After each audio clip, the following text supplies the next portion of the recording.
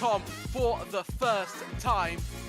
Shane Larson goes defensive. We're almost 3 wide as we have Meisel now getting involved in the action, but it's Larson who leads Arnold in second place. Come in with all that traffic right there. Yeah, really strategic. Oh, there's a big accident there. Who was that spinning out? There's an LMP2 involved as well. The 38 car. Oh, that's wide from P2 there. He's in the barrier.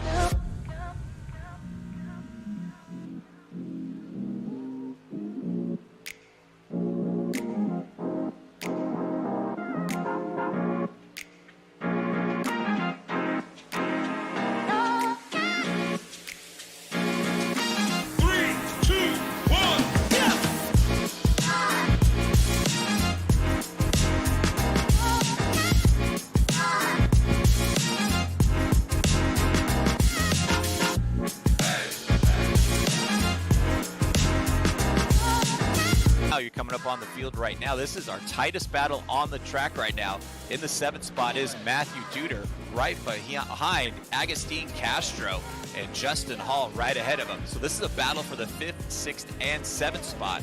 And it looks like Matthew Duder right there. Oh, we've got a car in the sideways in turn 3 again. Silverstone declares itself as the home of British racing, and the history stretching back all the way to 1948.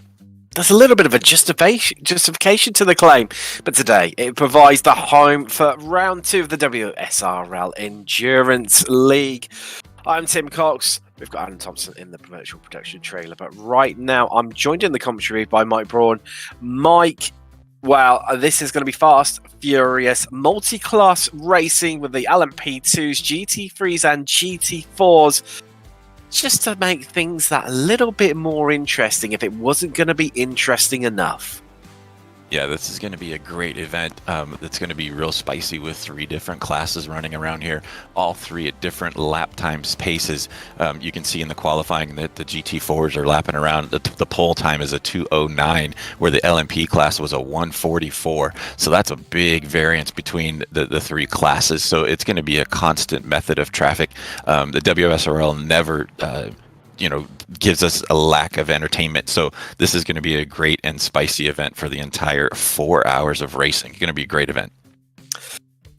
It definitely is indeed. And qualifying just come to an end. Let's take you through your grid. Nathan Olsen of Maradnis Sapphire qualifying on pole with Metamorphosis. Joining him on the front row, Sapphire Simsport, they're on the second row, and they've got Prismatic for company with the last complete LMP2 row, making it Maradnis Green and Vaporworks Motorsport.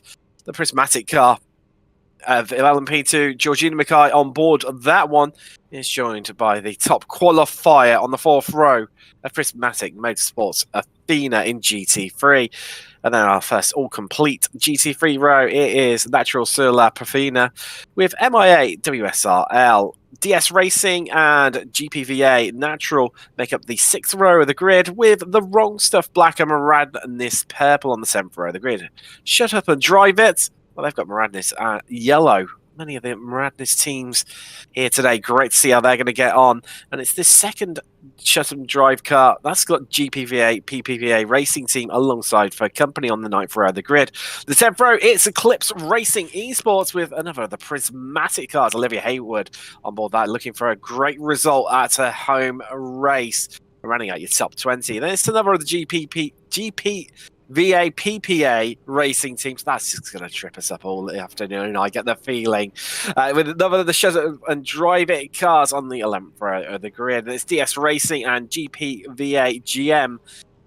I'll take you up to 24th place on the grid. And then it's Prosciutto Punch Racing with Maradnis Black, Empire Racing and Rabbit Chase Racing on the 14th row of the grid. But the 15th row, the last complete row of GT3s, is Sabula Rasa Esports with GPVA GM. And then we've got the last of the GT3s, it's Shut and Drive It A2. And now we're into the GT4s, MIA, Marion Truckee, qualifying on pole in that category. And we've got the Sapphire Simsport Bravo machine with the 499 Racing on the just behind them. The third, well, technically the second complete row in GT4 is Sapphire Simsport Alpha with the Wrong Stuff UK. The last complete row in GT4 being MI18 Porsche. Slow motion broadcasting. See how Brandon Gas gets on the car. That's going to be interesting. And Radness Orange not setting a time in qualifying, so they're going to start from the back. But Mike, starting from the back, it means that statistically the only way is up. And sometimes in a chaos event like this, it's better to start in the back so you can just weed your way through all those first few turns of melee. So it might be a smart move to be able to start from back there, but we'll see how it plays out. We do have a long 4 hours of an event, and it's going to be a great show. We're still, it's still nice, cool track temps, so we'll see how this leads out. Well, we're green and we're racing 4 hours of discovery, excitement, drama, and trepidation. Who's going to come out on top? Who's going to be the winner in each of the classes? And everyone getting away. The standard rolling side is always the way in endurance, but GT4, that's where the action's at currently out on track. As going nose to tail, that is the battle for the lead. Our top four covered by just under a second right now. You can see them all nose to tails. 2 Mechs, 2 Astons. Of course, both powered by exactly the same AMG V8 power unit, and this is surely going to be a change for the lead with Barkley up the inside for Sapphire Sim Sport. But I tell you what, fighting back hard is Truckee in that Mercedes as we head around now through Luffield. This long swooping corner feels like it never ends whatsoever, but just coming out in front, Truckee holds onto it for now. But I tell you what, he's coming in a lot of pressure because they're just winding up the speed to the high speed, high octane right-hander that is Cops, and Barkley is swarming all over the back of Truckee right now, trying to find a way through, but he's going to struggle into Maggots and Beckett's and needs to check up a little bit surely. It's hard to go side by side through here, but he's going to have a look, he's going to have a lunge, but I tell you what, they all zip in together and there's a flash of the lights from Barkley there. Clearly not overly impressed, but who's going to get the best run up? Because we've got the hanger straight coming down into Stowe. It's a prime overtaking opportunity, but I tell you what, it looks like Barkley not getting the best of the exits there, but he's going to be in the slipstream. Here we go. Who's going to come out on top? Who's going to be the last of the late breakers? And I tell you what, Truckee knows he's in a bit of trouble, having to defend hard to that inside line, and right round the outside goes Barkley. Can he keep his nose in there? No, he can't. He has to back out, but he's going to get yet another chance here down into Vale and Club, but he just backs out of it as we see that just in the background there. Lee and Koshko is going at it. Wow. Somebody tell these guys this is a 4-hour endurance race. We're not even 4 minutes in yet here, Mike. It's barely just one lap around right now, and these top 4 cars were battling. Top 5, if you want to even drop back to Southwell, sitting back there just watching the battle. But Truckee and Barclay are just going back and forth. Looks like they're starting to pull away a little bit from Jack Lee, but those two guys were just going at it. And so, I mean, they're not trying to save tires at all. They're just going full bore, full sprint right off the bat. I mean, that's pretty awesome racing there, Tim. For me, the interesting part's going to come around about lap 7 or 8, because that's where we're going to have the LMP2s and the GT3s all intermingling with the GT4s, and that is going to be a sight to behold. Make sure you stick around. Don't go anywhere, because that's going to be, well, it's going to be crazy. There's going to be some dicey moves as we just see into GT3 now. Well, they're pretty much all nose to tail, pretty much from the leader all the way, which is Prismatic Motorsport Athena right now, all the way down to where we're seeing this is 17th in class. And there's pretty much a gap of no more than, there's a couple of second long gaps, but other than that, they're within a couple of attempts as one another is, well, it's into Stowe yet again. This is going to be a prime opportunity for overtakes out on track, and you see the shut and drive it car of just back out of it a little bit there. Think twice about it, and this is more of an overtaking onto hard onto the brakes, down into Vale and Club, but he decides against it, Mike. And I tell you what, it's oh, there's someone off there. That's one of the Moradnis cars, isn't it? Who is that? I think, was that Ryan Kerr potentially? Let's take a little look at the replay. No, was it Jesse Olsen even? Oh, wow. No, Jesse Olsen gets caught up. I didn't even spot the shut up and drive it Porsche there off the track. I mean, you can't really miss it with that lovely metallic pink livery and making contact with the Maradnis car of Kerr. And around they went, and that is not what you want so early on.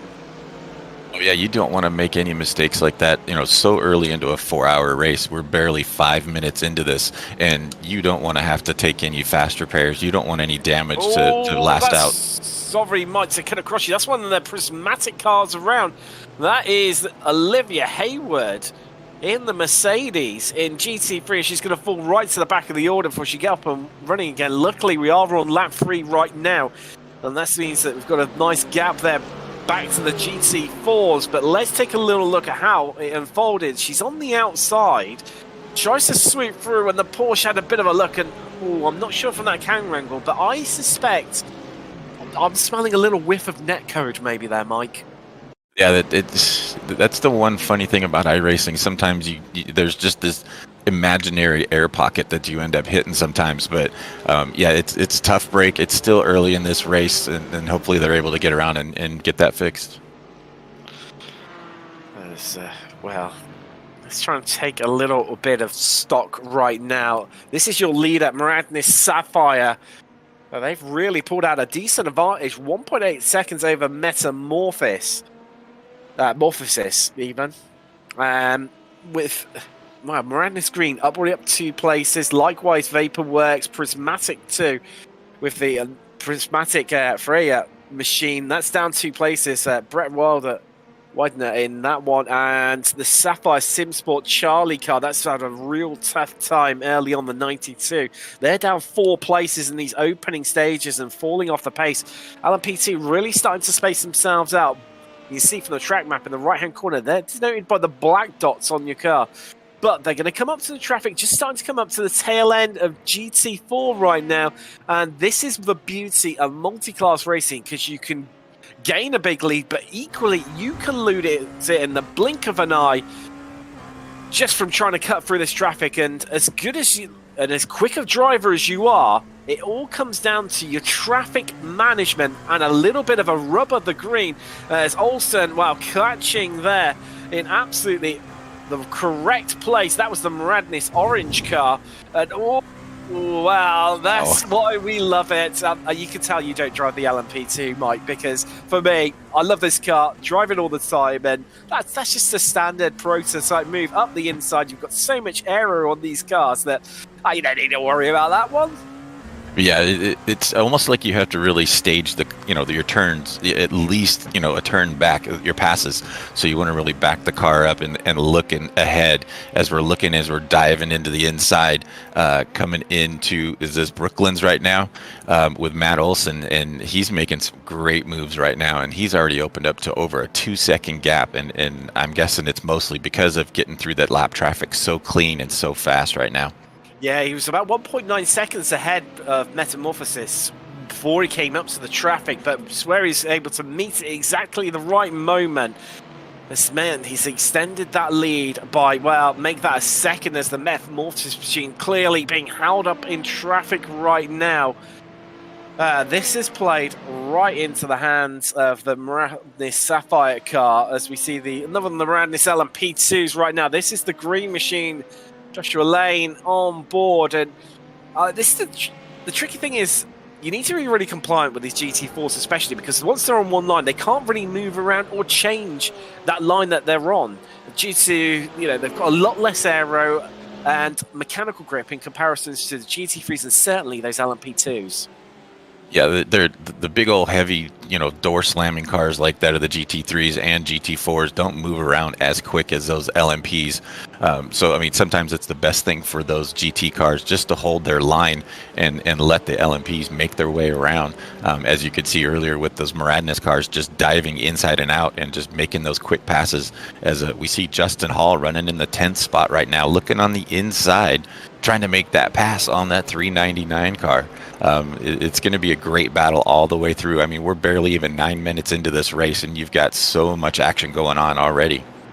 Oh, wow, that's going to be... Oh, wow, right round the outside goes the Eclipse machine of Melling, and I thought that was going to end up in tears, into cops. It's been the sight of over the years, many a moment. But let's take a look at the replay, and I'll tell you what, right round the outside, drove it, kept the foot pinned in there, and was able to carry a bit of speed, so much more speed compared to the Shepherd Drive It G1 machine, both BMW. So exactly, yeah, we'll talk more about later in the show about BOP and how that affects the different cars in GT3 and GT4, and their different performances, their weaknesses and strengths around the track. As well, I think someone needs to tell these guys, this is an endurance. You don't need to rush, guys. Just pace yourself. You know, don't worry about it.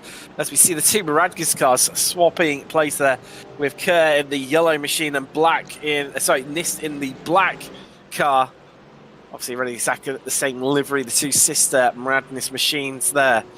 But yeah, I mean, someone needs to tell these guys this is an endurance. You don't need to be battling this hard so early on, surely, Mike. Yeah, especially with the tires end up getting really used up strong through here, going through like Meggetts and Becketts. If you over push these cars, especially like the GT4s, you can easily melt the tires off the car right now. Luckily, the temperature was pretty low at the start of the race, but the sim time was at 8 o'clock when we started up, so it's going to gradually get warmer and warmer, and the track temp is going to get higher, and these tires are going to wear out even faster as we get through the race. As we see Dominic Angelicchio coming into that section there, coming into the Brooklands area right now, and getting moved on the inside by Jesse Olsen. So it's these, and here comes some LMPs now diving through this lap traffic. So the LMPs now starting to make their way through those GT3 cars. Luckily, this is a big enough track that they're able to space out just a bit. It's not a real tight track, so they should be in a good mood here.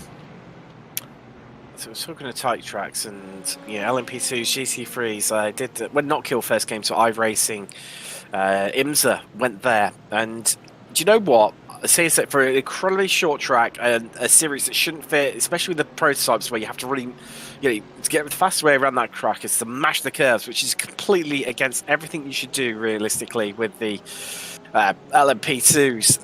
But it works ridiculously well. Hats off to all the setup manufacturers and what they put together, because they put together some astonishing sets that really, really worked around a track and car combination that shouldn't work at all. As I think something's happened to Zach Rosar even. Yes, bit of a, I tell you what, not enough coffee running through the veins yet, so he's into Maggots and Beckett's, and is he going to lose it on the exit? A bit too much speed, a bit too much momentum, and Porsche doing Porsche things. Round comes the rear. That is not going to help him on the exit of Chapel, where you want to be carrying all the speed, all the momentum, as this is another battle deep down in GT3 and a bit more contact, and around goes the DS Racing machine. Oh, that was, well, there was a lunge, and I'm not fully sure that one was on there, Mike. Yeah, you have to keep your eyes on that relative and those rear view mirrors, just in case somebody tries to make a move like that. And like we've been saying this entire 13 minutes so far, this is a 4-hour race. It's not a sprint race. So you really have to take your chances on when the guys are going to come past and let you go by.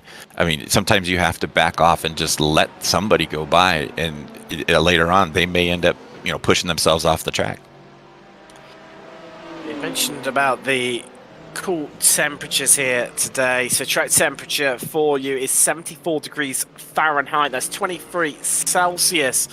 Ambient, we've got 67, and well, being based in the UK, that's translated across to 19 degrees Celsius. I can tell you today, it is not 19 degrees out there. Take a 9 off that, and you're much closer to what it really is in real life. But, well, I mean, in sim time, this is set to May, so that's probably about right, as you'll see there quite a bit of flash of the lights there from our leader, and you'll see that from the faster cars when they're coming through. It's a communication tool to be able to, just not to try and get them out of the way, just to make sure that they know that the car ahead knows you're there, that you're coming through.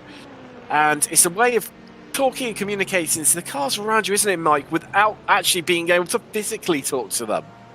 Yeah, it's just a way of telling them, that, hey, I'm coming, I'm making a move this next turn or this next session.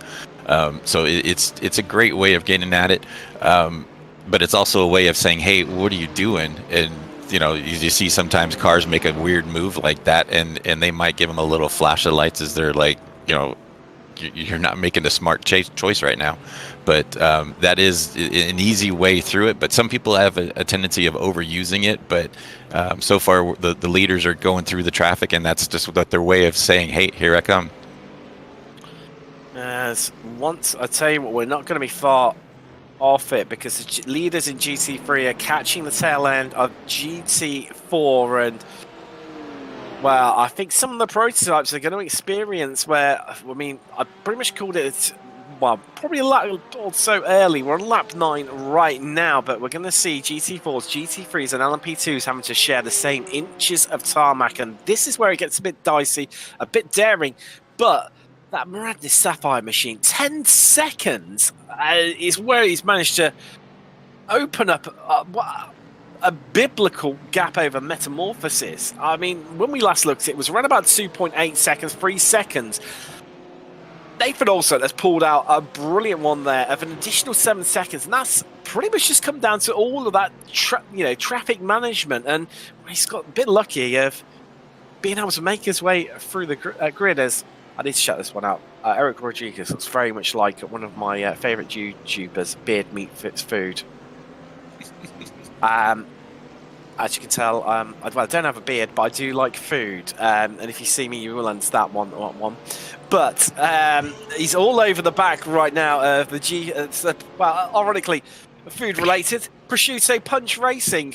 You couldn't get more raps, really, could you? Well, that's... It was close. That was dicey there. I'll tell you what. Ooh, is that someone off? Yes, it was. That's the Vaporworks LMP2, and around they've gone and trying to get through the traffic in a desperate rush. And that's the risk that you run, and they've fallen all the way to the back of LMP2 right now, Mike.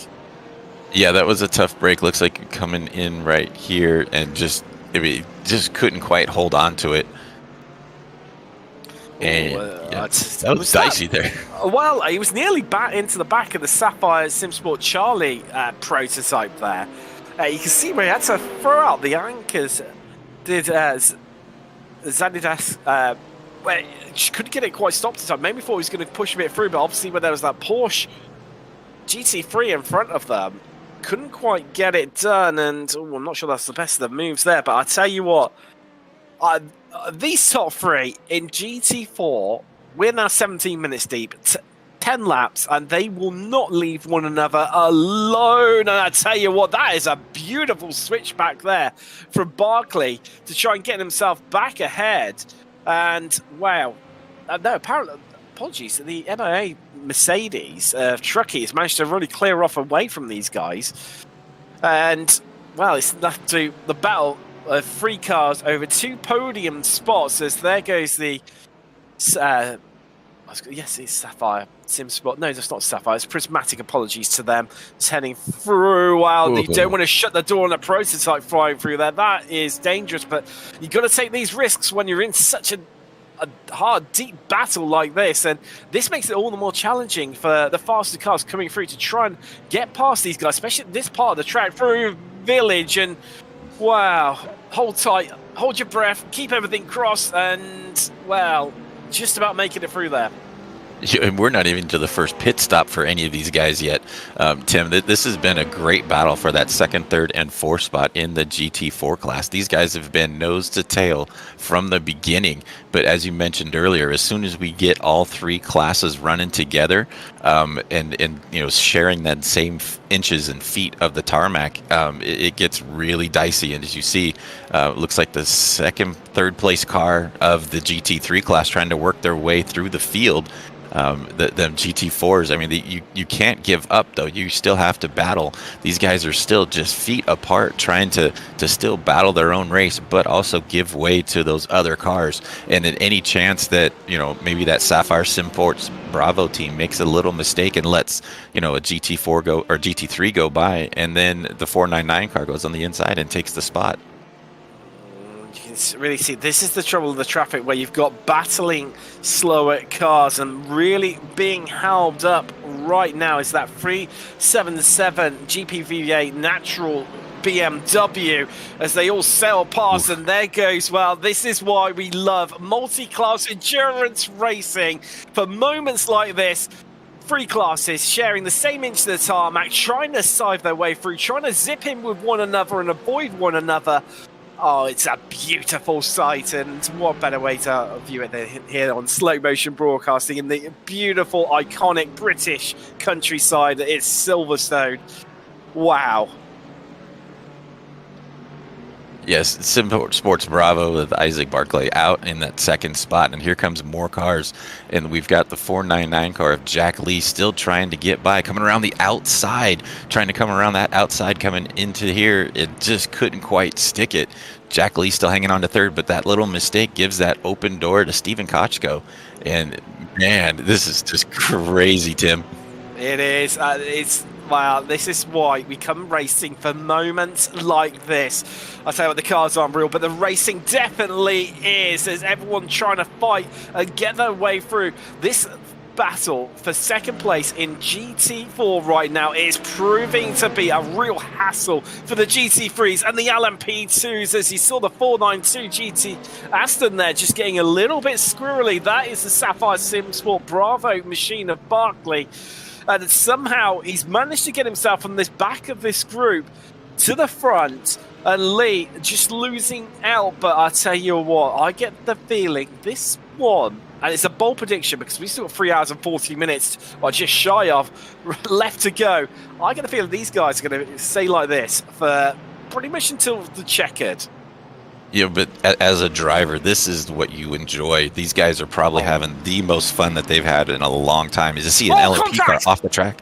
Contact! Wow, it was the BMW coming through there. I think it was one of the GPVA machines there. He's just seeing them in the background, and oh, that's the Maradnis car around, and that's the Sapphire LMP2 into the wall, whereas wasn't able to get out of the way, and just, it just got stuck into a long, lazy spin, and it held its brakes. Oh, and secondary contact there to add insult to injury there.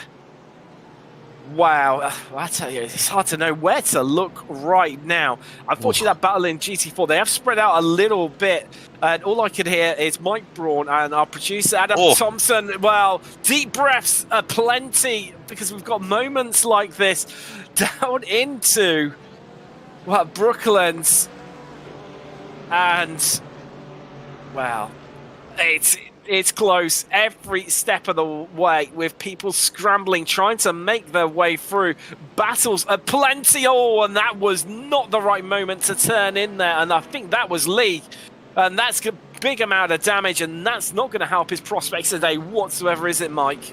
No, and I mean, luckily they do get a fast repair. I believe it's 2 that they do get to have, and that's a lot of damage for somebody that was running up front early on. Nice. Well, you really need to look after your car and to run deep into these races and ensure you're in the right place at the right moment to come out on top come the end of the 4 hours here today at Silverstone. But we're getting 3 wide down Wellington Straight, and this can only end in one way, surely, but no, it doesn't. And I tell you what, the Porsche timed it to perfection. The 296 of Shut Up and Drive It G2, and takes the pair of them for good measure. Take a bow, Joshua Benjamin. What a move. So Jesse Olsen even, sorry. What a move that was. I mean, 3 wide into the net, never worked. Somehow they just all zipped together, and it worked wonders as well. This is certainly a place you don't even want to be going too wide into Maggots and Beckett's, let alone attempting a 3 wide there. Luckily, one of them was a GT3, as well, they're really struggling, the GT3s, to clear these GT4s, especially where you've got 2 cars locked together, like you've got right now between the 499 Racing Aston and the Sapphire Simsport Alpha Mercedes, where they're really struggling with this traffic management. Some of the drivers, as we see move there, that's the GPVA BMW, the 351, just getting past DS Racing's Mercedes. That's all off. That's Lee for 499. Just clocked in the background there. Mike. He's just headed into the pits to clearly check out, take one of those fast repairs. And they are allowed to have 2 fast repairs in this race, so hopefully he's able to get that really quick done. I mean, it's still only 25 minutes into the race, but he does take one of his fast repairs so that he can get back on pace. He is going to be off timing now on the fuel stop, so I mean, it could work out to his advantage later on, but we'll see.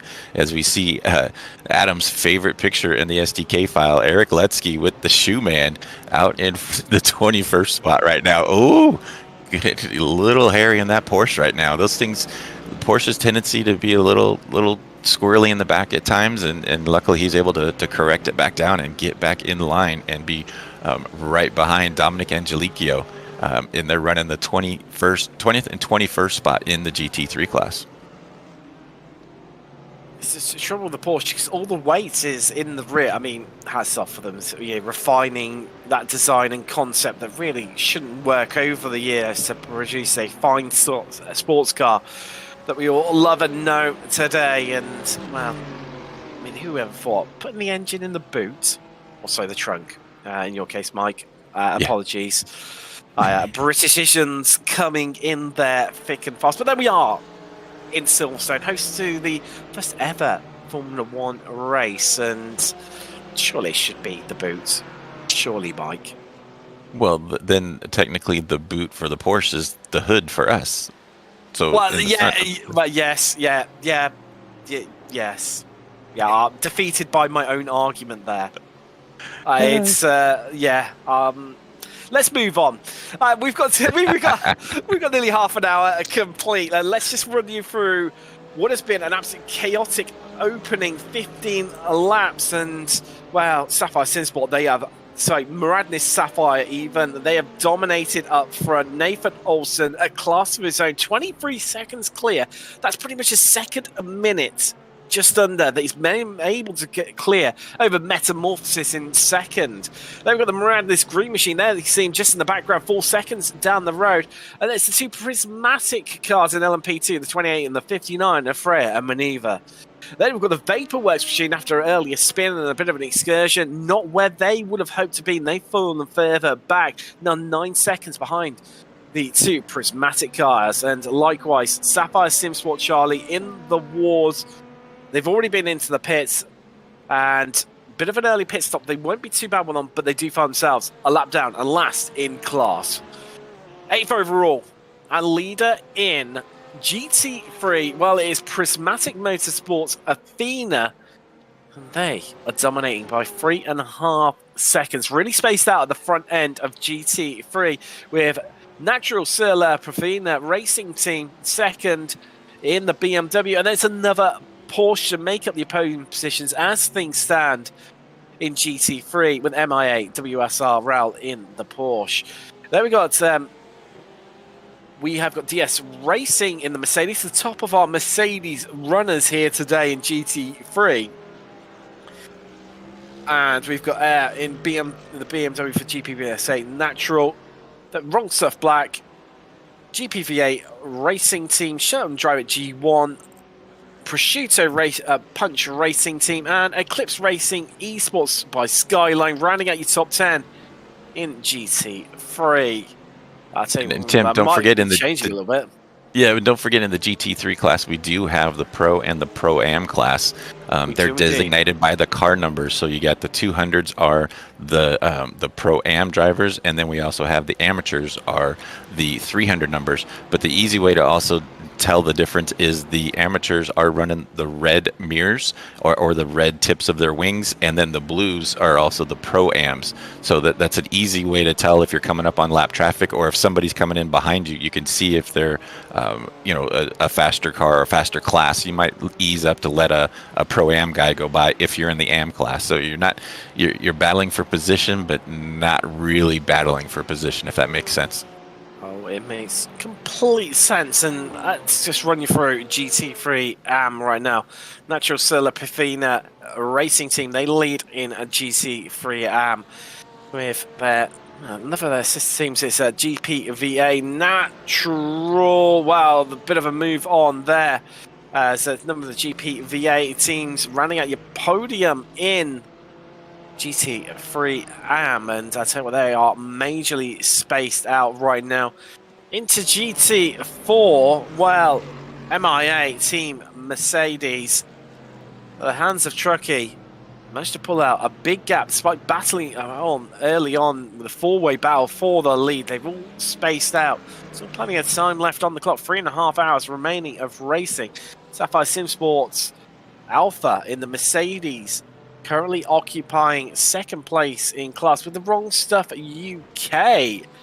Now, in third, I mean, that's a good rise for them and being helped a little bit by obviously 499 heading into the pits, and likewise Sapphire Simport Bravo 2, they've pitted, which well, actually they're showing to me as they are out. Yeah, I think that's gonna be that's our first retirement. That's gutting for Barkley because he's having an absolute barnstormer of a race. As we've got the pit window fully open in LMP2. Maybe a little bit early for those guys, a couple of minutes early, but our leader is in, Olsen and Moradnis Sapphire, Moradnis Green in 2, and then also the Prismatic Motorsports Freya machine. That is in, just entering, see it just coming past the new wing pit complex. Metamorphosis, they've managed to fuel safe. They're going round another time, and it'd be interesting to see whether Vaporworks can do the same thing too. But that is your temporary new leader. But no, Vaporworks, they are into the pits. But in terms of GT3, they're going to stop around about the hour mark. For them, Mike, it's going to be anything, surely, that they can get over the hour is really going to help them come the end of the race, because their last stop will be shorter because they won't have to take as much fuel on. Yeah, you definitely want to push that past that hour mark, just so that you're able to, like you said, to cut off that one last stop. And in the other WSRL leagues, Justin Barrera, who's in the Metamorphosis car, is out front, and he is known for doing a lot of fuel saving and try to push those limits, and he's been able to do that. Let's see if he's able to get through here and getting through some lap traffic right now. Coming through those GT3 cars, you did see him flashing the lights, just letting everybody know. But you also got to be careful with those that lap traffic, and especially he's trying to do that overcut and trying to stay out a little bit longer. We'll see if it pays off. But Sapphire, the Moradnis Sapphire car had quite a bit of a lead, and he's only 10 seconds back now. So it's going to be a long pit stop for these guys to come down that pit lane and come out of pit exit. Definitely. I tell you what, let's have a bit of a chat to one of our drivers. Let's have a chat to Will Coffey. You can see him on screen right now in the Wrong Stuff Black machine. Will, well, it's looked a bit frantic and a bit chaotic out there. Is it? It's pretty nice where I'm at right now. Is there stuff going on outside the track? Well, it's just through the traffic management aspect, and where you've had, obviously GT3s, GT4s and LMP2s having to share the same inches of track, and there was certainly a few moments where it was a bit hairy for numerous drivers. Yeah, I definitely agree with that. We came across a pack of GT4s that were battling each other, plus an LMP2 trying to split us. So it was just, I'm with Diego's in front of me now, Diego Airy from GPVA, and him and I have raced together for a couple of years, so I trust him as long as I can follow him around and have him tow me around the track. I know he has pretty good vision in front, so he wouldn't do me wrong. Well, that Yeah, group but Will, we've raced together. This is Mike, and you and I have spent many battles racing with Diego, and Diego can get a little aggressive. So, are you going to watch his moves sometimes, or are you going to play caution and just kind of sit back behind him? Him and I've battled twice now. I've got in front of him only just once for a brief moment, and he wasn't showing his usual self, or he'll get right up on your mirrors. I think he's playing the long game right now. I think we're seeing a little bit different Diego than we normally do. It might change as the traffic, and everything else kind of starts panning out towards the end of the race. But right now, honestly, this is a totally different person. Like, I definitely trust his traffic management. He has tried to scrub me off on a slower car once, just seeing if I was paying attention. But overall, I think he's going to be pretty good, especially with the pace he's running right now. So, Well, Adam Thompson here, real quick while I got you, man. It's come to light that you're going to be running this whole race by yourself. Have you prepared for a full 4-hour session? and kind of what goes through your head, especially running by yourself for 4 hours, trying to keep it clean, obviously, but keeping your wits about you has got to be tough. Yeah, trying to stay focused. That's the main thing. Like, it's easy to kind of get in a lull thinking about stuff. Plus, just kind of making sure. I'm really worried about, that everybody's having a good race. And hang on 1 second here. Sorry. I want to hit this guy. Yeah, it's definitely not much probably going through my head if I'm going to be deciding to do solo, right? But yeah, just This trying to isn't stay his focused first through the whole time. process. Yeah, that's true. This is not his first time doing a 4-hour enduro on his own. He ended up winning one that I was in, doing a solo after working a graveyard. So this guy can do it. Don't play him soft, Adam. This guy's got it, so don't worry about it. Oh, woe is me. Mhm. Yeah, it's mainly just trying to stay focused right now. I'm just kind of watching the track. I chose to pick GT3 for this race just because, yeah, we're good. Just so I can kind of see the differences between the two classes. There was some incident things I was trying to fix from last race to Silverstone. So I wanted to see if they repeated after I made some changes. So I felt if I was in the middle class, I could see the GT4s and the LMP2s, like how they react. So it's been fun so far, though. I miss being in the GT3. Well, you've got some good news. That battle in GT4 that you were, all having to try and negotiate and make your way around, they've all split up. I mean, sadly for us up in the commentary booth, it was an absolute epic battle. But, I mean, you talk about concentrating, yet here you are chatting to us in the commentary booth while driving in a multi-class endurance race around Silverstone. I think we'll leave you to it to concentrate. Don't want to put the curse of content on you at all. And, good luck, and we'll catch up with you a bit later. All right, thanks, guys. Wow, Mike. Yeah, says. I need to. All you need to do is concentrate. But there he is, having a chat to us like he's out for a leisurely Sunday drive. Yeah, I mean, not only is he just driving, but he's also the admin for the league. So, like he said, he's trying to pay attention to see what's going on, but also worrying about, making sure everybody's having a good time, that the event's going fine. And here he is running a 4-hour endurance by himself. Like I said, I did race another enduro with him, and he did against him, and he did do the whole event solo. So this isn't his first time doing a 4-hour event by himself, and I sure hope he's got a good, comfortable seat to sit in for the next 3.5 hours. Well, I think if he's not sure if he's got a comfortable seat, I think he's about to find out, isn't he? For definite. Repaired. Back out on track, reinvigorated. It's the 499 Racing GT4 of Jack Lee, that Aston Martin. Of course, we saw them battling for the lead initially, and then the MI18 Merc headed off into the distance, and it became a freeway battle over the last two podium positions. Contact had to repair, took his fast repair, but now catching up onto the back of the Madness Orange Mercedes just ahead of them. See them there, and I'll tell you what, I feel a move brewing, because he's definitely catching them. Last time around, I mean, a little bit hard to judge due to obviously the nature with multi-class endurance. You have ebbs and flows in your lap times, but he was 2.2 seconds quicker last time around. Yeah, he's going to make a good move here, and he's backs off, and he's waiting for his time now to get by Jake. Jake goes a little a little hard into braking, maybe a little stressed on having Jack come in around him. Jack's going to set him up to go down that straightaway, get that high-low move, get pushed out just a bit, but he does get a good run down the straight and gets by.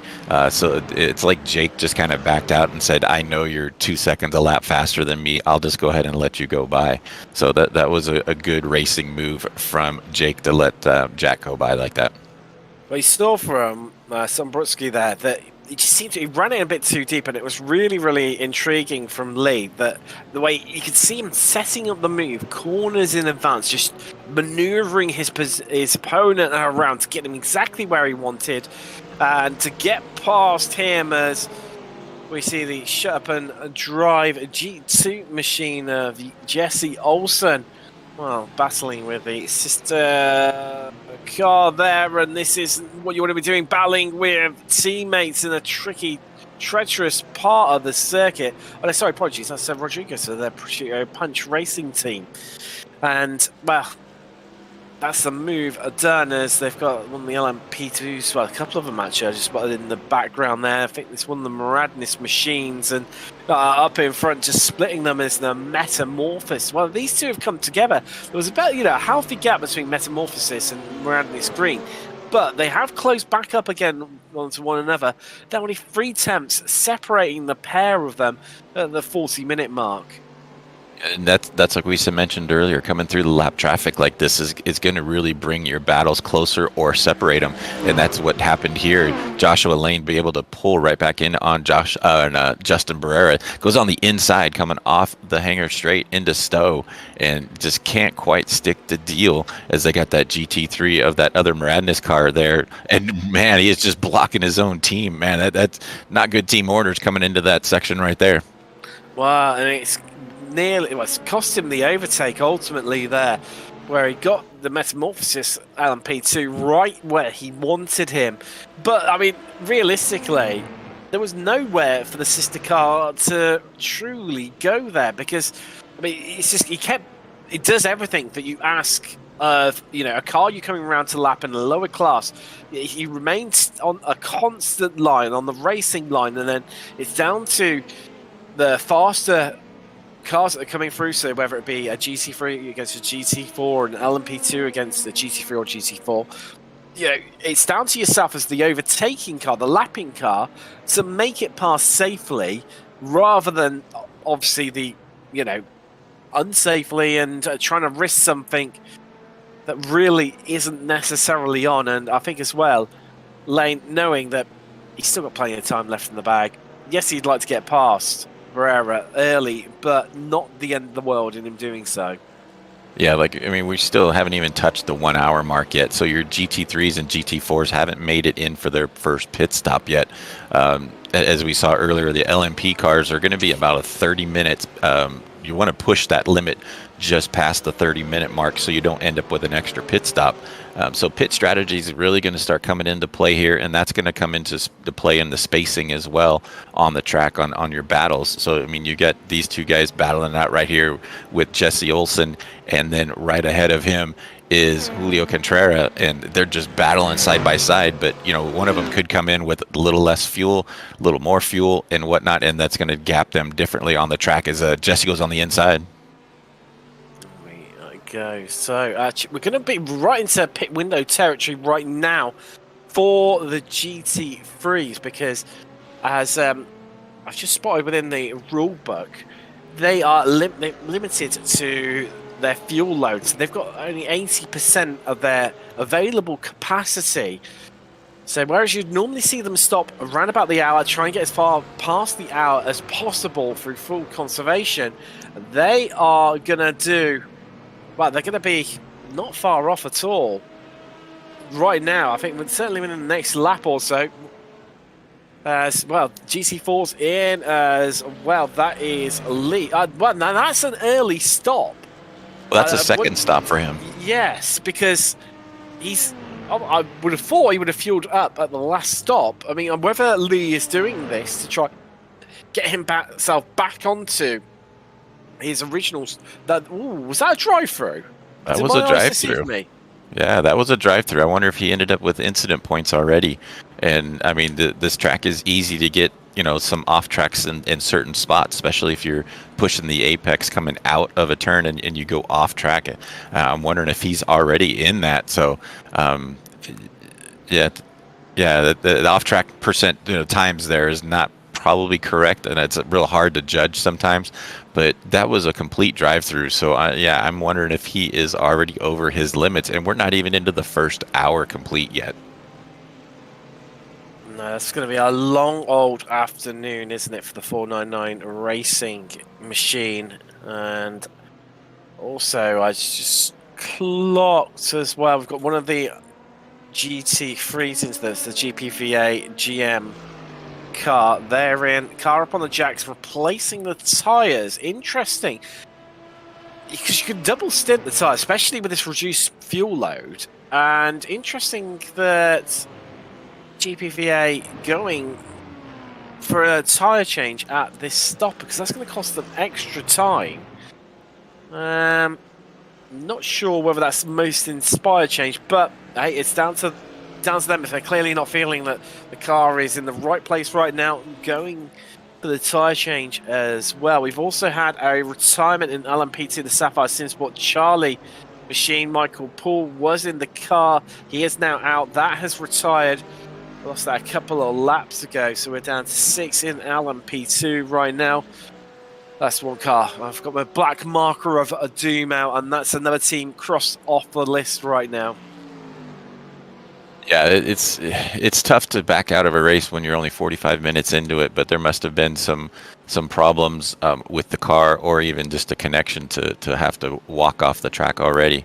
As you see Brandon gas out in front in the slow motion car, having some GT3's car to go by and lap him now. But it looks like we should be about the window for pit stops to start coming in for the GT3s and GT4s. Like you said, they are going to be running at 80% fuel load. You really want to probably push the limit as much as you can as you go. There comes our first set of GT3 right now. With Alberto Fiore in the 323 coming in for that first stop. Yeah, the natural Sir Leprafina car in. Likewise, DS Racing and GPVA Natural, they are in too. As we are right into pit window territory in for the GT3s, as Wrong Stuff Black in as well. That's Will Coffey, who obviously we spoke to earlier while he was out on circuit. Then one of the GPVA cars in too. That's the PPA machine, the Mercedes. That's coming in. Well, they're all popping in madness yellow, and this is where it gets intriguing for me. You can start to tell who's been saving fuel at this stage. Yeah, and it looks like Prismatic Athena is still out there. Rachel out there and just stretching her fuel mileage out quite a bit. And one tricky thing about the pit lane here is you do come in on that straightaway really hot, and that marker to get your pit speed limiter on is real early. So if you come in too hot, you may end up having to do another drive-through because you came in so fast and you came in at too fast of a speed, and you'll have to come around and do another drive-through or stop and go depending on how it's set up. I've covered the Prismatic team in another endurance series, and I tell you what, that's one thing that they do seem to do very well across all of their drivers is fuel conservation. You know, some of them might not necessarily be the quickest, but where they get the results from is that ability to fuel save and run in deeper where other teams aren't necessarily able to do. And well, just being shown there from Kokoli, that going a lap longer than a fair few of the rest of the field in class right now is also the MIA WSRL Porsche in as well. Well, can anyone extend this out to 2 laps? I think that's the big question we need to be asking ourselves right now. Yeah, it's going to be curious. That is a big stretch for this long race with only 80% fuel. Trying to push 2 laps is a long stretch. It looks like Olivia is doing it right now, running in the 9th spot right now. Coming around, I don't know how they do it. I mean, I know how to fuel save, but saving more than 2 laps is going to be just a huge ask to do. But that would definitely help out at the back end. It could help with losing an extra pit stop. So I mean, these guys will sit before the race and actually strategize this stuff out. And it looks like Olivia might be making that run down the pit lane right now. There you go, into the pits. Comes now on the Prismatic cars. It's the Mercedes Brisnatia machine, and running definitely in fuel conservation mode. I know that I've seen this before, where some of the drivers, what they tend to do is sit in the slipstream, lift and coast, all standard techniques. But adjusting the engine modes was one that I saw recently, and I tell you what, it worked to absolute perfection. The guy just sat there in second place pretty much the whole race till it came to the final round of pit stops, where he was just able to, take on hardly any fuel, and off he went, boom, done, race, and won it at an absolute canter. Yeah, the Zach Rosar has a lot of damage on that car. The whole boot off the top of the front of that Porsche, just for you there, Tim. Had an incident somewhere. Oh, well, it's already lost its bonnet. Oh, and catches the grass on the outside and right in front of someone who desperately tried to avoid that. That was the 499 Racing Aston in GT4 as well. Oh, that was a bit of a dicey move to try and flick your car back around there. Rosar managed to get away with that one. One of the fast repairs being used. You can see a new bonnet onto the car, the panels straightened out in a flash. So is that referred to as a bonnet instead of a boot now, since it's the Porsche, or how do we play this out, Tim? We've got 3 hours and 10 minutes to try and decide this one. And even then, I think we will still be arguing, Mike. I think we'll still be arguing after that. I think just give us all night, all day, all night. Until Christmas, we'll still be out bickering over that one. This is second place in GT3 right now, the BMW of the Natural Sir La Profina Racing Team, and just coming around to past the Olivia Hayward, who we were seeing previously for the prismatic Mercedes. And well, we're starting to see a few of the GT3 starting to get lapped. We've had the bottom 3 right now, apologies. So they are all no longer on the lead lap in GT3. What's happened to Melling in the Eclipse Racing Esports BMW? Oh, wow. I think just carried a bit too much speed in. Got spooked by the GT4 as well. A magnet for trouble right now, that 499 Racing Aston. And into the wall. Luckily, this surely got to be front right suspension damage from that one. Oh, yeah, that didn't look too happy there coming out of Chapel. Yeah, that's a tough break, because that is a tough turn. It's so easy to over push going into Maggots and Beckett's, and if you miss the first one, you're done for the rest of them. As you can see, that right front really wrinkled up on the hood, so I'm sure he's coming in for that quick repair to get back out on the track. There we go. So, as we're seeing now, Murada's Purple, one of our closest battles are on track and encroaching up onto the back of Prosciutto Punch Racing Team's Eric Rodriguez in the Porsche, just in the foreground there. As we come round into Cops and then into the iconic Maggots and Beckett's complex. Flick the car in left, flick it right, back to the left again, feathering the throttle and the brakes all the way through, trying to blend them together, not run it in too deep, because this is where it's all counts on the exit out of Beckett's through Chapel. You need to carry the most momentum possible, because that affects your top speed. And come the end of the Hangar Straight, coming into Stowe, well, you can see just how much O'Leary there in the Randall's Purple machine able to close up.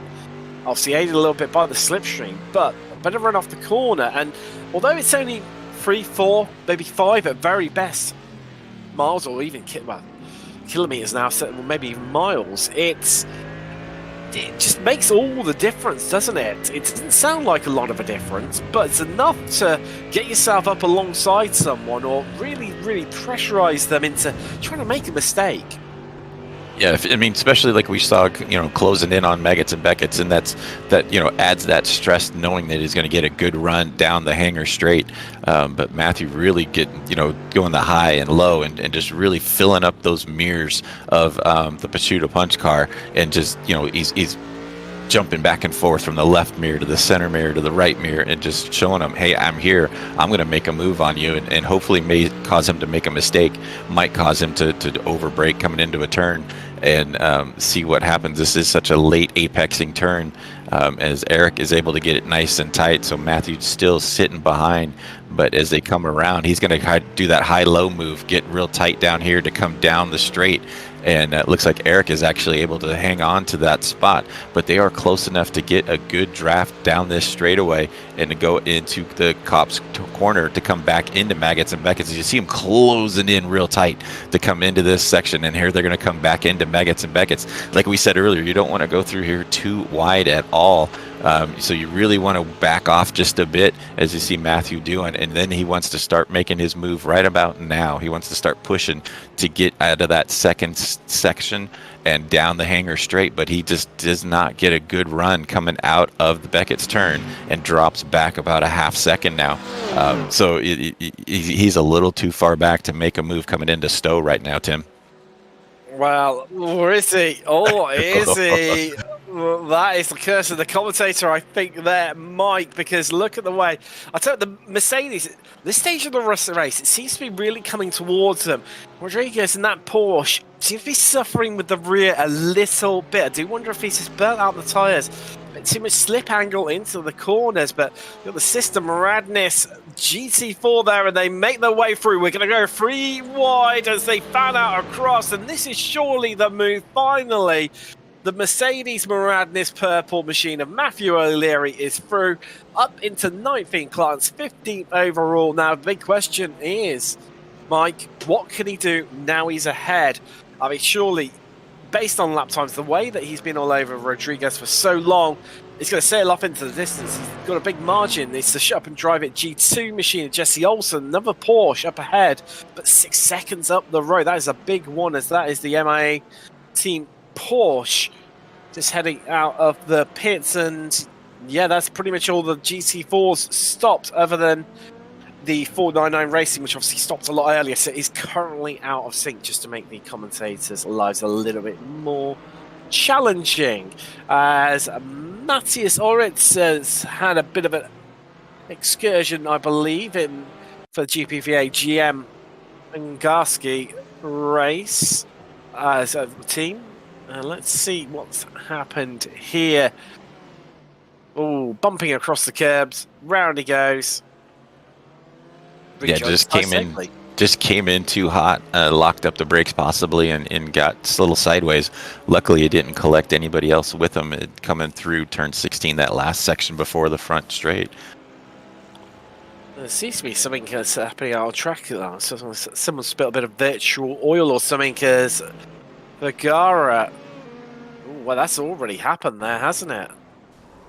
Oh, wow! Ooh, that was a little love tap to come through there. I wonder if he was already slow from coming back on the track or not. Well, that's coming out of pit exit.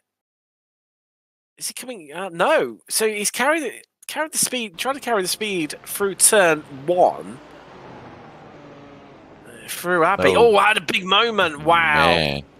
Yeah, it looks like he just got up on the rumble strips and maybe just got the car a little light and had to correct it and back out, and then just gets drilled from the back. So both of those guys taking heavy damage coming out of turn 1 there.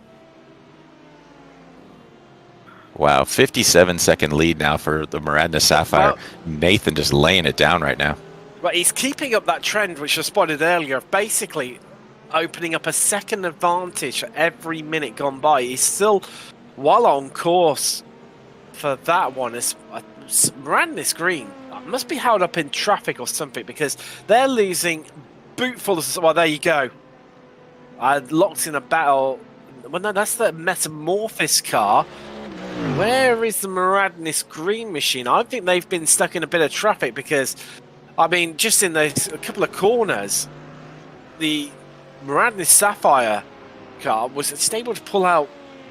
Literally, you just watch it just increase in terms of the amount of attempts. Definitely, I think Olsen is a lot better and meeting the traffic a bit easier right now and managing it a lot better. But then this is one of the advantages you get where you're the leader, so people tend to be a little bit more compliant, and that's coming round. I tell you, it's coming round to lap the Vaporworks Motorsport fellow LMP2 as well. That's currently running 5th overall. It's about to come around and lap him. Nathan has been just laying it down. His fast lap is a 1:45.0, so much faster than anybody else on the track. As you look at the last lap time too, Nathan Olson with a 1:45.6, and Joshua Lane in that second spot was 3 seconds slower last time by. As you see a battle coming down the inside for third and fourth with Metamorphosis and Prismatic. These guys are been battling for quite a while as they've got that Maradness car right in front of them, that lap car. But as they're coming down the main, what is this, Brooklands maybe? I can't quite tell the track here. It's out of Luffield there. On the run down to Cops now, and oh wow, getting twitchy is the 98 Metamorphosis car, and there's the 499, the magnet for trouble. But Jack Lee, I've got a feel for him. Definitely, that's someone who deserves a beer, regardless of what time it is. Hey, it's 5 o'clock somewhere in the world. But right now, Prismatic at the hands of Widener just need to just get in a bit of a groove and just turn on that pressure. My good friend Paul Busby, he's a GC3 driver and really high I rating guy, and he employs a tactic called the Mine Punt as well. 3 different classes. Wow. Now this is the time for the Metamorphosis car to really open a bit of a gap, because this is what you do. You pin a slower class car between yourself and your competitor, and look, in the blink of an eye, goes from 3 tenths to 1.7 seconds, that gap. Yeah, and that's what we were talking about earlier, is it's the traffic management, and Justin able to do that to a T and stretch out. But we're just past the 1 hour mark, and as we recall, the GT or the LMP cars were pitting right at about 30 minutes. So I think we're going to start seeing the LMP start making their second pit stops here shortly. As the LMPs is about 30 to 33 minutes is what these guys are doing. So you want to make sure you get past that full hour mark, so you don't end up adding another pit stop. But that could, as you see, Justin getting backed up again here. So this is a battle that's going to be going back and forth. It is indeed, and look, they're stuck behind GT4 trying to come around a GT3 trying to come around a GT4 even. Oh, that's going to be contact. They bang panels on the exit out onto the old start-finish straight, and they get away with it somehow. And yet again, one just held up by a GT4 into Cops. Oh, wow, this is ebbing and flowing. Oh, I get the feeling we've got a battle for the ages on here between these two as well. There you go, Metamorphosis again through Beckett's held up, catching a lap car at a slower class car at a moment where they wouldn't want it. And I'll tell you what, Prismatic are now engaged because they're in the slipstream. They carried much more speed off of Chapel, where they had an uninterrupted run. Has a bit of a look, backs out of it, does Widener, and in the end just sits where she is right now. But I tell you what, she's in. There you go. You did call it, didn't you? We're coming right up to that time, and this could be the right moment. Get into a bit of fresh air, and then move on. Yeah, this is going to be a try to undercut here and get out, since Justin was catching quite a bit of traffic. I think Brett did make the right move and get in early. It is past that top of the hour, so the timing is perfect. It's not like he's trying to make an extra stop. So this is a good time to see. So we'll have to see if that Prismatic team is able to get that undercut on the Metamorphosis car when it comes back out of pits. There we go. Wow. Yeah, but our leader is in. Olsen and Brad I'm getting my words all tripped up over here. So many Maradness teams. Maradness Sapphire, and then we've got Sapphire Simsport as well. It's all just, I'm sure it's just deliberately done to trip us over and keep us on our toes. In the com boxes, the Georgina Mackay getting into... that is Joshua Lane off the track. And where is that? That's Maggots and Beckett's, isn't it? I think. Yes, it is. That'll to the hanging straight, because there's a DRS sign. Yeah, that's a tough place to run off the track, because then now you're going down that straightaway and you've lost so much momentum coming out of Chapel that you lose so much more valuable time. I mean, he's already a minute 9 behind your leader, and here he comes in for his second pit stop. Now we're at the 1:04 marker. You still have over just under 3 hours still left. You don't want to get off the track too many times, as we saw that GT4 car that looked like it was doing a drive-through already. So you really got to watch your incident count and make sure you don't end up having to do that drive-through. There was a part. Somebody.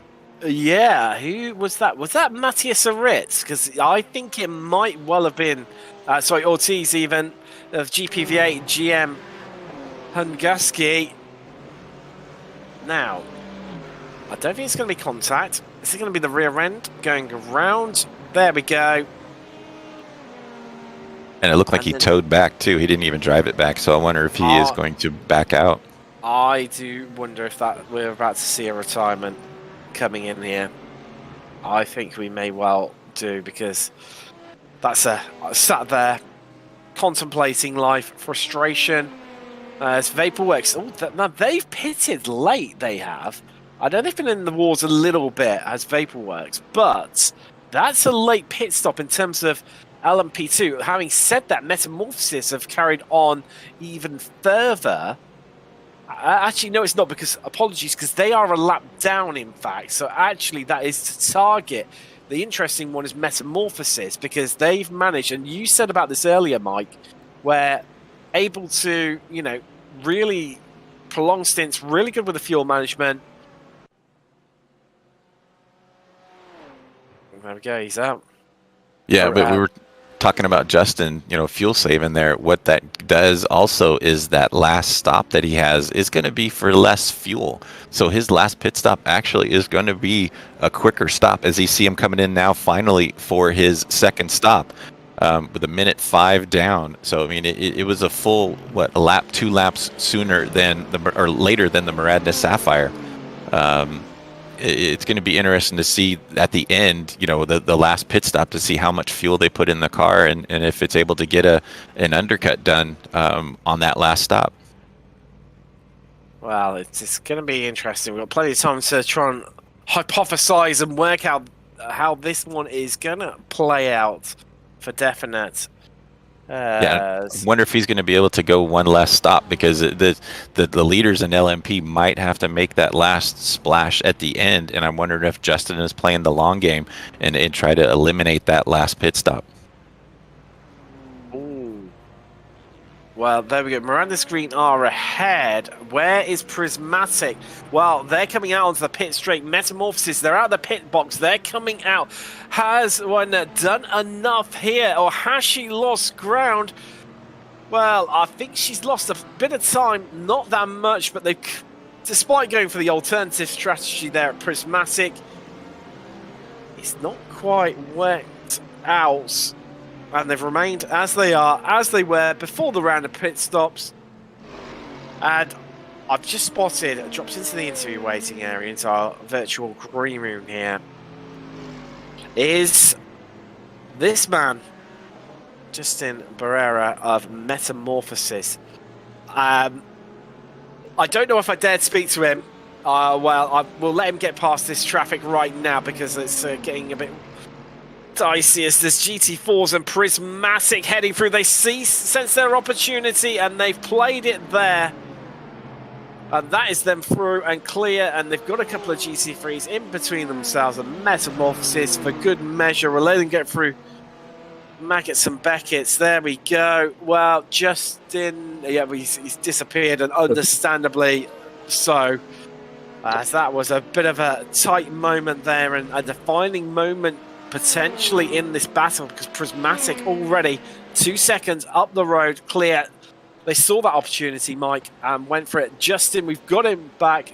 Justin, well, it's been brewing for a while, yourself and Prismatic, and finally they've managed to find a way past. Yep. How y'all doing today? Well, I'm always dubious of chatting to drivers who are out on track, especially in multi-class endurance, but we'll We'll try and obviously keep observant of what's coming up the road and shut up quickly if you need to concentrate. But That's not good. you seem to be playing a bit more of the long game here, and Mike was mentioning it earlier. You seem to be on more the fuel-saving game and trying to extend your stops. Yeah, I'm not really trying to extend. It just comes with having to check up a little bit. And, if I'm close to getting an extra lap out of it, I will try to get that extra lap. But a couple incidents early on has cost me like probably 15 seconds. Hey, Justin, it's Adam Thompson here in the production booth. I know these commentators try to keep me quiet, but I always have to pop in and say something. Man, I want you, if you can, you did such an amazing job last race, walking us through a lap here while you were driving. So after you get through this lap traffic, you wouldn't mind doing it again when you cross the line? That would be pretty awesome, because the way you explained it was amazing last time. Sure. I'll try my best to explain it. I don't know all the quarter numbers and the actual quarter names too well on this track, guys. But Tim, I'll let you have him after this, but I would like you, if you haven't watched the previous race at Road America with this endurance series, Justin walked us through a lap while he was in a battle defending and passing GT4 cars at the same time, and it was a thing of beauty.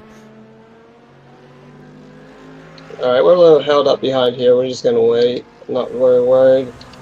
All right, get to the right, clear the guy, go back to the left. So around the 100, we're going to turn in. Lift a little bit to turn in, stay flat to the left. Brake heavily at the 100 marker. Gear to the right, tight. Over, power a little bit, then brake a little, tight it in.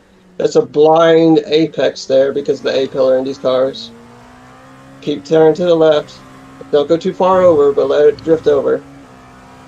We're coming up. We'll brake slightly before the 50 board, and then we'll trail in here. You don't want to go over the white line too much. Power, get tucked into the right side, hold it, power exit, take a little curve. Some people try to go straight line that. I don't. About 75, brake, turn in, power out, roll onto that curve out there. Don't take too much. I lift here to save some fuel. You can go flat, and then a left and a right. You gotta be careful. You gotta brake a little early to get it done, because if you push too far into it, you just kill your lap time. We got some traffic coming up. We want to get over here on the left side. About the 100, we just got a GT4. We're gonna try to go on the outside here. Stay wide. We'll be past them. Alright, about the 100 marks where we want to brake at. Get turned in early. Don't hit the curve. Get to the curve. Full power once we get near that left curve. Keep turning in. Don't worry about the curve on the right. And there's a lap. Very nice, Justin. It looks like these A-pillars are just brutal in these LMP cars to get some of the apexes, but great lap around with you. Congratulations on running in that 4th spot right now, and we look forward to see you running the rest of the way out. Oh, yeah. Hope everything's been going good for you guys in the broadcasting booth. Well, what could go wrong when you have me and Tim in the booth and Adam, doing production? What can go wrong? We never know. I can't wait to watch it back, guys. I've just been trying to keep it clean. There's such a low incident count in this race that I don't want to get caught out. I had a really poor race yesterday where I got 50 incident points during the race. So, yeah, I don't mind going backwards at this point. That's fine. Yeah. Well, good luck the rest of the way, Justin. We'll let you back to it, and if we need to, we'll pull you back in later. Justin, one thing before I let you go, then I'm going to get you out of here. Where did your profile picture go for SDK? I missed the invisible race car picture.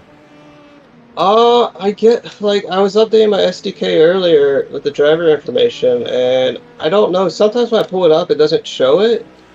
Oh. And I think it just disappeared. I was looking for a different one to replace it with, but I think sometimes it just doesn't populate it. Well, that is really unfortunate, Justin. And if you can talk to us through a lap while you're trying to navigate lap traffic, I'm pretty sure you'd probably be able to go ahead and get your driver information pulled up and upload that picture, because basically anything seems possible for you right now, Justin. Maybe. We'll see. But anyways, man, Yeah, hey, have a great race. We'll talk to you here soon, okay? Yep. I tell you what, while we're a little bit of a quiet place in the race right now, let's have a bit of a chat to Jess Martin, who's the team manager for Prismatic. Many cars in the field today. Jess, bit of a mixed bag out there, but some really great results for Prismatic so far. Yeah, absolutely. I mean, in all honesty with you, there was a lot of confidence, especially with a few of the teams, that they could get into the podium spots. The Athena team was very confident they would win the race with the pace that Rachel has been setting. And Roxy, who's going to get in the car a little bit later, she felt that she could keep within a good pace of Rachel as well. So because of that, they feel pretty confident on trying to take away a race win. The Freya car in LMP2, it's kind of where I'd want to see them. In fairness, in the podium spots, yeah, I mean, Maradna's Sapphire has been absolutely in a class of its own today. So definitely, unless something unlucky happens to them, which I wouldn't wish upon them, you know, we're probably not going to get the race win here, but I mean, we can definitely maybe see if we can push up and get the other Maradna's car, see if we can slot up to P2. But yeah, other than that, I mean, it's looked pretty good. I think with the other cars, of course, the Brigantia car is just taking its time, being driven by Olivia Hayward, and in fairness, Olivia has been quite ill all week, and she definitely has not done as much practice as she really would have wanted to, but she's putting in pretty strong performance nonetheless. And you can't forget about the Minerva team putting in their little bit either. No, you can't. That's them and Athena, two teams I've commentated on many times. The thing, no Emily Howe. I'm disappointed. Yeah, no. Emily, in fairness, she has been so busy over the past couple of months, especially the past couple of weeks with everything that we're now involved in, that she wanted a bit of a break from running the cars so she could just focus on doing setups for the multiple series that she's involved in, and tweaking, providing advice, and focusing on her role. But we'll see her back in the car at some point in the future, without a shadow of a doubt. But yeah, she just wanted to sit this series out just so she didn't feel like she was being thrown all over the place a bit. Well, for those watching at home, not aware of Emily Howe, absolutely amazing driver. I've commentated on her many a times in some great multi-class endurance events. And, well, Jess, good to catch up with you. It's been a while, and great to hear from you. And, well, good luck for all your teams, so many of them in this championship. Well, that's it. I mean, it's not only this, is it? It's now we're being involved with the F4, the British F4 British Esports Championship, and then we also are in. We made it to the next round of the NASCAR College Series with Christina Ryan. So it's been a bit of a crazy time for us, but yeah, we do want to see if we can get our first endurance win chalked up on the board for especially the Athena team. That would be pretty good.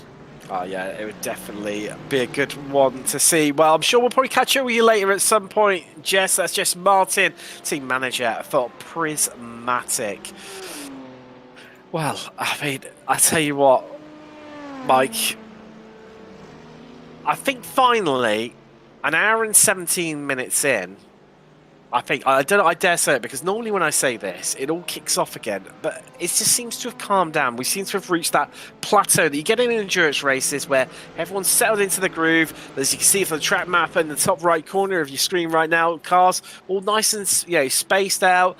We haven't got the franticness like we saw in the opening stages, especially when we had the GT3s lapping the GT4s, but also the LMP2s coming through at the same time. Where, well, all I hear was from our producer Adam in my ear, just where he was gasping at every corner and moment and overtake that was happening. Yeah, but you may have just done the announcer jinx, the commentator jinx right now. Yes. But it does look like everybody is getting spread out and getting into a nice little groove right now. The GT3s and GT4 cars will probably start coming in for a pit in about the next 10 to 15 minutes. So about another couple laps as you see Brandon coming in for a stop right now in our SMB GT4 car. Yeah, maybe another drive-through. I mean, incident points are tacking up really quick right now. I wish there was a way that we could actually see them more accurately, but iRacing just hasn't quite gotten that right yet. But we have seen a couple guys doing drive-throughs already, so that is, man, that was a tight close down on that Maradness car there. Now, do you know why they don't do it? I generally have this information because in these long endurance races, if you've got someone, which does happen, they're very close to the wind, maybe one incident point from going over the limit and incurring a drive-through, it's to stop other teams from seeing it and using that as a dirty tactic, maybe. Yeah, that's a good point. But in this race, it is a 15x drive-through, and then it's every 5 after that, so it's really low count. That's brutal. Yeah, that is a brutal, and that's why we were probably seeing a couple guys do that in the first hour. I mean, you get a start with some of these guys, and you get a quick 4x by banging somebody, and then you get somebody else to tap you in the back. That's another 4. You're halfway there already at 8x, and that is just in 2 turns maybe. So it is a brutal X count for these guys to have to do a drive-through in a 4-hour race.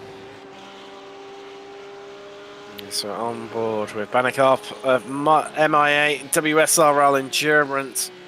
Well, called BMW, but ironically, they're driving a Porsche, one of Stuttgart's finest. They're making good progress because that is the second place BMW of the Natural Silla Profina racing team.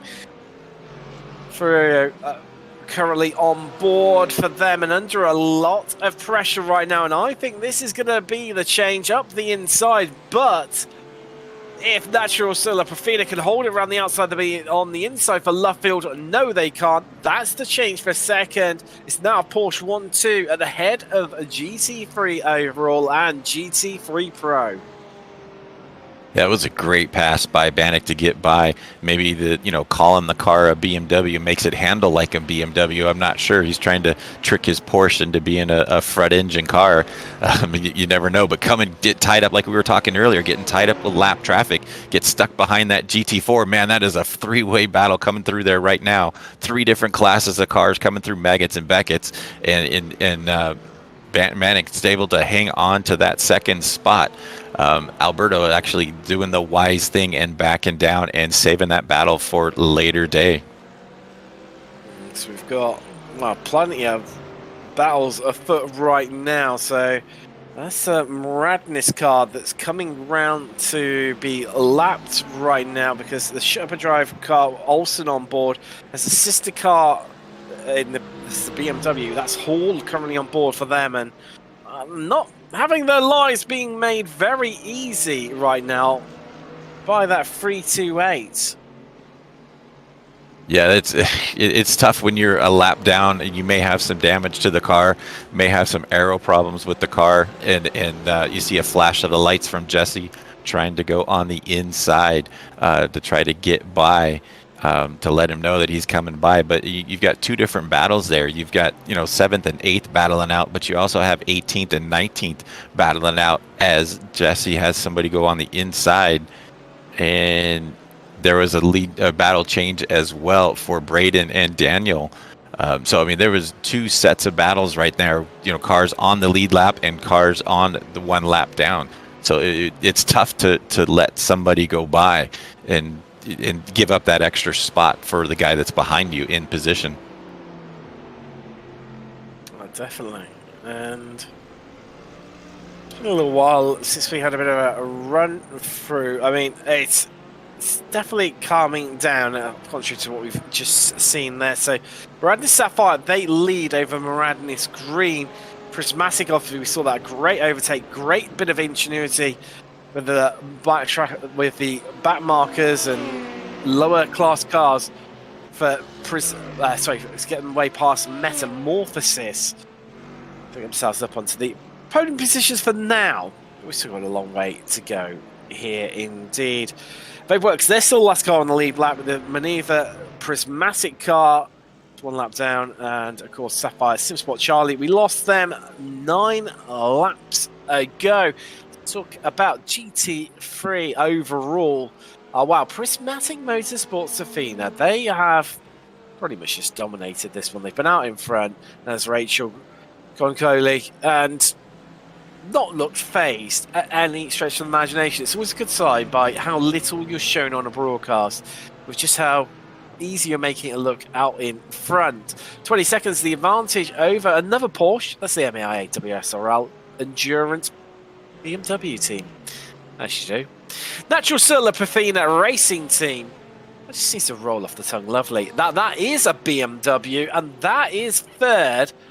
Alberto Fiorio currently at the helm for them, with DS Racing currently the top Mercedes, 10th overall, 4th in class, with the top 5 being completed by GPVA Natural Solar Pafina.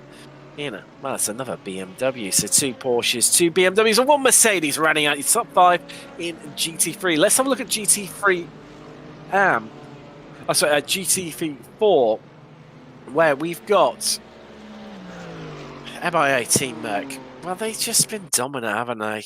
They have just been dominant, and from making the start, they've just absolutely just sailed off into the distance. There they... Oh, no. I thought there they were. There they are, definitely. This is sort of... The camera's moved around. And what can we say now? 43 seconds, the advantage. Nearly as dominant as what we've seen from Maradnis Sapphire for the lead overall and lead in LMP2. Not quite. The leader in all 3 classes has really been just dominating, and the battles have been behind. But, you know, Trucky's been out in front since the beginning. I mean, they had that great battle with all 4 of those guys right off the start. But Marin has been able to just pull away and just run away and hide. I mean, almost 45 seconds right now, able to take that lead right now. And we're just, you know, a third of the way through the field right now, or third of the way through the time. We're in 1 hour and 30 seconds. But it looks like we do have somebody in the interview waiting room. Tim, do you think we can pull him in? Well, I'm sure we can do indeed. Now joined by Dan Willis. Mr. Dan, how are you, sir? Mr. Maradnis driver. How's things going for you guys today? Hey, how are you doing, everybody? So far, the Maradnis LMP2, both LMP2s, you know, we're having a pretty good run so far today. It's been pretty challenging preparing for this race with the more limited, you know, off tracks and incidents, as well as traffic management with the GT4s. So we spent a lot of time preparing for this race and trying to figure out what was the right setup to run that would be comfortable for us to run over the course of the 4 hours. Like what were the tires going to do to us over the course of the race? So we put a lot of prep into this, and so far we're pretty happy with the performance of both our cars. And you know, we're once again working together as a full team, trying to navigate traffic, keep each other informed what's going on. So far so good. Yeah, it looks like Nathan has been just laying it down right now. I mean, he's a good second a lap faster. As Tim was making a comment earlier, it seems like every lap around he is stretching a full second ahead of your green car. Has Nathan had any issues with traffic, or has he been able to make good moves throughout this whole race so far? The traffic has been the difference maker. Nate's traffic management actually over the course of the last month has been improving dramatically, and it's really showing in this race. So if you have an opportunity to watch the 70 Maradnis LMP2 with Nate in it, as he navigates traffic, that's where he's gapping everybody. Like, yeah, he does have pace, but he's really gapping the field in traffic, so he's doing quite well there.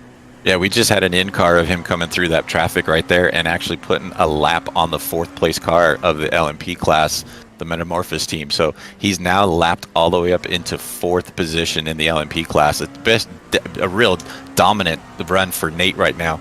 So Dan, when are you looking to go in the car? What's your stint looking like? Yeah, so last time, we ran I ran the last, hour and a half in the car.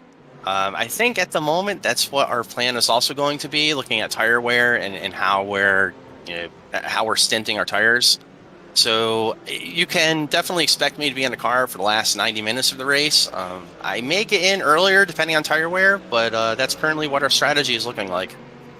Yeah, you guys are definitely running great. You have the 2 Maradness cars out in front in the LMP class. Looks like your yellow car in the GT3 class is running in 10th right now. Not quite as dominant as your LMPs, but still a great run for your team. And then the GT4 class, the orange car, is running in the 5th spot. So, I mean, you've got 4 cars running in the top 10 in each division, and that's a great showing for the Maradness crew.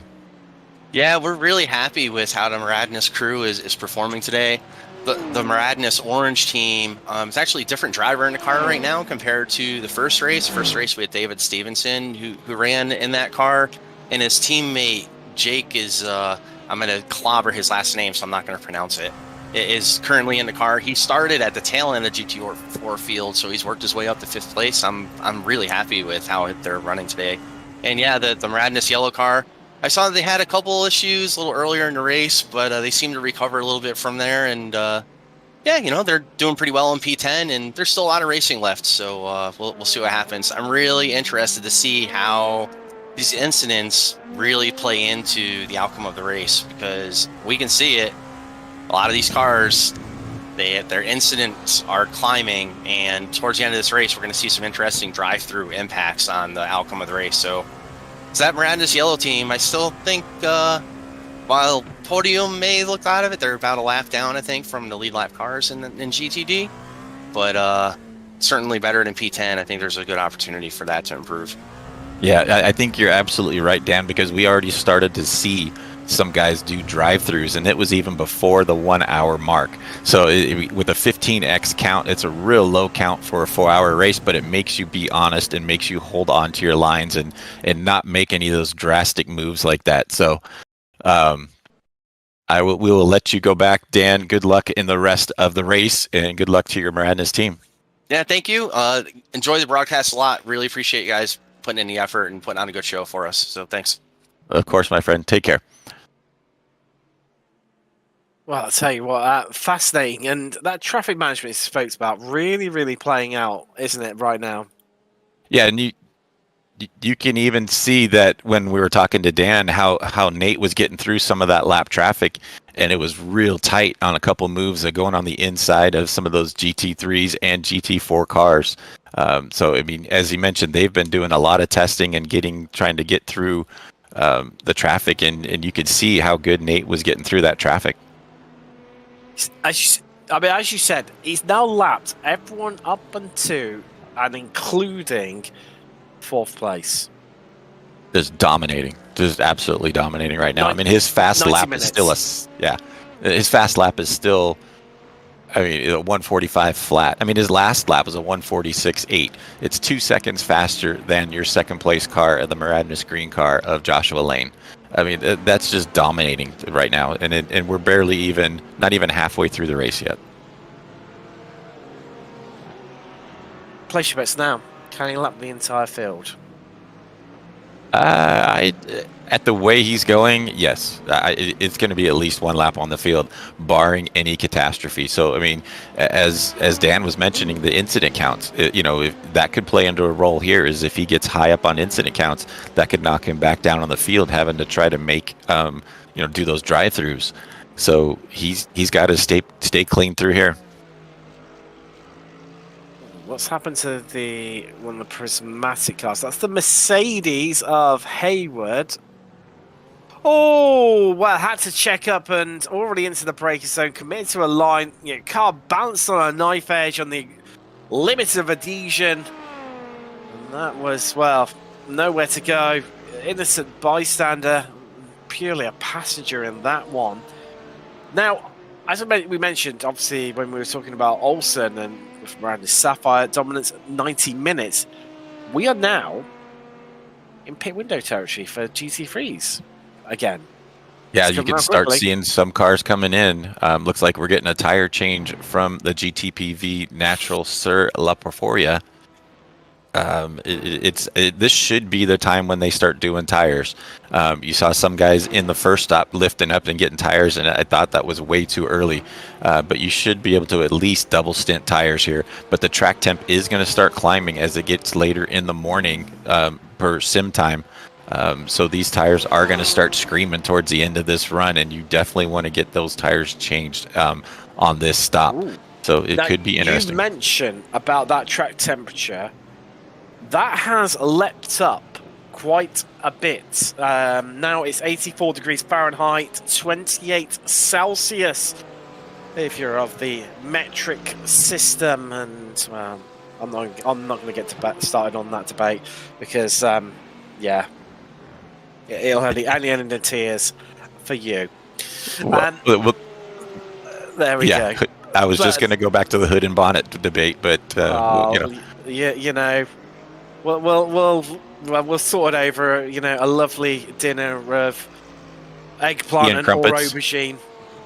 We'll go for tea and crumpets and debate it. Is that what we're going to do?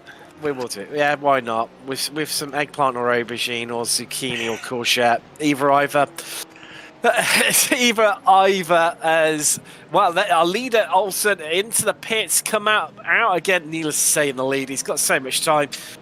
He can stop up and, he can have a cup of tea if he fancies here in Britain. It's the home of British. Don't even say it. World Motorsport? Do you want to go that far? I'm not. I'm a bit dubious on that one. I mean, it is right in the heart of Motorsport Valley in the UK, as we've also got Natural Sur La Porforia in the BMW. They're into the pits in GT3. Likewise, DS Racing and the Wrong Stuff Black. Shut Up and Drive It A2. They are into the pits as well in GT3. So we mentioned pit window. GT3 fully open. As our leader, Prismatic Motorsports Athena, they've just headed into. There comes the Porsche of Rachel Concurley, who's, you called it right earlier, Mike. Whoever's led has just dominated in each of the classes. They've just checked out. They've gone off into the distance. See you later. I'm off. Bye. Tim, I'm sorry. Mike, I'm going to let you answer Tim's question here, but we just got a message in YouTube from Zach said there's only two types of countries. Those that use the metric system and those that have been to the moon. Hashtag America. America for the win. That's what Zach's got. So, we'll just leave that for a later debate. I got nothing else to say on that one. But as Tim was mentioning, your leaders, I mean, each class has been just pulling away. The Miranda Sapphire car now with a 25-second advantage because he just pit for the third time, and Joshua still hasn't pit in the second spot. So once the Miranda's green car comes in for that third pit stop, it's going to go back up over a minute as you see the green car just now hitting pit lane on timing and scoring. And he's tied up behind a lap car, so it might have slowed his pit entry in just a bit. So he may even drop back even farther now. So, I mean, the Miranda Sapphire team, Nate Olsen is just laying it down right now. And it sounds like Dan Willis is going to be the second car, and he says he's probably going to go in at maybe another 45 minutes to an hour later. So if this is the case, Nate Olsen is just flying and just been the class of the field since the start. I'm just still sat here with my mouth open, shaking my head over the Imperial and metric comment, but there we go. I'll get over it somehow. With some tea and crumpets maybe later on. Dear me, and maybe a bit of scone with some jam and all the other fish and chips, all the other stereotypical things that we love to eat here. But anyway, I'm going to shut up and drive it. They are into the pits. Lovely segue there. Beautiful. Miranda's yellow into Prosciutto Punch Racing. They've had a driver change too. Has the Porsche outfit. Choroteski into the car now. What can the Canadian do?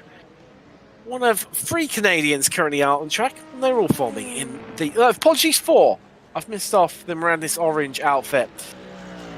There's 4 Canadians. Oh no, I've spotted another one. I'm just going to shut up now because they've had a driver change at MIA WSRL. Carson Keen's got into the car. See, it's tripping up. They're in the pit lane. They weren't there a second ago. I'm going with that. Let's move on quickly before I start making geographical observations once again.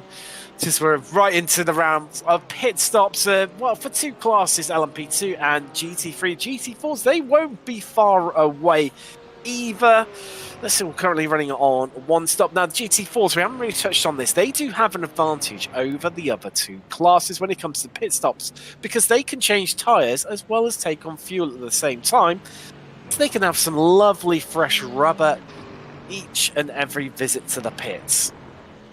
Yeah, this is the stop where you're going to do those tires for those GT3s and GT4 cars to see a driver change in the Prismatic Motorsports number 289. Lilac Zier rejoining us now out there. Going to get a run on that GT3 car now. They're running in the 18th spot in the GT3 class, just kind of dropping down the field as cars go by. But it is the time for that tire change as we're about the 140 mark. So you really want to try to start playing with fuel mileage, I think, right now in the GT3 class. You want to try to eliminate that last pit stop or at least make it so it's just a less of a splash and dash so you can actually get a quicker pit stop as Dominique comes right out in front as they come out of pit lane. Battle for 19th and 20th coming out of pits right there. That's what we love, haven't we? I love it. They've also the lead Prismatic Motorsports Fina, as when we spoke to Jess Martin earlier, their team manager. They've had a driver change too. Roxy Gibson has got into the car. Well, that's a lead Porsche in GT3. A bit disappointed, Adam, because I thought that was going to be... Mike, I thought that was going to be a cracking battle when they came out of the pits, and it sort of diminished a little bit there. There's your leader in GT3, Roxy Gibson, Prismatic Motorsport Fina. As Braden Melling of Eclipse has come into the pits. Comes past the wing. The new name for the brand new pit complex that was built a few years ago. Obviously designed to look like a wing of a bird, that is, if not an aeroplane, because it's bent all over the place. So there is, well, we spoke to him earlier. He gave us a lovely guided lap while he was doing the race. I couldn't look. I didn't want to do it because I just always have visions of it ending badly. But, well, a man of confidence, Justin Pereira of Metamorphosis into the pits. What can he do? He may be battling with the Prismatic Freya car for a while. And talking of battles, right now, that's the GPVA Natural Sur Freya car right onto the back of DS Racing. Now that gap's closed up quite a bit, hasn't it? Yeah, it has. They're really starting to reel in right now. Hector has closed that gap quite a bit over the last few laps. His last lap was a full second a lap faster than Francisco. So Hector really closing that gap on that last lap. It's going to be an interesting battle to see if he can get by, as you see our leader in the GT4 class in the pits right now. As we mentioned, it's about the time for those pits to get fuel and tires right now. As Magnus in for a drive-through, I think that's possibly. Magnus just switched over. Yeah, they've not long had a driver change, so that's got to be a drive-through there for them. Just having a bit of a look of where Metamorphosis have come out in relation to Prismatic. Well, they're well done. I tell you what, Cass Silman's got into that Prismatic LMP2 and is, continued the great work on what was done earlier and headed off into this. Has really expanded the gap now, 34 seconds as the sister Prismatic LMP2, the maneuver machine of Georgina Mackay. That's now into the pits. Likewise, all the MIA team Merc, I can't remember if he mentioned it, they've had a driver change. Dan Babick is getting into that car. Can he carry on the great work and extend that gap even further? Yeah, it's going to be interesting to see how that works out as we're really starting to see all the driver changes start coming into play now. Are these guys going to go with, 2 driver changes, 1 driver change, or unless you're, Will Coffey and you're braving the whole thing by yourself, doing the Ironman run. But this is the point where we're going to start seeing the driver changes come in. That's when you're going to also start seeing performance in the cars also increase or decrease. I mean, you may have a different level guy that starts the race out and starts running away, as we did see with this GT4 class, but now that it is the new driver comes in, is he going to be able to keep and maintain that pace? Only time will tell right now. Time will tell. Where has 1 hour and 44 minutes of racing gone? Well, it's gone to the metric system versus Imperial, and it's gone to the bonnet versus the boot. Yes, and the courgette zucchini, eggplant aubergine. Tea and crumpets. Yeah, and some absolutely epic racing, to be fair. Well, we've had it all, haven't we? We've had it all. Has there been? I think there's been a bit of an incident involving Angelico and Hall out on track, and that is lapped cars as well, I do believe. There's Hall, the shut up and drive it. Gee, what? Oh, wow. He had nowhere to go there whatsoever. Because Angelico, I mean, he just lost the rear. Slammed on the brakes to stop it from spinning out and putting in the right direction and being right in front of Hall. And in doing so, Hall didn't quite read it, but then he was an innocent bystander in it all and smacked into him. Wow. That's all we can say right now. Is just wow.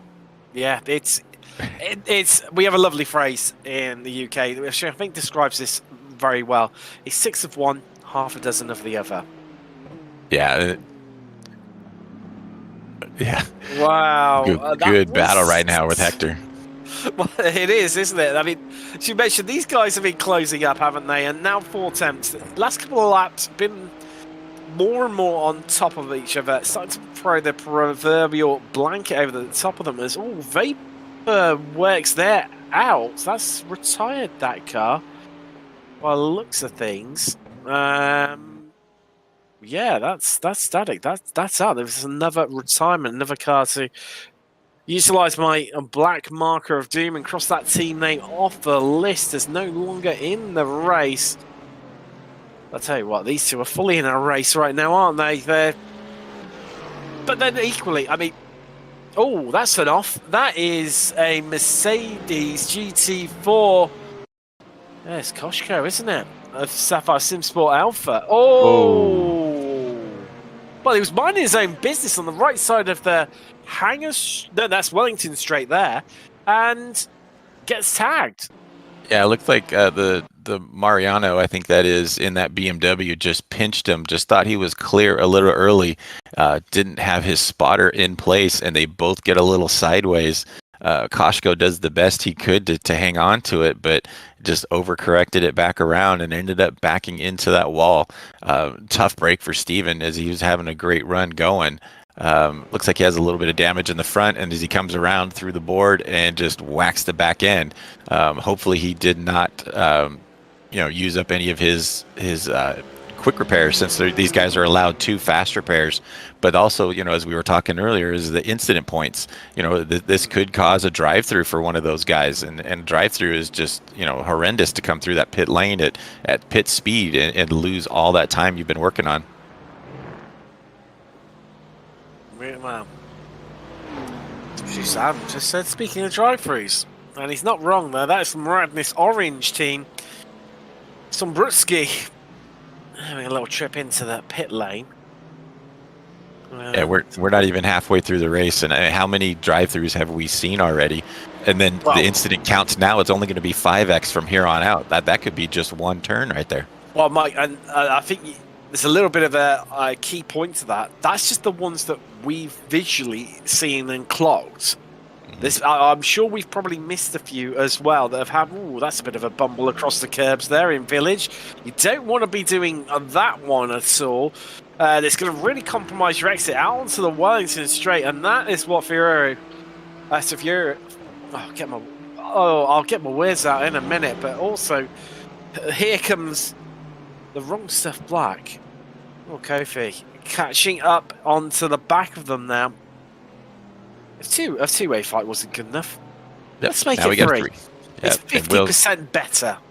Yeah, but this could be where we're talking about driver changes and whatnot. I mean, Will's doing this thing by himself, and I know Hector was in early, and I'm not sure if Francisco was a new driver or not. I didn't see if he started the race or not, but that is a driver change, I believe. Let me come back to you on that one. I will fully confirm that for you. But as you see the guys coming through Meggetts and Beckett's and Will just reeling these guys in, it turns into a three-way battle for that 4th spot. DS Racing, the GPVA, and the Wrong Stuff Black. Will Coffey going on the inside, coming into Stowe right now. Will has that inside line. Looks like he is just inching ahead. And Will Coffey now up into the 5th spot. Great move from Will Coffey, working his way back up in the field. Is he going to make another inside move coming through DS Racing here? What do you think it's going to look like, Tim? Well, he's going to do it. There's nearly contact behind, and it all ends in tears. And one of the cars around, I think that was a GPVA Nacho Sur La Parfait car, losing the rear end there. That Mercedes. Well, it's a BMW, sorry, even. Oh, wow. I know he was trying to make a lunge to follow Coffey through there, but it seemed like he was coming in hot, and I think a bit too hot. I mean, the BMW, good at braking. It's one of his strong points, but even so, I mean, for me, I don't know about you, Mike, there was no way that car was stopping. No, and I think what happened is when you're in a train of cars like that, the lead car, when he misses his brake point or misses his turn-in point, the cars behind end up following him because you don't have a good sight or good visual of the turn, and it looked like Will completely missed the brake point, so the whole 2 cars behind him missed the brake point as well, and everybody went off the track, and I think that's what caused that turn to get spun around. I think it was as well. That's gutting because we've got a lovely little battle brewing. Having said that, we now have 2 battles on because that's backed up GPVA into as DS Racing. I've got back past the Wrong Stuff Black. It's all happening here out on track right now. As we come into our 2, let's take a look at the replay. This is how Pereira managed to do it. Wow. Utilise the traffic, maybe a little bit of compliance there. And I do wonder with that earlier incident, if Coffey was, trying to give him the place back, but Coffey takes it straight back off him, into Stowe, up the inside. Oh, this is where it all happened on the previous lap, and there's the GT4, that's the 405 of MI Team Porsche, just diving into the pits there, getting out of the way, and on to the brakes goes, that could have been, it could have been a bit more closer than what it really was, but that is, hold on, that's Elvis in the Porsche, but it's Donzelli, who's running 16th on the GPVA cars. It's the BMW that's behind them that's trying to find a way past desperately now. Yeah, that's a lap back. Yeah, he's a lap back, and I mean these guys are battling right now for 4th, 5th, 6th, and 7th. I mean that's a 4-way battle for the top of the GT3 board, and Mariano is 1 lap down in the 16th spot. So I mean, he may have had an incident earlier, but go ahead. Well, I was going to say this is the trouble with. I say the trouble. It makes it more interesting with multi-class endurance racing that. You do find quicker guys who are then a lap down, and they are fully entitled to take that lap back. They obviously you need to do it in a safe, clean, sensible way. But also, if you're the car ahead, then you're trying to get a car behind you, is trying to take come to unlap themselves. Surely, Mike, it comes a little bit of, well, okay, look, I can tell he's been catching me left, right, and centre in these last couple of laps. Let him by. Just let him go. It's not going to. It'll cost you far less time than trying to battle him to prevent him from coming through. Well, and you might also, if you let him through, you might learn something with following him around. You might realize why he's a half second or a second a lap faster than you. I see that a lot in like RC car racing. It's the same kind of thing. When you're doing an hour-long race with those guys, you got a guy that's coming up fast on behind you. You let him go by, and you tuck in behind you. You just kind of watch their lines, and maybe you'll learn something or two. As we see one of the numerous shut up and drive it cars. This is a 2 beyond stage. Currently at the helm for them, and really, well, all over the back of Tabula Rasa Esports right now. Out of Magnus Beckett, he's into the slipstream, out of Chapel. Here we go. Down Hanger Straight. This is surely got to be the move on here into Stowe. Let's find out. He pulls out the slipstream, has a look up the inside, and that 327 is through. Move done, job done. Off you go, Bjorn. What can he achieve? Because he's got a 7.5 gap to try and make up to Maradnis Black and that Mercedes that's ahead of them. Yeah, it was a great move from Bjorn to actually pull away and start trying to make that move. He's got to try to reel in that yellow team. The last lap on the yellow car was a little bit slower, but you do have some driver changes like we mentioned earlier, so there might be a little bit of difference between the lap times prior with those first drivers in the cars. So we're going to have to see everybody get settled down as we're coming into that halfway point. We're closing in on 2 hours down and 2 hours still to go. It has been a great battle all the way around, and you've got Joshua Benjamin in the Rabbit Chase Racing car trying to reel in that Prosciutto Punch car, but Will Coffey working his way back up into the 4th spot in that Wrong Stuff Black car, and he's actually pulling away from the GPVA car. So Will Coffey doing a great job as we saw him come through that traffic and battling for a little bit, but he's been able to separate it quite a bit as we see the man, the myth, the legend in his own mind, Will Coffey. That was a great battle you had working your way through the field there. I mean, how did you reel in those guys so quick? You talking about Fiore and Pereira? Yeah, those guys. I think they are the slower, not to make offense, but I think they're the slower or the faster of the group, the co-driver. So I think their other drivers got them up there pretty fast, because I think one of them is Diego's car. And then, did you see the incident? Going Which through the corner there? That? Yeah. Yeah. A little late on brakes, were you?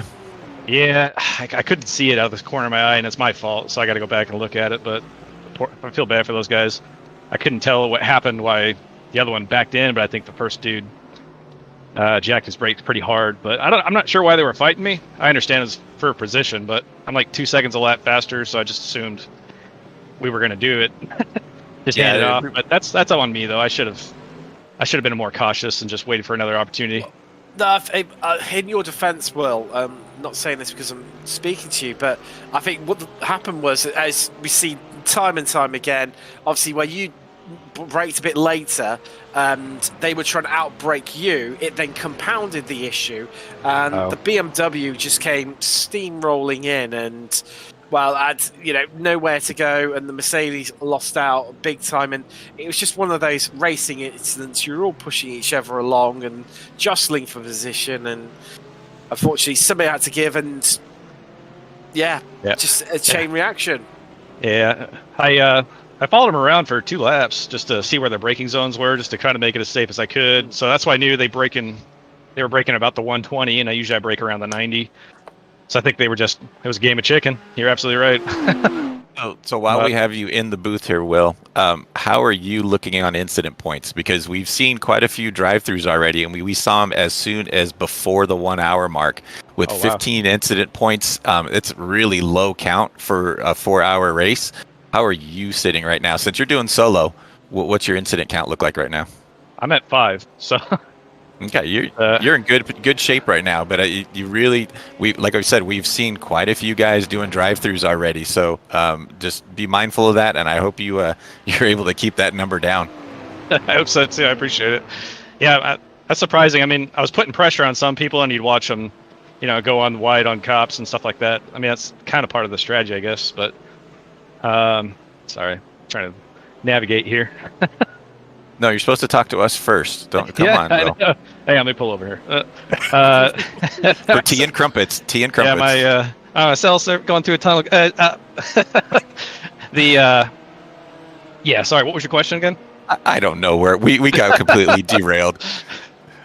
You go enjoy your drive, Will. Good luck to you. You're looking good right now, sitting up in that 4th spot. So good luck the rest of the way, my friend. Thanks, man. I appreciate you guys. You guys really do a lot, and I couldn't do it without you. And I'm just wanted to shout out real quick. The league's been super patient. We had to do that reset in the beginning. I was trying to get 3 teams in there that they're kind of front runner teams, and also so it was early enough, and I was just like, all right, we'll make the push, and I felt for him. But at any rate, I appreciate everybody, the league, you guys, and everything's been going awesome. I'm having a blast out here right now. Well, good luck the rest of the way, my friend, and I'm sure we'll pull you back in a little while. Cool. Thanks, guys. Wow. Mike, we're seconds away from being halfway in this race, and it's been eventful to say the least, hasn't it? And I think we've deserved a well-earned break. You probably some coffee to wake you up as you were up early to cover this one. Myself, stereotypical cup of tea. The producer, well, he's just the producer. He doesn't have to talk too much for his turn, his keep. But we're now going to hand over, and we're now joined by our fellow co-commentators, Randall and Alex Andersen, to pick us up where we're going to leave off and carry this one home right to the checkered flag. Welcome along, gents. Hello. Well, I'll give it a big introduction with all the whole ceremony and fanfare and hello. Okay. Well, I don't know what you wanted me to say. Just simple hello. All right, I'm here. I'm ready. Yeah, all right. Tim, before you leave, I have a question that may end this measurement system argument. Oh, jeez. Oh, God. How many stone do you weigh? I weigh. Jesus. I weigh a gentleman in the house. That's normally about lady, but yeah, I weigh. Actually, I've lost a bit of weight. I've lost 2.5 stone since the start of the year. So 16 stone, no, 15 stone now officially, and 14 pounds. And how much is that in No, earthling 13 weight? pounds even, which is gotta- whatever 15 times 14 is. I know you lot don't. I count, gotta see what that in freedom measurement is. Well, yeah, but then Okay. we're messed Wow. up. Our fuel economy's done in miles to the gallon, but yet we buy petrol in litres. You ask the average Brit how many litres are in a gallon, they've got no idea. We've got no idea what we're doing, and I think that's time for me to end. Actually, pleasure, and enjoy the remaining 2 hours of the race. Good luck, Alex and Randall. Yeah, we set it up good for you. Don't forget, we got the bonnet and the boot. And tea and crumpets. So that's the way the rest of the way out. Good to know. Thank you, Mike. All right, appreciate it. Tally ho. All right, well, Randall, with that eventful ending to their stint of commentating, how ready are you feeling for the final 2 hours of this race? The field primarily spread out. Muradinus Sapphire literally leads the LMP2 class by an entire lap. So, I mean, in terms of pit stops and everything else that has to go on within the next 2 hours of this race, what are you expecting as we go on? Well, we've already seen 3 stops from the LMPs. We'll be seeing 3 more from the LMPs, 2 more from the GTs, and actually some of the LMPs, actually probably just the leader will be the most prone to this. May have to stop for a 7th time for a splash and dash near the end, depending on how well they're conserving fuel. There's lots of opportunities to conserve fuel around here, so they should be able to make it on 6, but we could see 1 or 2 come in for a splash near the end. But yeah, it was a very frantic start. They did a rolling start, but due to the short pace lap here at Silverstone, it was almost a standing start for some of the GT4s. They barely got rolling and the green flag was already flying. I can tell you that WSRL did a sprint race here on Tuesday evening that was aired here on Slow Motion Broadcasting, and it was a very clean race. I think they were making up for lost time in the first hour. We had quite a few incidents, but now things have stretched out, and it's gotten on into your typical endurance, just kind of hold on and bring home the groceries. Yeah, and speaking of the Maradness Sapphire team, I mean, they literally lead Maradness Green by basically an entire lap. And Randall, I know you've been in here longer than I have, so pretty much how have they done this? Has it been the pit stops, or just has it been consistent speed all around? Is this 70 car currently driven by Nathan Olson? It's basically a continuation of what we saw at Road America with Nathan Olson just putting on an absolutely dominant performance. We see a very bold move to overtake one of the GT4 cars. Just absolutely dominant pace. He's been 1 to 2 seconds faster per lap. Even through traffic, his traffic management skills have been phenomenal. And he's kept the car clean. They haven't suffered from a drive-through penalty yet. And even if he has to splash and dash, like you mentioned, he's got more than a lap in hand. So easily going to be able to manage his strategy. He and Dan should have a pretty easy race for the rest of the 2 hours, barring any big incidents. So they'll be looking to keep the nose clean. Yeah, here's Andrew. I apologize if I butchered this. Korostecki right here chasing. It looks like, yeah, he's chasing a car for position right there. That BMW in front of him, that's the Rabbit Chase Racing BMW. That currently being driven by Joshua Benjamin as they break into the chicane on the final portion of this lap. And really, I mean, Randall, when you're about 2 hours into this race, a lot of people are going to be starting to feel tired of this. So at this point in the race, how do you make a pass on somebody? Well, it really takes patience. If it's the same class car, you should have, at least a lap to sit behind them and see what their braking marks are, see where you're faster, see where they're faster, and plan out your move a few corners ahead of time. Maybe just, save some fuel, get a feel for the driver ahead of you. You have plenty of time. They may be racing for that position, but other positions may be further ahead. So you're not exactly going to run down somebody in just a matter of one fuel stint. So just take your time, be patient, maybe save some fuel, and, pick your battles. And another thing is, I believe that green Mercedes in front of Joshua Benjamin right now is the Maradness yellow Mercedes, which is currently for position driven by Scott Angelo as they head towards Copse Corner. So this is another race for position as that Porsche continues to watch on in the background. So we have to see what these guys end up doing, because I mean, especially 2 hours into this race, I mean, moves, they can be pretty risky for positions. I mean, you don't want to risk damaging your car, especially this deep into an endurance race. You just want to keep the nose of your car clean and just be able to finish home just in a consistent spot. It doesn't have to be the most glamorous finish. You don't have to finish too far up the leaderboard, but you just want to keep that car clean. Yeah, and as we heard Mike asking Will Coffey when they had him in the interview booth, the incident limits for this race are very tight. 15x will get you your first drive-through. Then it's 5x after that. So you need to be very careful about keeping the car between the white lines, staying away from the other cars. You don't want any unnecessary car contact. You don't want to get any lazy off tracks. Those things pile up very quick, especially over an endurance race. And here you see Justin Hall really right on the back bumper of the BMW, the GPVA Natural Sur La Portavia racing team. I believe that's how you pronounce that. I apologize if it's not. But these two BMWs neck and neck right now as they head towards Copse Corner.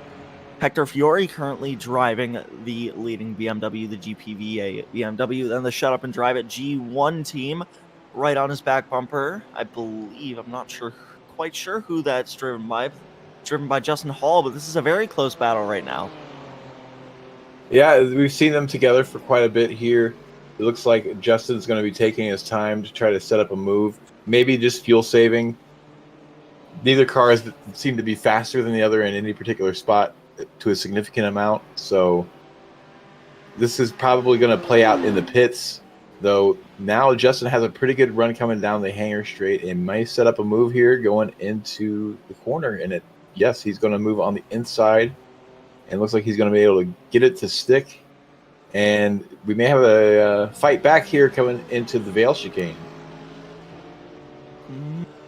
Fiore tried to get to the inside there, couldn't quite get it done, so Justin Hall is going to take P6 in the GT3 class away. Oh no, he went really wide there, and that just gives the spot back to Hector.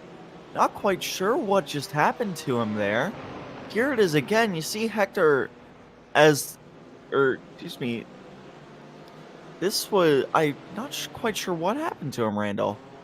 It looked like he got just a little greedy on the throttle coming through the exit of the Vale chicane, approaching the final corner. Ran a little bit wide, got up onto that red curb, and that thing will just pull you right off the track if you get up onto it. And even if it doesn't pull you off the track, it definitely will slow you down as you have to lift to make sure you don't spin the car. Yeah, and as they head towards Luffield, I believe, is that part of the racetrack, Justin Hall is pretty much just going to have to make that entire move all over again. And who knows, it might come down, it might be in the same position down the hanger straight into the corner at the end of that, maybe towards the Vale chicane as well. But there's another GT3 battle happening on track between the Muradness Yellow and Rabbit Chase Racing teams, as it looks like I'm going out on a limb and saying that number 378 BMW has pitted here, and that is why he's behind the Muradness Yellow car. Unless the Muradness Yellow might have just gotten back around him, and now it's a battle once more as they head towards left field.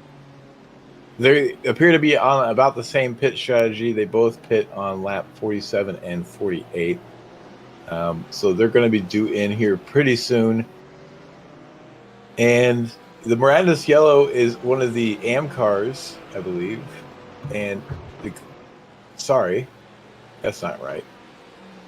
The Muradness Yellow is one of the Pro-Am cars, and Rabbit Chase is one of the AM cars. So we're seeing a bit of interdivision mixing here within the GT3 field, which is not unusual. We saw this last race as well.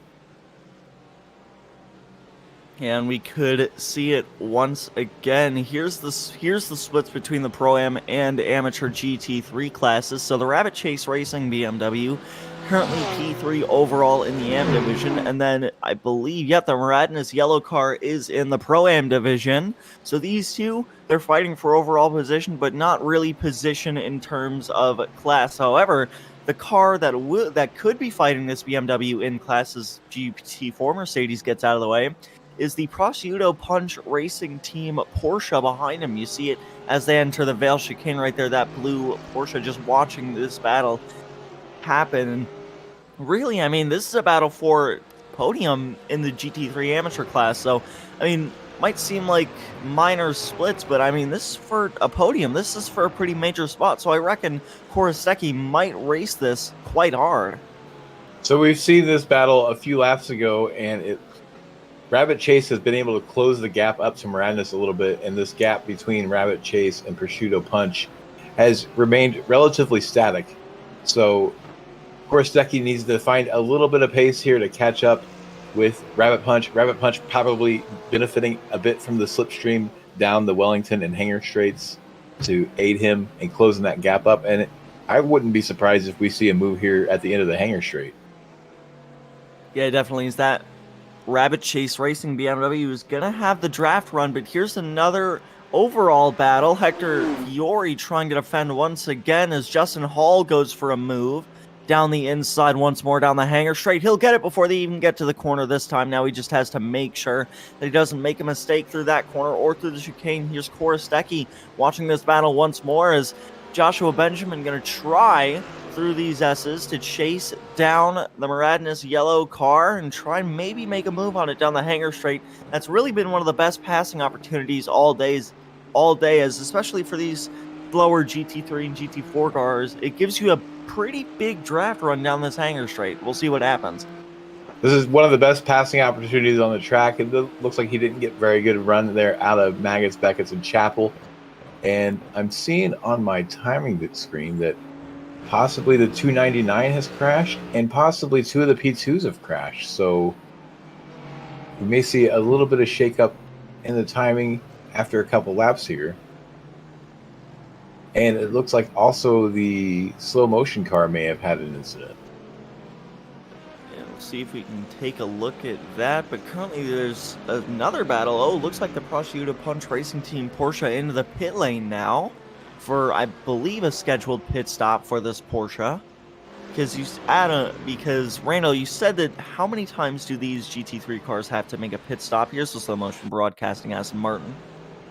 The GT cars will likely be making 4 stops, and I believe the Prosciutto Punch just served a drive-through penalty there, so running afoul of the incident limit again. And you see Magnus just runs a little bit wide there while trying to deal with some faster class traffic. Yeah, just a little bit wide. Here is a battle in the... Oh, wait, no. Oh. Wow. I thought that was going to be a battle, but no, an LMP2 car sends it in there way too hard. This is Cass Silliman for the Prismatic Motorsports Freya team. Sends it way too hard into that corner. Ends up slamming into, I believe that's the Maradness yellow car, if I'm not mistaken. And that sends them both right around, and that is going to just really affect that LMP2 car. I would reckon a lot more. Oh, it was the Maradness purple car. I apologize. That's pretty big for that LMP2 car. They were doing really well, P4 in class. That's a big incident. I suspect the stewards will be taking a look at that one after the race. It's going to be a tough call because it looked like the Maradness car probably missed the apex. And when it comes to multi-class racing like this, especially when you have cars like an LMP2 out there that are much faster than the GT cars, if you miss an apex in traffic, it will be taken from you. So it's going to be very hard to apportion blame on that incident. Yeah, and that LMP2 car continues to thunder on, but I reckon the handling might be a little bit different. Here's Joshua Benjamin once more chasing the Maradness yellow Mercedes as they head towards... Oh, excuse me, I was going to say as they head towards Cops Corner, but they're on the front straight right now as they head towards turn number 1. And, I mean, this Rabbit Chase Racing BMW has shown pace all day long. You think you can get around this Maradness yellow Mercedes? I think it's possible that the move could be made. They may be waiting for the pit stop to happen to try to jump them in the pits. They're right at the edge of the pit window now, so we could see them come in this lap to try to undercut. We could see both cars come in this lap, or they could stretch it out another lap or two.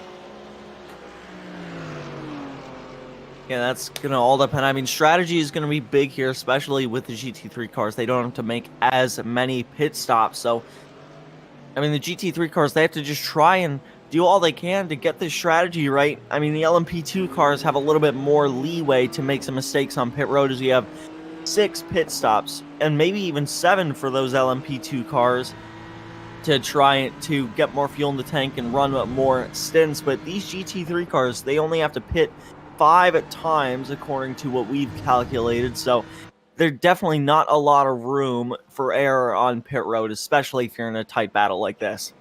Actually, they're pitting 4 times. That makes 5 fuel stints, which makes tire strategy pretty important. Normally, you can double stint with this fuel load. You should be able to double stint your tires. So that's going to leave you using 3 sets of tires, and you got to choose when you're going to take those 2 tire changes. Do you take them both in the middle? Do you try to have a fresh set for your last fuel stint? Do you take a set early? It's very difficult to determine what will be the best tire strategy for your fuel stops. Yeah, as I remember in endurance races I've done, we've tried to go maybe 3 stops. I mean, this was back when we had GTE cars racing. We tried to do 3 stops on tires, and I ended up wrecking the car because we did 3 stints on tires. So I don't know what these guys do. I know the GT3 cars are a little bit less powerful, but tires are going to make a big difference here. Here goes an LMP2 car by Joshua Benjamin. No real errors done, just clean move. Nobody has to give up their apex. And here into turn 2, that might affect the Maradness yellow car a little bit, but there was the Metamorphosis LMP2 car into the pit lane. This is Joshua Lane driving the Maradness green car. Currently a lap behind the Maradness Sapphire number 70 LMP2 car, so I mean, the Maradness Sapphire team really just running away with this, but the Metamorphosis LMP2 car currently in the pit lane now, and that is the the team currently in P3 overall and in class. So pretty big pit stop here for them. Yeah, Justin's been doing a really good job. He's been running up front the whole race, and he's pulling it solo again. We were on board with him for a lap as he was working through traffic, and you got to see just how chaotic it can be here at Silverstone, particularly in the faster class cars, trying to maximize your speed down the straightaways while giving up the entries to make sure that you get a clean move around some of the slower class cars. And we talk about tire strategy and double stinting and possibly even triple stinting tires. Silverstone is not the circuit where you really want to push your tires too much because it is very high degradation around here. You have a lot of high speed corners, a lot of medium speed corners, not very much in the low speed department. So it'll really chew up tires, especially if you're overdriving the car. Yeah, most certainly, and that's another reason why pit stops can really come into play. But here's the GPVA PPA Racing Mercedes catching up to the Maradnes purple car. Looks like they're going to go side by side into turn number 4, I believe that is. That might have been turn 3, actually. But GPVA Racing Mercedes, driven by Mariano Marini, is going to take that spot away. That was for 14th in class for the GT3 cars. He'll usually clear him in as they head down the, I believe, the Wellington straight towards Brooklyn. It's just easy move to be made. Yeah, we'll see as we get further into the race that some drivers may be more forgiving and back out earlier whenever they're being overtaken just to manage their incident count, maybe worried about getting a drive-through penalty, or may just be conserving tires or conserving fuel.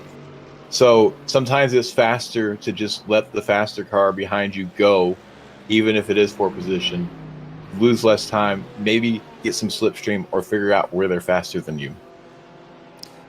Most certainly. That was Kevin Mattia. It looks like the Rabbit Chase racing car Joshua Benjamin is close onto the back bumper of Scott Angelo as they head towards Cops Corner. And it looks like, really, Joshua's been chasing the Maradnes yellow car for a while now.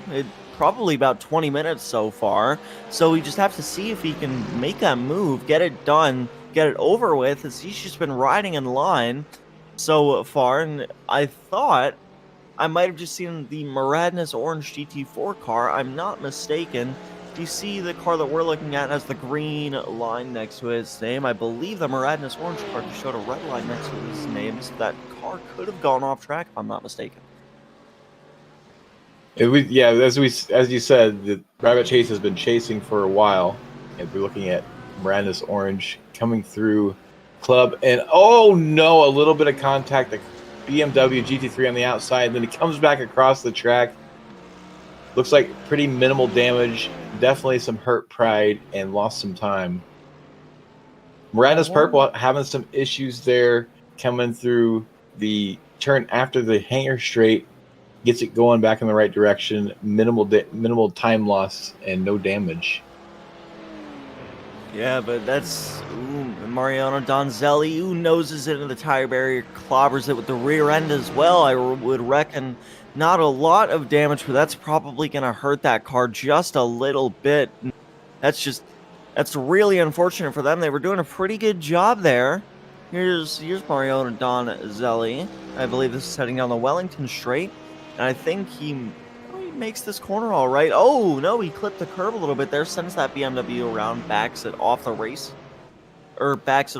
racing surface to just try and get it back going. That's just really unfortunate for them. And I'm not sure what just happened to Joshua Benjamin, but now he's 10 seconds behind Scott Angelo in the Maradnes yellow car. So I believe it might have been the pits. I'm hearing word from our producer, Adam Thompson. I believe he could have pitted there in the BMW. I'm looking at the timing screen. It still shows them as pitting on lap 47, so I do not think they have pit. Possibly there was an incident, a big checkup.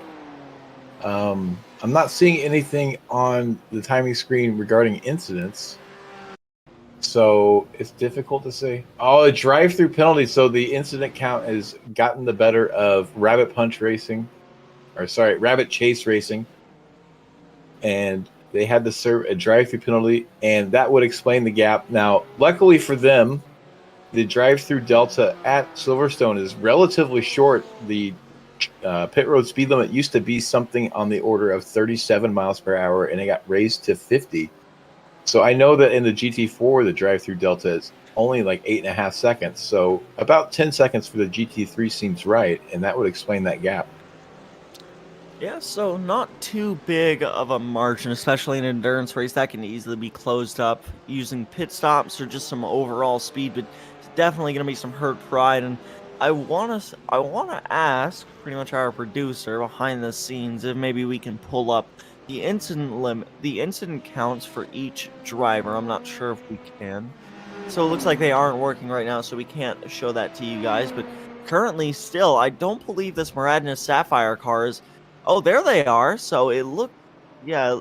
So that's not really accurate there. So this Maradnis Sapphire car, I mean, really, I don't believe they've served a drive-through this entire race. So very consistent in this LMP2 car, as the P3 overall GT3 car is now into the pit lane. That could be for a drive-through.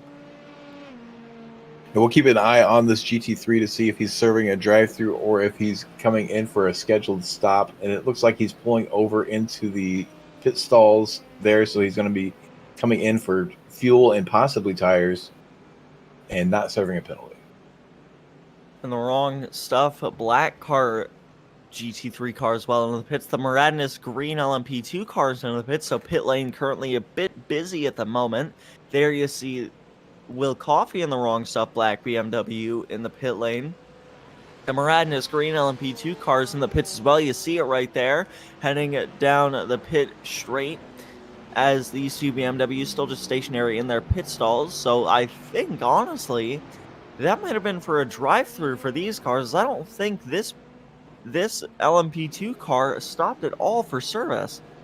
No, that was definitely a drive-through penalty. We're not quite in the pit window yet for the LMPs. The next stop for the LMP should happen here in about 15 minutes, I believe. We will see towards the end of the race, probably around the 3-hour mark or the 3.5-hour mark, we could be seeing a convergence of pit strategies. We'll see the LMPs and the GT cars coming in for possibly their final stops at about the same time.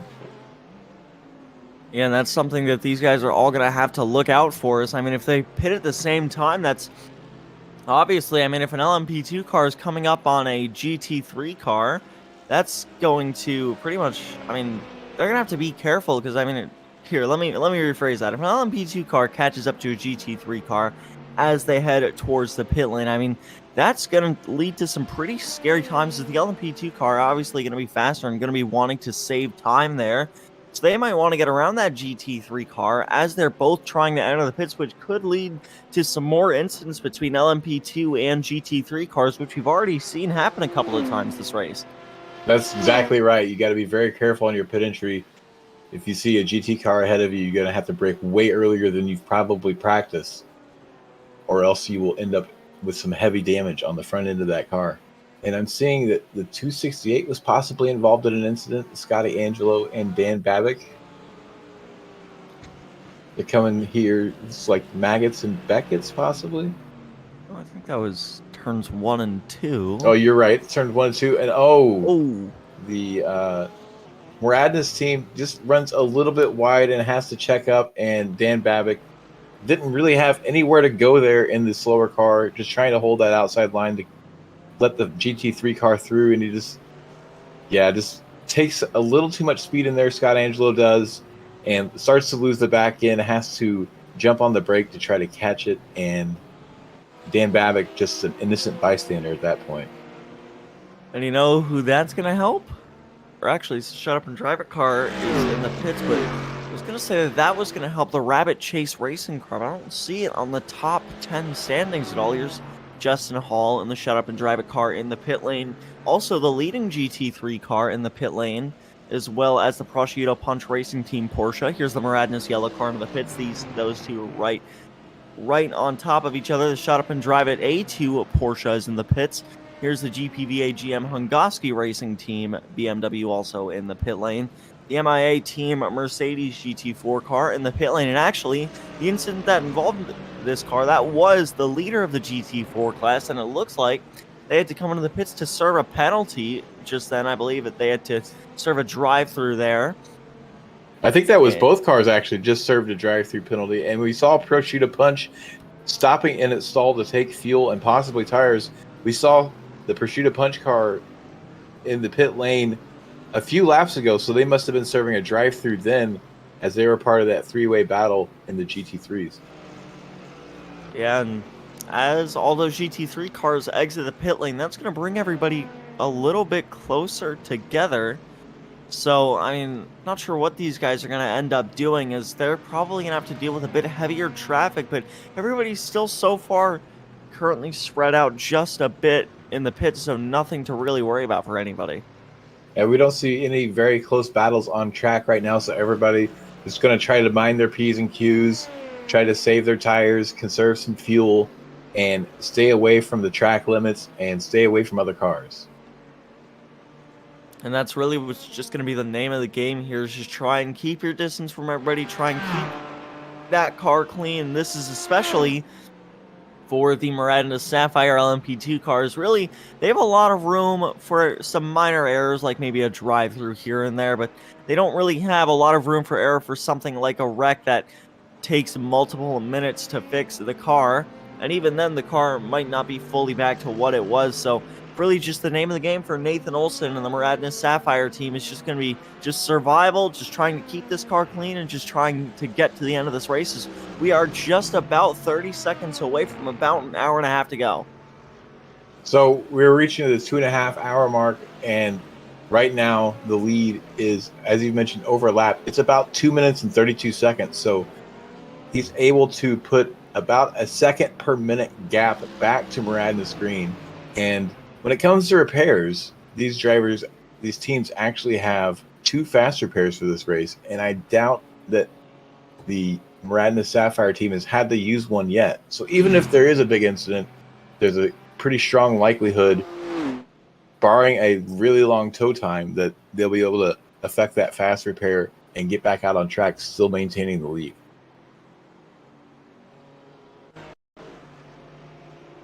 We see Josh Benjamin having some issues, and so it said this was why he wasn't in the top 10. Don't mean to interrupt you there, Randall, but it said this is why he wasn't in the top 10. Because it looks like, I don't know, Adam, maybe you made a bit of a mistake there trying to show us something. So now he's back inside the top 10, currently getting around some GT4 traffic. So it looks like he possibly had an incident, maybe a self-spin or an off-track that led him to get that penalty to have a drive-through. We're trying to work on the replay there. But yeah, as we mentioned, he had a drive-through penalty, and now he's working his way back up as the pit cycle starts to work itself out. I think we just had a driver swap from Muradin's yellow team, as I believe a different driver just got behind the wheel of that car. Yep, Ryan Kerr just got behind the wheel of this Mercedes. So driver swap, bit of some strategy going on for the Muradin's yellow team, as they are still fighting for some spots, not only in the GT3 overall, but I believe in the GT3 Pro-Am class. Here's Justin Barrera driving the Metamorphosis LMP2 car, only a second behind the Prismatic Motorsports LMP2 car, so we might have a little bit of a battle between these two in the coming laps. We'll just have to keep an eye on keep an eye on them and see what happens. Yeah, Justin Barrera can make this pass on track. That'll definitely help him. He was able to go 2 laps longer before his previous pit stop on lap 74. The Prismatic team pit on lap 72, so we could see possibly the Prismatic team have to take a splash and dash towards the end of the race, and Justin may not if he can continue to stretch his fuel tank out. So that could be the deciding factor if he does not have the pace to catch Cass Silman ahead of him. Yeah, and another thing, I mean, pretty much the LMP2 class racing is pretty much all about strategy right now.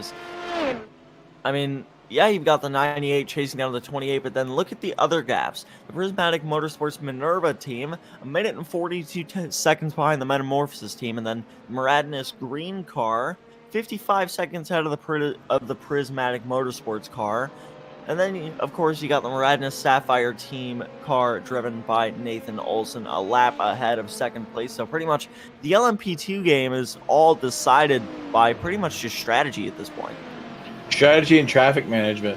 The LMP2 race is looking like an old school endurance race where you have your leader winning by laps instead of seconds. The LMP2 field much smaller this race, and we've already seen 2 retirements there, so we only have 5 LMPs left on track, which will make traffic management a lot easier for some of the GT cars. And the opportunities to gain off strategy are going to become smaller and smaller. As your Stuart Davis driving this Porsche GT4 car, and this is also pretty much the GT4 class is also pretty much all about strategy now, as we still have a couple of on-track battles in the GT3 class, but this is the closest gap in terms of cars in the GT4 class. The MIA team Porsche, 8 seconds behind the Maradnis orange GT4 car. So I mean, you got these guys that are all about strategy now, and then you have pretty much, you go back to GT3 class and there's battles all over the place as everybody's still just trying to figure out their fuel stints. So we're going to go on board, or we're on board with the number 70 Nathan Olson, the overall leader, working his way through some traffic, trying to get around one of the prismatic cars now, coming down the hangar straightaway. He's going to have the easy inside move. Really dominant performance from Nathan Olson. We've yet to see Old Man Dan get into the car, but we should see him in here very soon, possibly at the next stop, as they're managing to get around the slow motion broadcasting car. Very dominant performance, over a lap ahead of P2 Maradnis Green, coming down the front straightaway now. Not too far away from getting a second lap down. P3 we have Prismatic Motorsports Freya trying to track down the P2 car, with Justin Barrera hot on their heels, running a solo race, now in P4.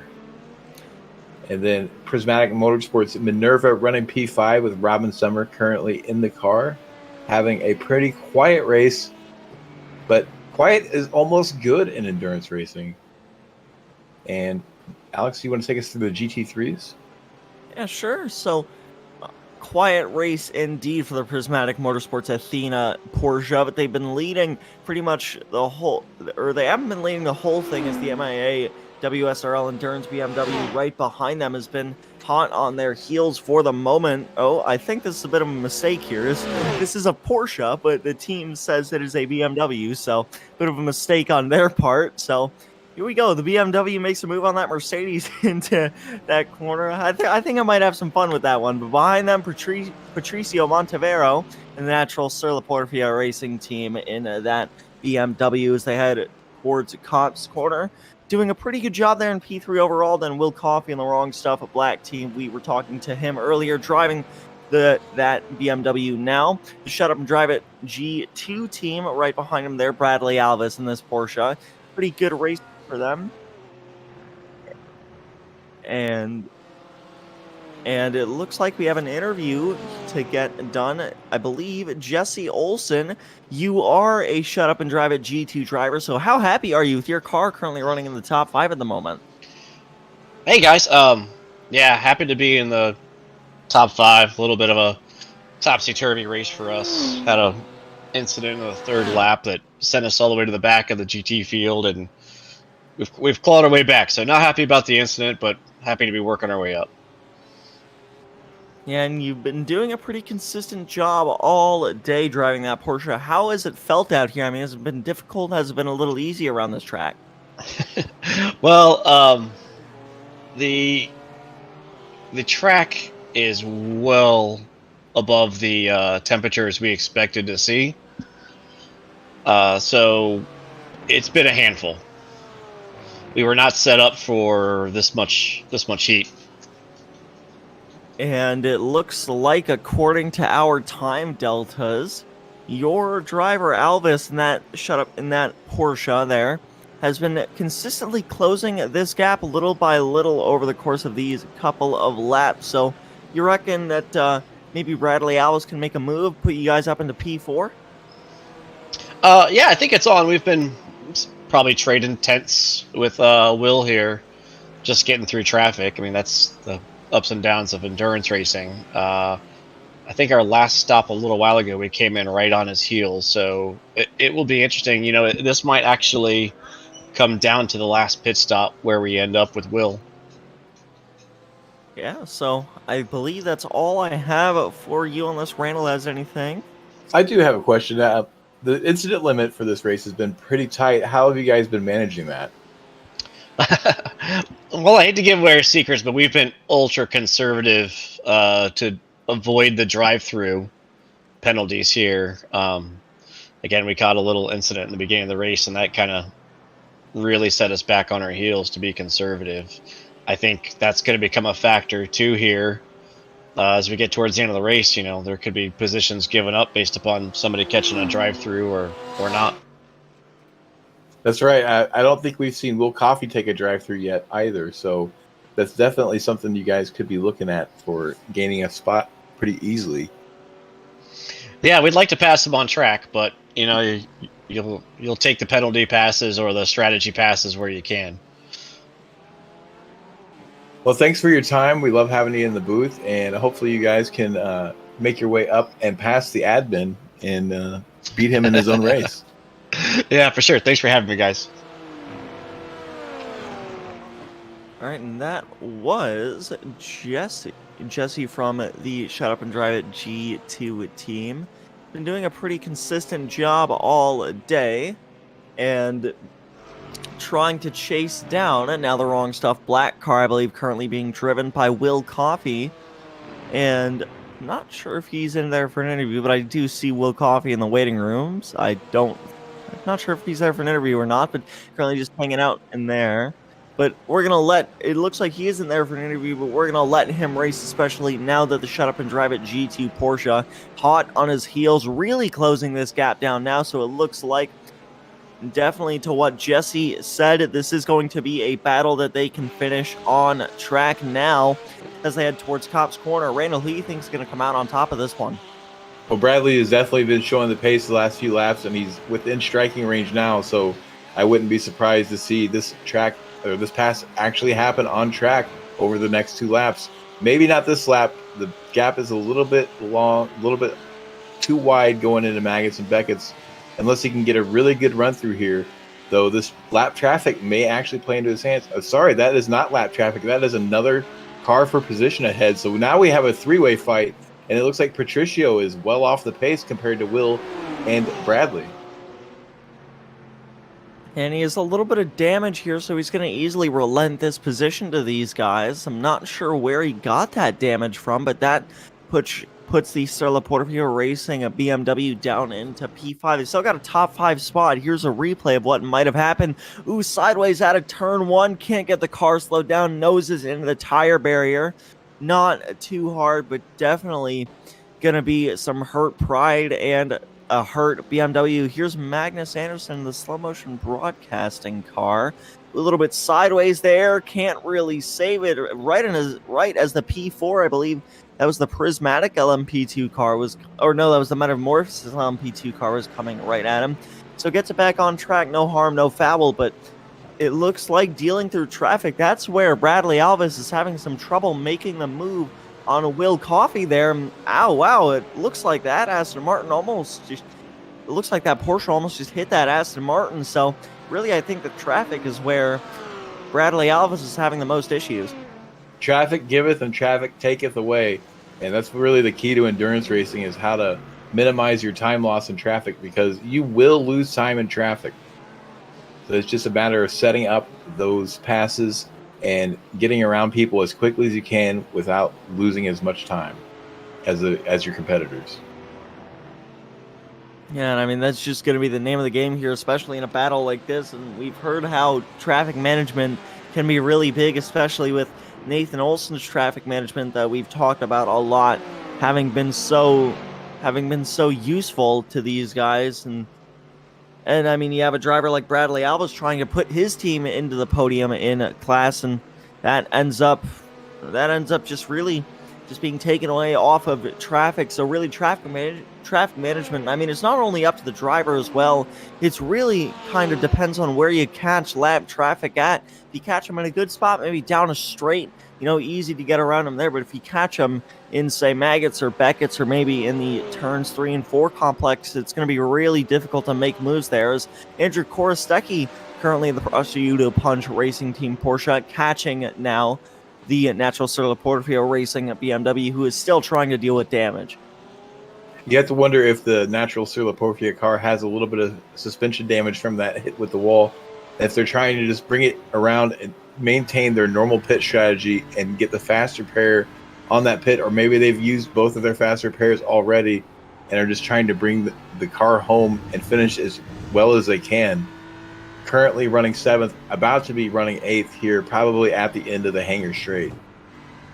Yes, I reckon the aero capabilities of that car have probably been knocked down significantly, judging off of how the damage has since affected them. So here we go as they head down the hangar straight. We're going to see what happens. I would reckon that this Porsche are going to have a pretty decent draft run down the hangar straight. So under the bridge they come.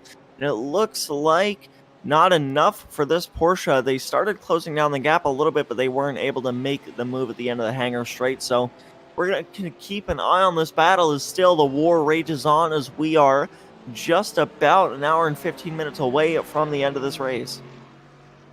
And I'd like to mention the slow motion broadcasting car again. We've shown Magnus a couple times struggling with the car, but I'd really like to give him props. Magnus is actually a dirt oval racer by choice.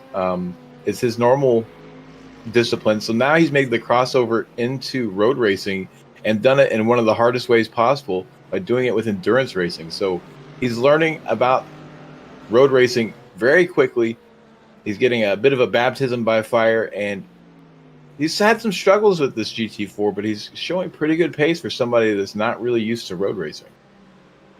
He's been doing a pretty decent job behind the wheel of this GT4 car. I reckon, me being an oval racer by choice as well, I reckon he's probably doing better than I could behind the wheel of one of these things. I mean, the GT4 cars, they are decently slow, but they aren't the hardest things in the world. But they are pretty difficult to drive. They can get pretty snappy on you. They don't have a lot of downforce compared to a car like an LMP2 car or GT3 cars. There goes I believe that's the Shut Up and Drive It G2 car coming around him. So props to Magnus Andersen, especially being a dirt oval racer by choice.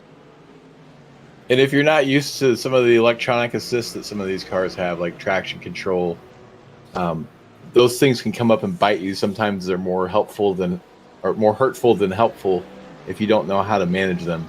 So I think we've seen that a couple times get him. But overall, a really good showing here out of Magnus and Brandon in the slow motion car. Here's Giancarlo Late. I apologize if I pronounced that wrong, in the DS Racing at MV Skin Lab Mercedes. Quiet race for them, but they are now inside at the top 10 here.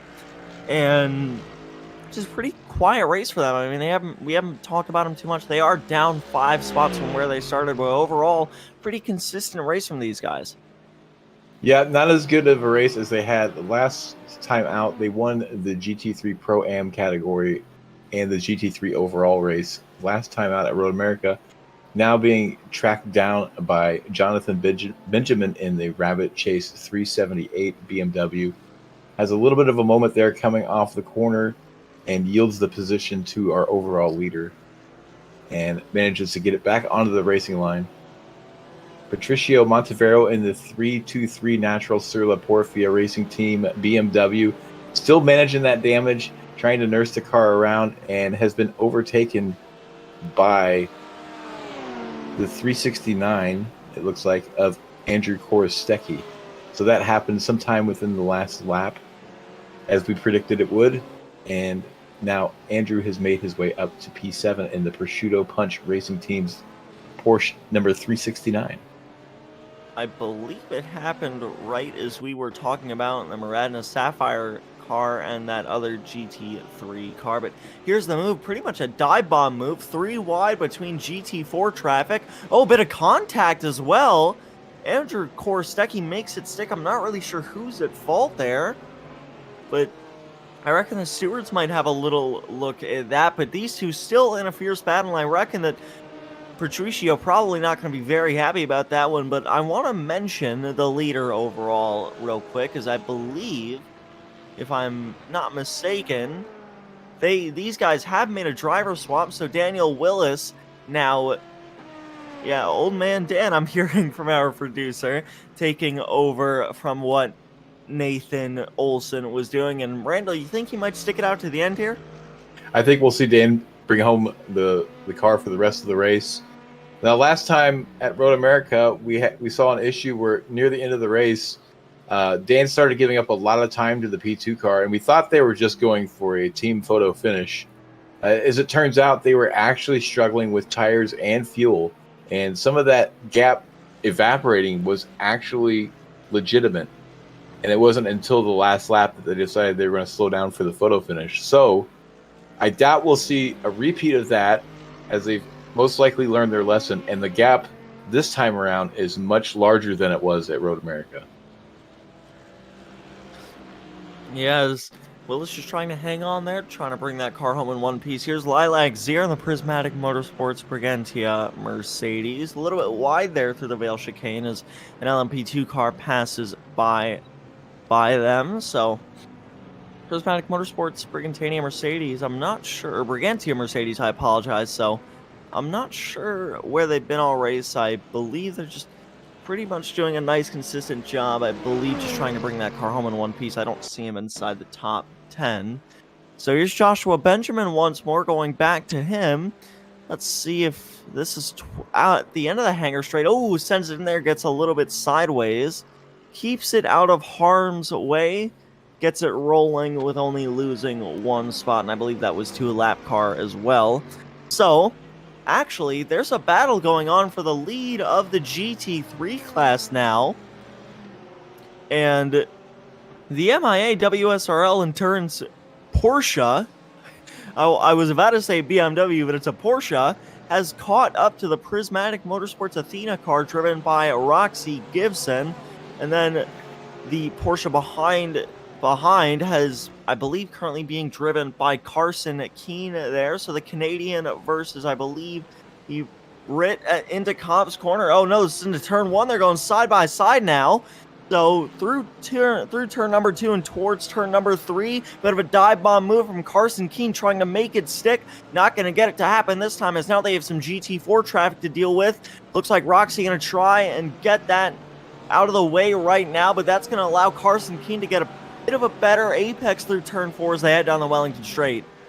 They're going side by side, headed down to Brooklands. It looks like Carson's going to get this move done pretty easily as they enter the braking zone, as long as he doesn't overdrive it here. It makes it stick, gets the move done, and I'm looking at my timing screen. That was not resolved because of a drive-through penalty or anything. Carson Keene was able to just reel in the leaders and is now taking over the lead of the GT3 category.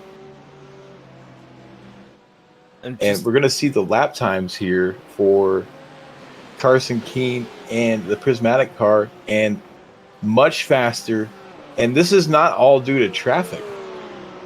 Just overall pace is able to catch the car. I believe that's Roxy Gibson in the Prismatic car. Just able to reel in a Roxy.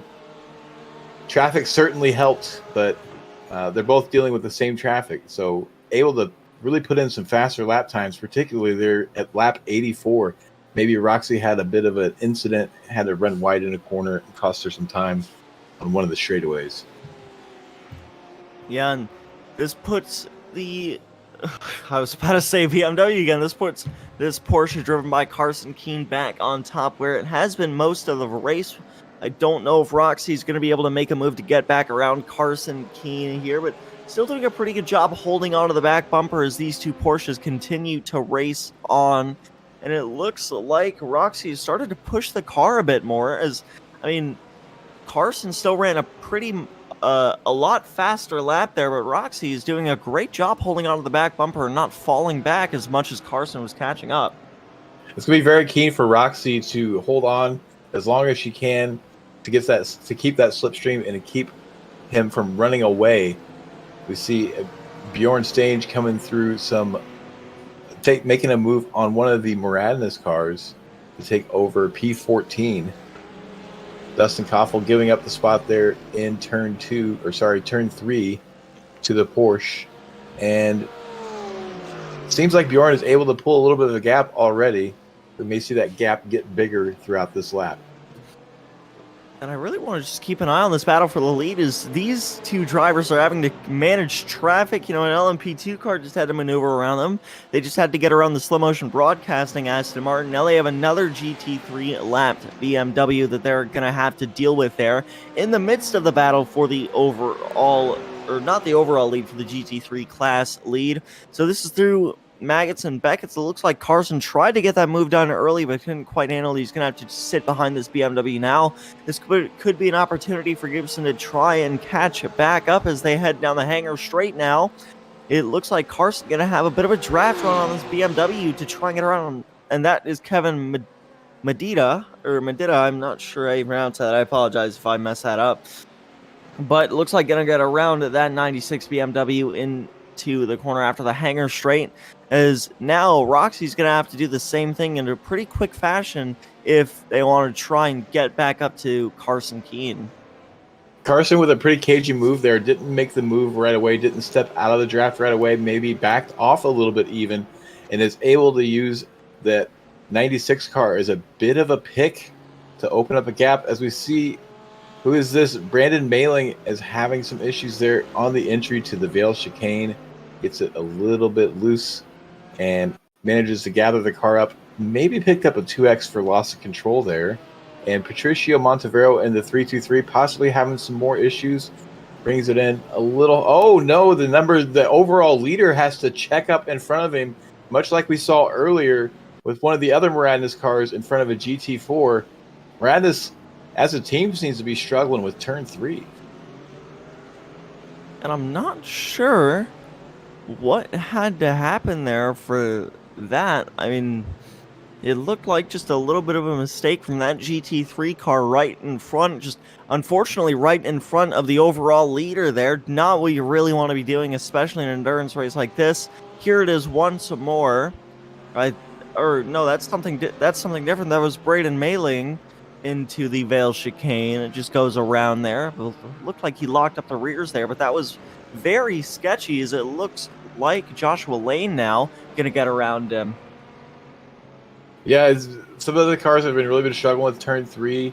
Looked like possibly Dan just maybe missed his brake mark by taking the alternate line on entry and just had to woe it up there at the apex, and that's the last place you want to be extra slow, as the car behind you is giving you the spot and trying to minimize the time loss. And we see Roxy Gibson finally making her way past Kevin Medita, and the gap to Carson is now opened up to nearly 2 seconds.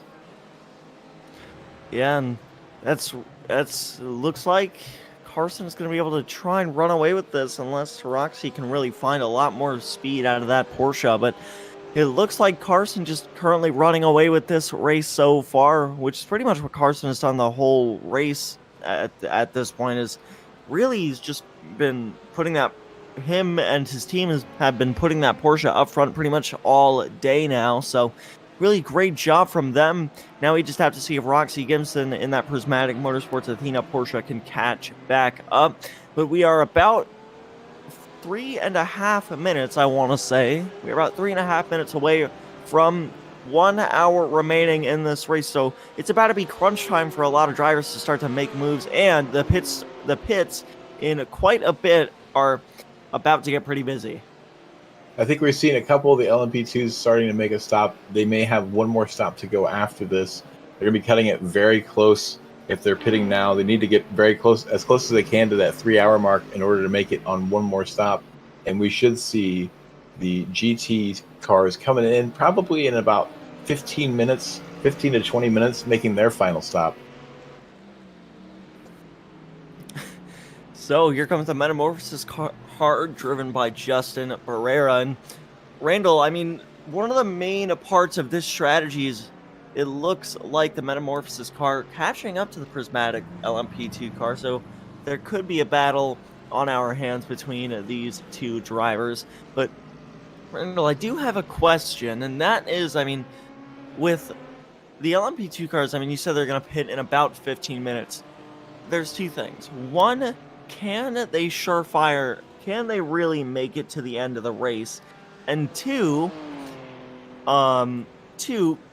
will they swap drivers maybe to give a driver that has had maybe bit more driving to the start of the race, but might be a little bit better off at the end now with some rest?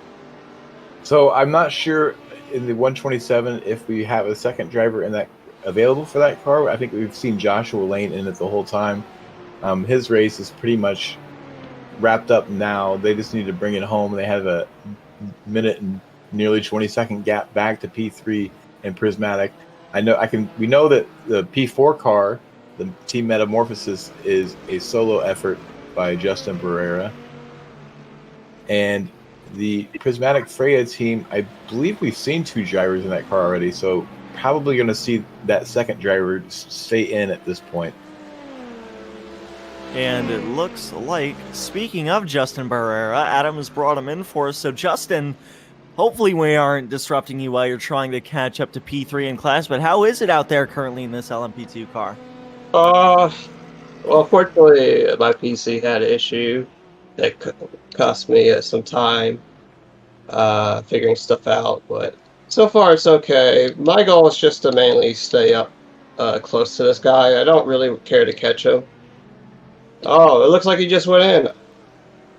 I think that may be too early for him to go in again.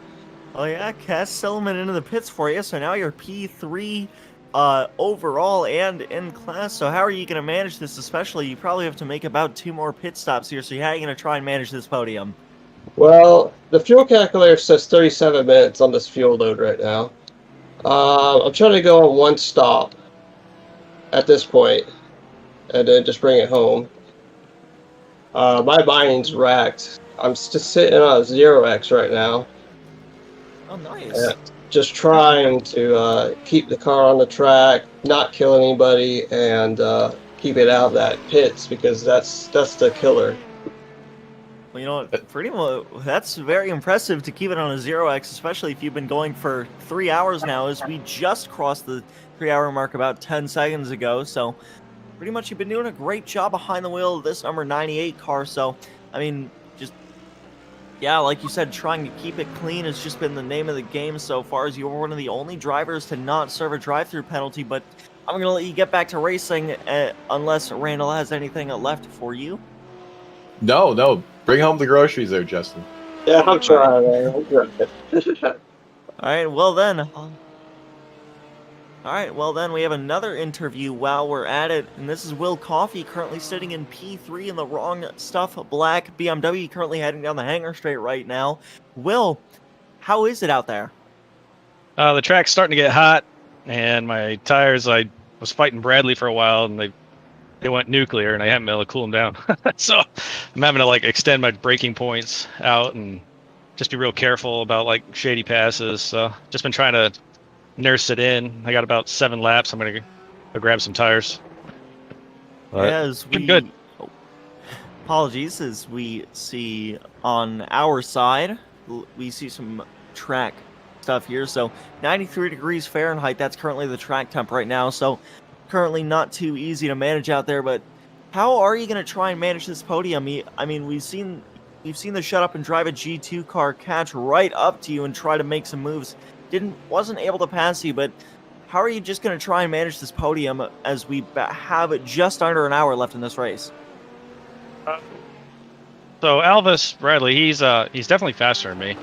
I just think he was pushing his tires pretty hard, but by the time he got up here, when we had some traffic, it worked out in my favor more than his. So I'm just kind of hoping that, I think he'll have to, just looking at his pattern, he might have to grab tires with me too, so we'll probably be going around the same time. I think we're just gonna have to battle it, man. Just see what happens. Alvis is an awesome driver. I know he'll keep it clean. If it's his, it's his. But I'm not gonna try and give it up too easy. Most certainly is. He just got passed by the Metamorphosis LMP2 cars. Do you think you might have? I know you're about a minute behind the Prismatic Motorsports Athena Porsche, but Are you gonna try and get back to that portion? Maybe try and challenge for the lead if you can. What do we got here? A minute. Hang on one sec. A minute 7 is, I think, the gap I got to cover. Just about. Yep. Yeah, I don't know. We'll see what happens because I'm watching people now have to do the drive-throughs. So I think they're pushing it a little bit too hard. So maybe I'll get lucky that way. I don't know where they're sitting for penalties. So maybe I'll get lucky. But overall, like, those guys are solid drivers. I don't know if I'll be able to catch them, but I'll definitely put myself in position if something happens. Will, this is Randall McGrew here. I wanted to ask you about that in particular. You had mentioned earlier in an interview you were sitting on 5X. What's that incident count looking like now? I'm at 7 now. 7. That's pretty impressive. We heard from Justin Barrera just before you, and he's still on 0X, believe it or not. Yeah, him and I were just talking. Dude's an animal, man. He's always just like this unassuming. He tries to pretend like he's probably like what Mike accuses me of, but just very unassuming and just like he'll pretend like he, just kind of comes out to the track day or whatever, but he's actually been practicing, studying, going out there, putting in the work.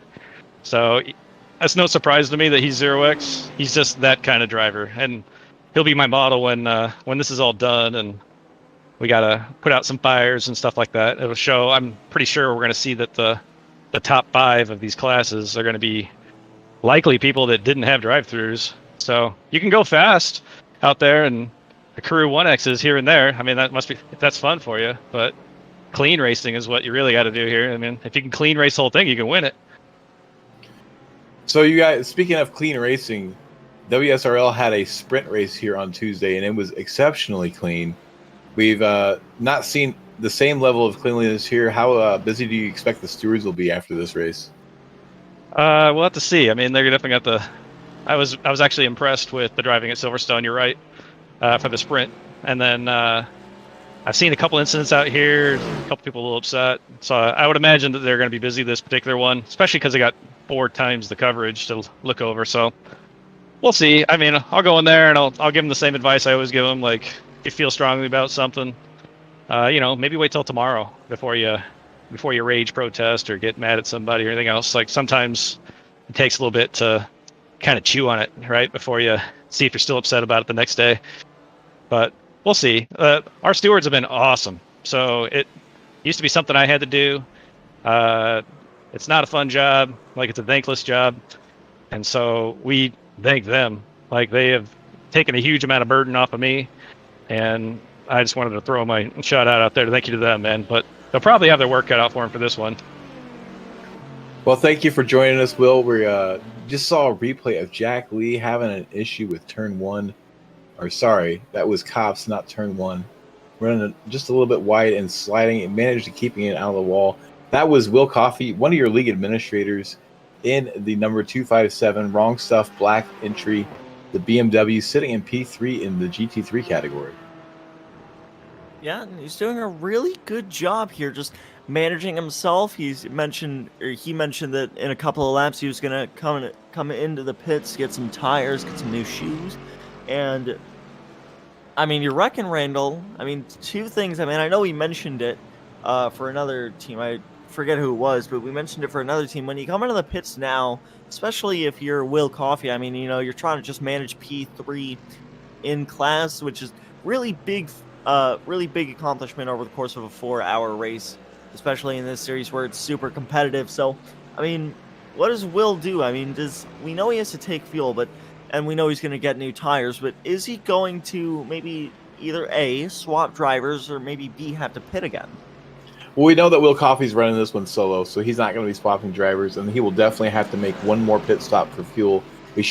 All the GT cars should be able to make it on one more stop pretty easily. It's only the LMP2s that are going to be looking at possibly having some issues, and I really think at this point, Prismatic Motorsports Freya might be the only one of those LMP2s that's going to be looking to have a splash and go at the end of the race. Yes, here's the overall GT3 standings. Everybody spread out for the most part, except the DS Racing Mercedes currently chasing down the BMW entry from the GPVA, Natural Solar Portfolio Racing team. So the DS Racing Mercedes, driven by Marco Villela there, the Portuguese driver, trying to catch up to that BMW to try and put his team into the top 10 in the GT3 class. He's got plenty of time to still make up positions here, 52 minutes or so, and a pit stop. So there's plenty of opportunity to make up some ground. He's right on the tail of the P4 in the AM category. So he's definitely going to be able to make a move here soon, if not jump him in the pit stops. Yeah, most certainly. That is pretty much the closest battle in the GT3 class, but it looks like that's pretty much... There's no pretty much close battles between the GT3 Pro-Am and AM divisions in those two separate classes, so... And I hate to jump in here, but it looks like we may have had an incident with the 296 with Bradley Alvis, who was earlier fighting with Will Coffey. It's like possibly turn 3, turn 4, following the overall leader. Do we need to see another? Oh, he just gets a little greedy on the throttle, has a bit of oversteer, has to correct for it, and is able to go on his way, but it's lost a little bit of time from that. And this is what happened to Jack Lee. This might have been during our interview with Will Coffey. This looks like he misses the Vale chicane. I remember in our interview with Will Coffey, he spun around. This time he didn't spin around, just kind of missed the Vale chicane, brings it nicely through the final corner, just keeping that car safe. And now Marco Villela is still trying to catch up to the GPVA Natural Stella Porfia entry in the GT3 class, driving that BMW. Doing a pretty good job, you know. Marco's faster in some sections and a little bit slower in others, but just doing a pretty good job. And no, he's into the pits now. He's into the pits, so it looks like final pit stops for the GT3 cars are underway. This won't be their last stop, if I'm not mistaken. I believe they'll have to pit once more, but this is gonna make this race a lot more interesting now, as everybody's gonna have to start to head into the pits. Oh, he missed his stall a little bit. You saw he had to back up there. Hey, Randall, Alex. Yeah, this is very early for a pit stop too, so they could be in fuel trouble here. They should be able to stretch it for about another 10 minutes. So we may see some splash and dashes out of the GT3 cars if they're pitting this early. Hey, Randall, Alex, before we get into this round of pit stops as quick as possible here, wanted to ask you guys about the tire wear. So we've seen a lot of, especially in this GT3 class, we've seen cars that have been able to drive up, take out, 6, 7, even 10 seconds sometimes, drive up to the back of their competitors, and then they just start falling off the back of them. How much do you think is that tire wear, or do you think that's just more tire heat? So tire wear and tire heat are kind of go hand in hand. The more you heat your tires, the more they wear, and the less grip you have. The sim is a little bit different than how things work in real life when it comes to tires. So in real life, you don't have like a percentage of wear like you normally would. It's normally measured in how many heat cycles you put through a tire. And as you put more heat cycles through a tire, the less and less grip it'll have. It's a bit more of a linear kind of thing in the sim. As you get lower percentage, you get less and less grip. I think what you're seeing is it's one thing to catch somebody and it's another thing to pass them. But you could also be seeing that as they catch somebody, they start to go for a move. They really push the car. They start to overheat the tires. And on a track like this, as we heard Will mention, it's very hard to cool off the tires. It takes probably as much as 2 laps to get the tires back into the working range that you want them to be in. Yeah, and another factor that could play into that as well is, like Adam mentioned, drivers catch up to each other and then they just start falling back. That is a part of the tires. And then another thing it could have been, it's probably a little bit more minor, probably doesn't affect the cars as much as the tires, the tire wear and the heat would. But another thing it could be is dirty air. Silverstone has a lot of high-speed corners like Maggots and Beckett's, that section, and also the complex of the first couple of corners. And those high-speed corners could be bringing dirty air to the chasing car, and it just causes them to start to fall back lap after lap until suddenly you're maybe in the position of Roxy Gibbs and now 6.5 seconds back behind the Porsche in front of you. And there's really just nothing you can do about it, as you've already you've already worn your tires and heated them up too much trying to catch up, and then dirty air just makes you fall back, and you really just can't handle it on that set of tires. So another factor that could play into it, and although I'm not sure if it's as major as tire wear would. So dirty air is definitely a factor. It's less of a factor in cars like the GT4. It can be a factor in the GT3. And what really happens is you get that dirty air and you tend to over input on the steering wheel to compensate for the lack of grip. And that'll just cause more tire wear. So whenever you get close to a car, what you really need to do is back up your entry to try to save those tires a bit and try to set up a move to get a better exit out of the corner. And sometimes we see drivers get a little bit greedy and try to get a move done on entry instead. Yeah, and that's really where a lot of risk can be found, is trying to make moves on corner entry. Because if you're trying to make moves on corner entry, unless you got side by side with that driver down the straight and you're just equal braking into a corner, but if you're, that'll probably be fine. Wow, Justin Barrera goes 3 wide to get around some GT3 traffic. I mean, I mean, if you're trying to make a move down the inside at the end of a straight, and you're side by side, you guys are even, you can break it about the same time, no harm, no foul. But if you're trying to make a move into like a slow corner, like trying to make a move into turn 3, you dive bomb it in there. That's where a lot of risk can come from in terms of damaging the car. Because, I mean, you send it in there too hard, there's 2 things that could happen. You miss the corner, you can continue on, but you just have maybe a little bit overcooked tires and, some hurt pride a little bit and some lost time. But the worst case scenario is you send it in there, hit the brakes too hard, lock up, and you just slide into the person that's to your left side, or you're outside entering the corner. And that's just really where a lot of the risk can come from. And it's really where a lot of these guys have to be careful. Is here's a massive gaggle of cars as this group of drivers heads through Luffield, I think that was. Is the overall P2 trying to make his way through the GT3 traffic? Now is able to get clear of them, and they all fall back into line for turn 1. Sorry, that's not turn 1, that's Cops. It's very easy to get those 2 confused.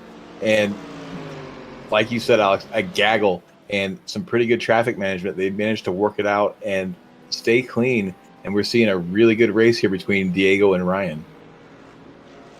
Yeah, is Ryan doing a pretty good job closing this gap? I reckon he might have a shot at the end of the hangar straight. He got a really good exit there. Now we'll dive to the inside as they head onto the ridge. Down the hangar straight, he'll get his nose out front by the time they get to the corner. And also, might I mention, as Ryan Kirk going to easily take this spot, might I mention that the Rabbit Chase Racing car is currently in the pit lane. So that puts the Natural Sir Portofino Racing car into the lead of, I believe, the GT3 AM class. I could be mistaken, I'm not sure.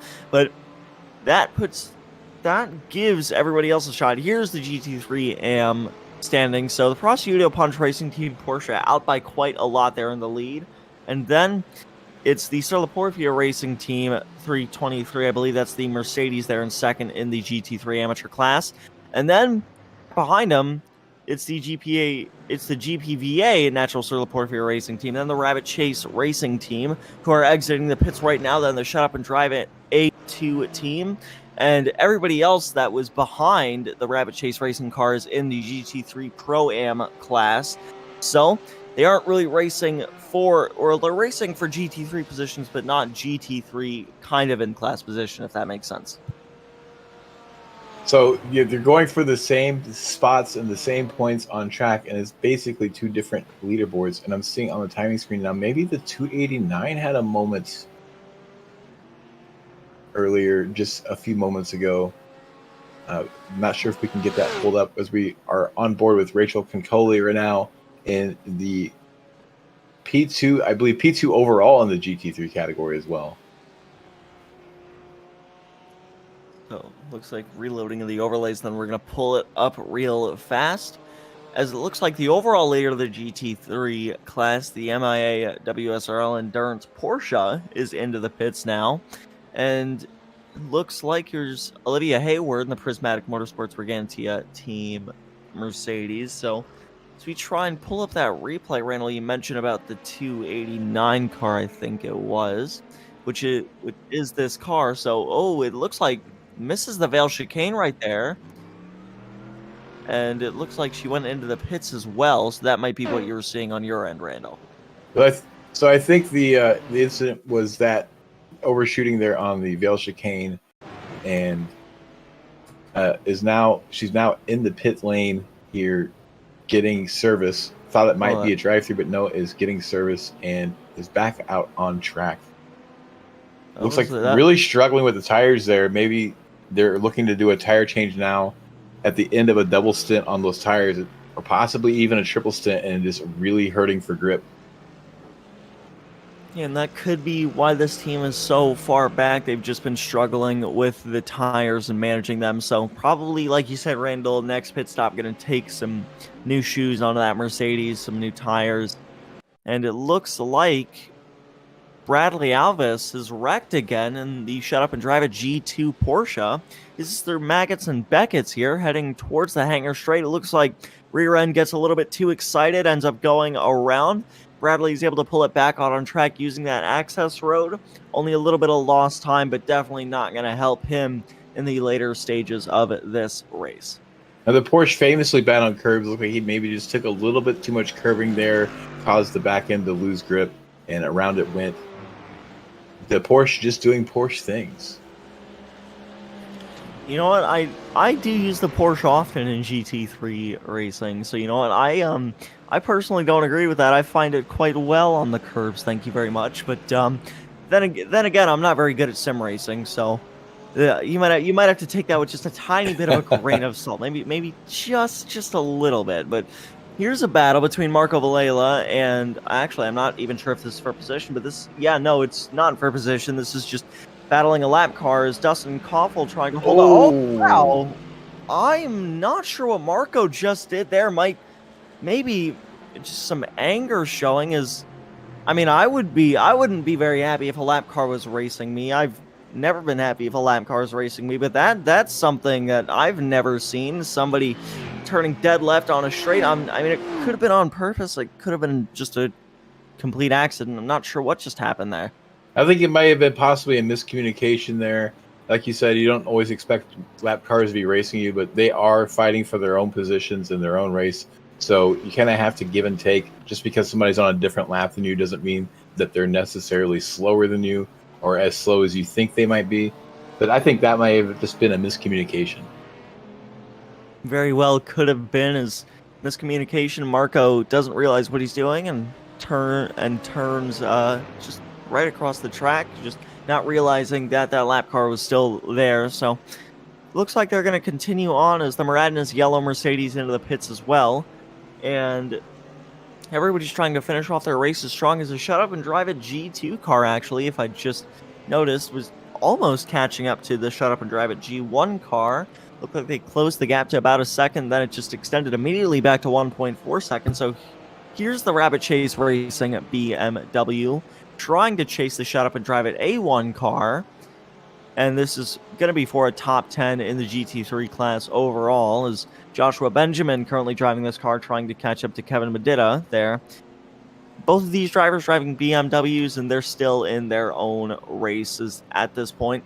Just trying to finish off this race, try and get these pit stops done right, and try and just make sure just no mistakes, try and bring it home clean. And that's also going to be just pretty much the main thing for the lead of the LMP2 class. We're on board with Old Man Dan now as he's approaching a pack of GT3 cars coming into one of the slower sections of the track. This is actually a pretty decent spot to catch some slower cars in the LMP. The apex speed between the GT3 and the LMP and the slow corners is about the same, since the LMP relies a lot on downforce, and you don't have as much in the slow corners. Is now going to get two of these cars handled as he enters Bricklands, and will probably get the third car possibly on the outside of left field or shortly after left field. Yeah, trying to just maneuver through some GT3 traffic. He's just got to keep this car clean. That's pretty much been the name of the game for Daniel Willis and Nathan Olson. Just trying to keep this car clean, just bring it home in one piece, and hopefully bring it home to the lead of the race, which has been their plan pretty much for the entire back half of this race. Alex, it's me in the production booth again. If you look at the track map there, if I'm not mistaken, that number 70 car there, highlighted in green, is about to catch that number 127 car again And that would be to put number 127 2 laps down, if I'm correct. I'm going to correct you. I'm going to correct you there, Adam. That's false. I believe the Miranda Sapphire car has recently pit, and the pit cycle is working itself out. Though right now he's only a minute 42 ahead, so maybe had to serve a drive-through penalty as well in this. Okay, it looks like they both pit on lap 104. Got it. This is why I'm in the production booth. I'm going to go back down there and eat my Cheetos now. Go back to your corner. Randall, we really got to find a way to just find a way to hack his microphones, find a way to turn it off or something like that. It's becoming a real problem. At least he's not cursing anybody this time. Yeah, I have the same microphone, so I might be able to help with that a little bit, but I'm not sure. We'll have to find out. But getting back to the race, I know it's a minute and 40-second gap, but it looks like Joshua Lane has been ever so slightly closing this gap, and this isn't going to happen on track. It's going to have to come in the pit lane if the Maradna Green car were to catch up to Daniel Willis. But I mean, the Maradna Green car driven has been putting down some pretty consistent laps there. As you see the time knockout over the course of the last 5 laps or so, you see Lane it's like Adam just told us, it's starting to look like the last race where late in the race, Lane has started to just really start knocking out entire seconds out of that gap. It's down to a minute 39 now, so I don't think he'll be able to close the gap all the way, but it's currently very impressive showing now late in the race from Lane. So I'm trying to look through the incident log to see what happened to possibly have caused this minute or nearly 45 seconds worth of lead to evaporate. And I think it may just be pace. They both pit on lap 104. We're currently on lap 111. I can tell you that Josh Lane was in the pits for 20 seconds longer, which indicates that he's probably on a fresh set of tires. Daniel Willis is probably on the third fuel stint of these tires. So probably struggling for some grip, not nearly as fast as Josh Lane right now on those fresh tires.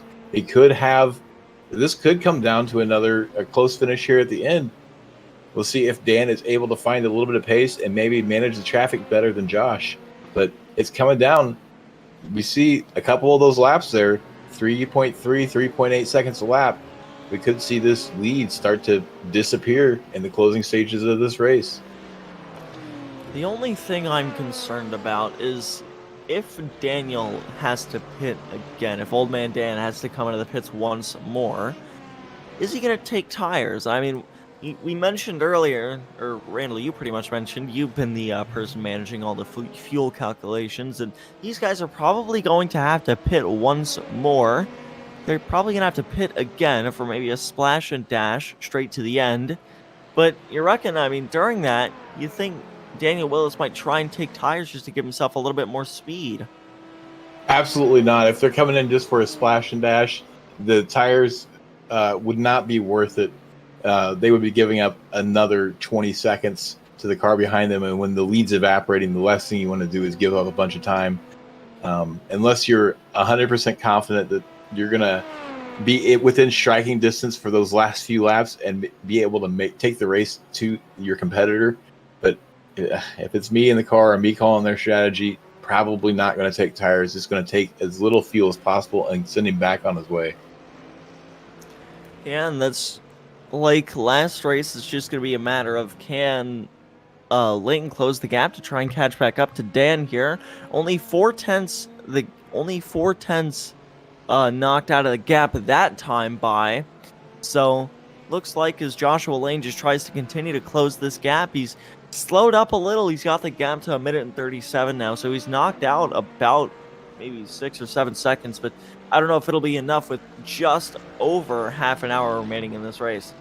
So one other thing that could come into play here is if these Maradna's cars do need to do a splash and dash, and if Daniel's lead continues to evaporate, we could see the likes of Metamorphosis and Prismatic Freya enter the fray for this battle for the lead, as they look like they're both in a good position to make it on just one more stop.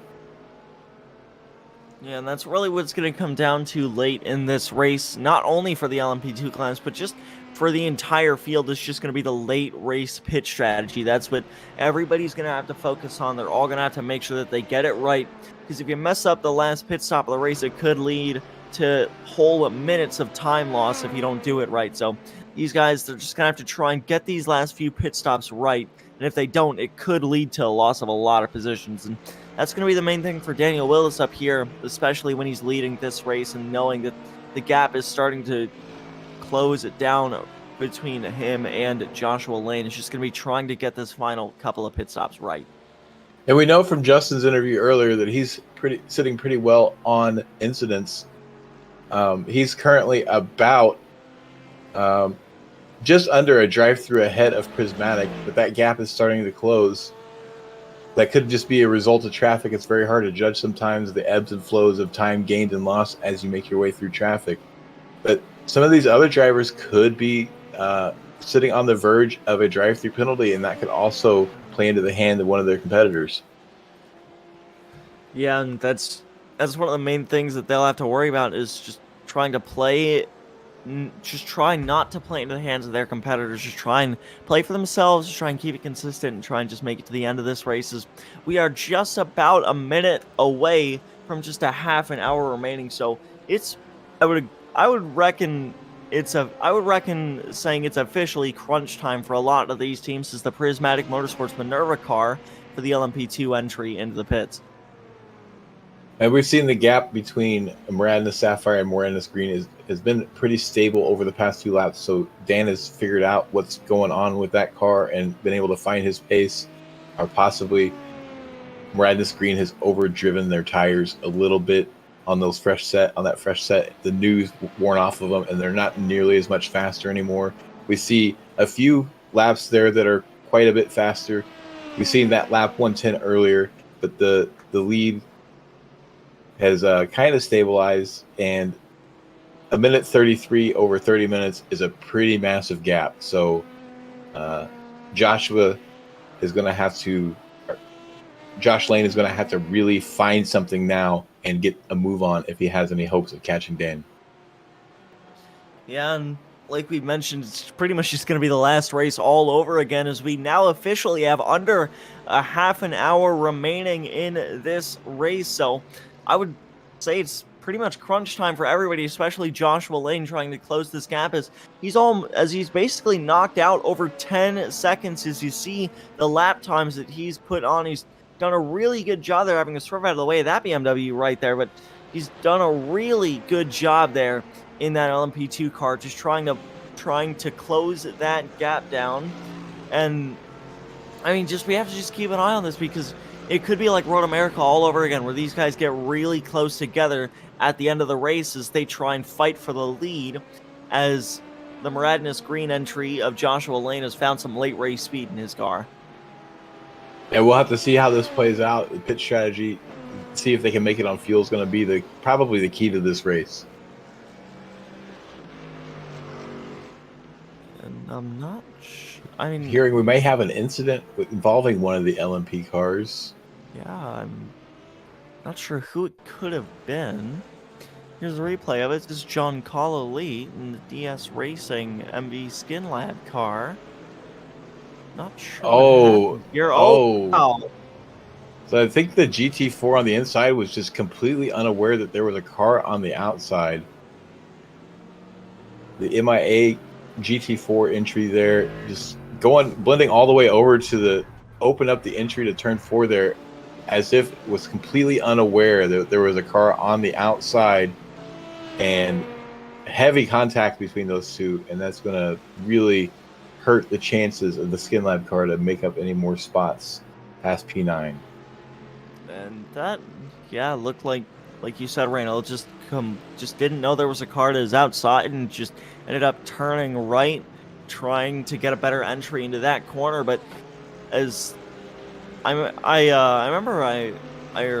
just saw Adam mention to us that Barrera, he told us that it's about 37 minutes on a tank of fuel. So what do you reckon everybody in the LMP2 field is going to do with that information. They can go about 37 minutes on a tank of fuel, so I'm not sure when, or I know Daniel has pitted like at some time in the final quarter of this race, but oh, here we go. Oh, this is really handy. Here we go, last pit laps. So it looks like the last time both the Maradnis Sapphire and Maradnis Green cars came into the pits was on lap 104. And last time the Freya and Minerva Prismatic Motorsports entries pitted was 113 and 110. Here's Justin Barrera into the pits, I presume, for his final stop of the race. So the Maradnis Sapphire and Maradnis Green cars, I reckon, pitted maybe I would go on a limb saying maybe at the 3-hour mark, sometime around there, which means that they will both have to pit once more before this race is over. That's right. I called it that was pretty early for them to come in, that they're almost certainly going to need at least a splash and go. But if they're getting 37 minutes out of their fuel tank and they've pit 11, 12 laps ago, that's 20, 22, 24 minutes ago. They're definitely going to need some more fuel. And you may be right that Sapphire may be able to take tires for that final stint. With that much fuel going into the car, they do not change tires and refuel at the same time. However, the gap is still 1 minute and 30 seconds, so you have 20 seconds to give. It would definitely be worth it to take tires at this point. Yeah, definitely, and that's the thing. I mean, we know that the Maradnis Sapphire car of Old Man Dan there, he has a 1.5 minute gap, and I mean, I know we mentioned that if it's splash and dash, probably not going to take tires, just try and stick it out there, but I mean, with a 1.5 minute gap, I reckon by the time these guys head into the pit still, or honestly, if they pitted at about the 3-hour mark, they'll have to pit in around 3 minutes, so I would reckon they're going to pit sometime soon, and with an over 1 minute and 20-second gap that Daniel Willis has to Joshua Lane, you reckon he might just try and take tires just to give himself a better shot towards the end there, just so that way Joshua Lane doesn't really have a shot to close the gap much from to where it is now. Yeah, he's certainly going to take tires here. I would be taking tires. They're going to need about 20 minutes worth of fuel, and with that much time still in hand, it's an easy call to give up 20 seconds for tires. I thought that this lead may have been much smaller once we got to this pit stop here at the end, but he's managed to stabilize it, so plenty of time in hand. Tires will definitely be worth it. Yeah, and I mean, that's just one thing we'll have to keep an eye on, is if Daniel Willis takes tires, is he's really struggling out there, and that's what's allowed Joshua Lane to catch up so much. But here's a battle for position in the GT3 class. Giancarlo late trying to make this move on Eric Rodriguez, who's now behind the wheel of the Prosciutto Punch Racing Team Porsche. So Giancarlo not able to make the move that time. It's still right on the back bumper of Eric as they're having to deal with GT4 traffic now, trying to get around Jake Sombrutsky, I believe is how you pronounce it. I apologize if it's not. In that GT4 car, bit of a draft run from Giancarlo as you see the right front suspension. I hate to break in here. I think we have an incident with Josh Lane. This could be a very critical part of the race. We'll try to get that pulled up, but I'm seeing on my timing board an incident with Josh Lane. I'm very sorry to interrupt, Alex. No worries at all. Oh wow, that is several cars around. This is through turn 3. And here's Joshua Lane. It looks like, I'm not sure, trying to make. He tried to make a very aggressive move on that GT3 car. Ends up setting it in way too hard. That was what I believe I mentioned earlier about the risk of trying to dive bomb somebody to the inside. You just end up. It wasn't really any lockup there. Joshua was making the corner, but that BMW just did not know he was there. Yeah, I don't think that it was necessarily a dive bomb move to try to take over the spot from the 249. I think he was just on a tighter entry, and they just reached an apex at the same time. The 249 had the benefit of a clean track ahead and was able to take the normal line. The 127 came in on a much tighter line, and a gap was there, and it just disappeared. I don't think he was necessarily going for a move, though. Just some bad luck. Yeah, and that's going to slow down his advance. It looks like, if I can't tell if there's a lot of damage to the front end of that car. Here's Brett Whitner now, driving a Prismatic Motorsports Freya entry.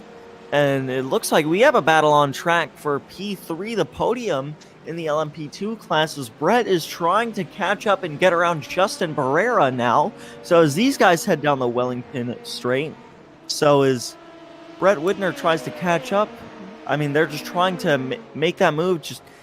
I mean, this is for the podium overall, so this is a pretty big move that Brett is trying to make here as they just try and continue to close the gap and get around Justin Barrera. That's right. They're really trying to close up on Justin to get that move done. Plenty of time left to go. They won't need to stop again at this point. 22 minutes to try to get the move done on Justin. Justin, 22 minutes to defend. Definitely has incidents in hand, so if he needs to take a couple off tracks to find some speed, he may start doing that. I'm not sure where Prismatic sits in the incident count currently, so this could come down to a drive-through penalty, or we could see a nice, clean on-track pass here, but definitely going to be a big fight for the podium here in the last 20 minutes of the race. Yeah, so as they try and catch up to Justin there, still just they got the gap really close now as Brett tries to continue to get around Justin Barrera.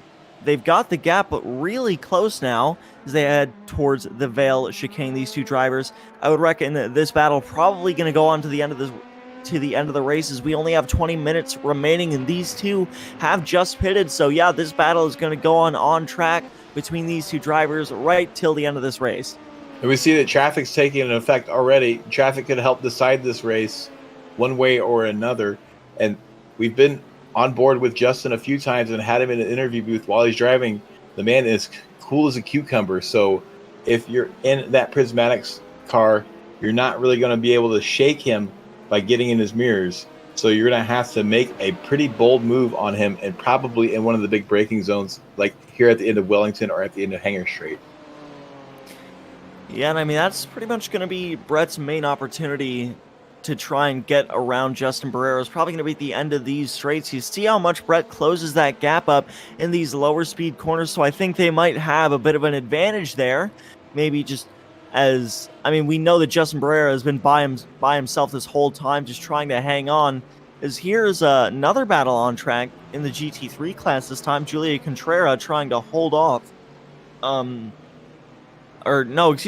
to catch up to Dominic Angelicio in the Mercedes in front of him, as now they're just being passed by the leader overall, Old Man Dan there in the number 1 LMP2 car. But looks like Julio, I think, still trying to catch up. No, he's not even still trying. He is catching up to the Tabula Rasa Esports Mercedes as they head towards Cobb's Corner. So Julio doing a pretty good job closing this gap. Especially considering the amount of damage on that car.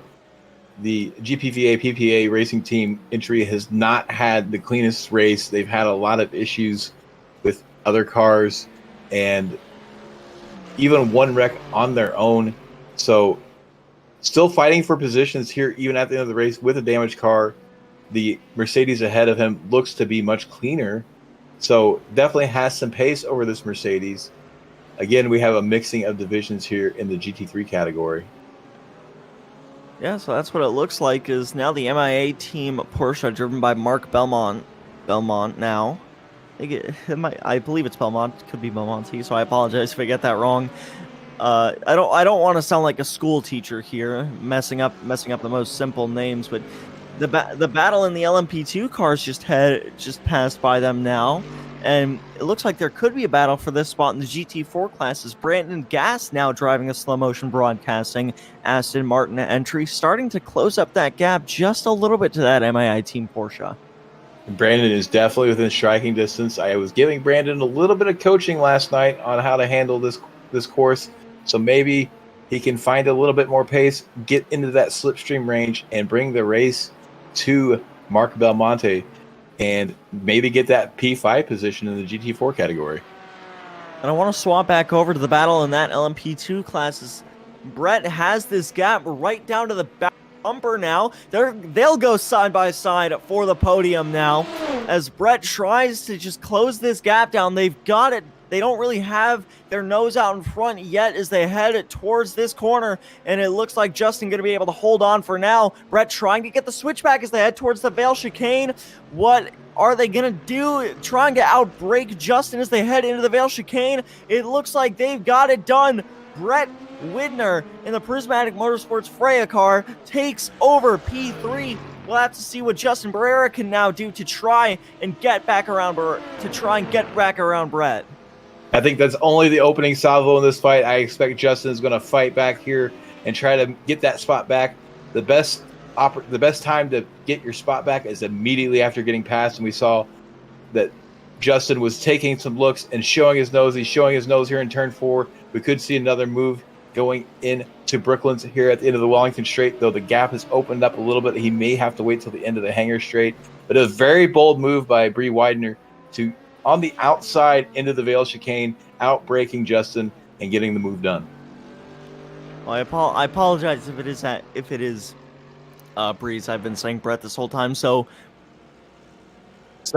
Bree Widner takes over P3. We have to see what Justin Barrera can do to try and just get back around Bree now, as that battle, like I mentioned earlier, still probably going to just rage on in the final 15 minutes of this race, as we are just about a minute away from the 15 minutes remaining mark in this race, as Kevin Medina trying to get back around Marco Villela there.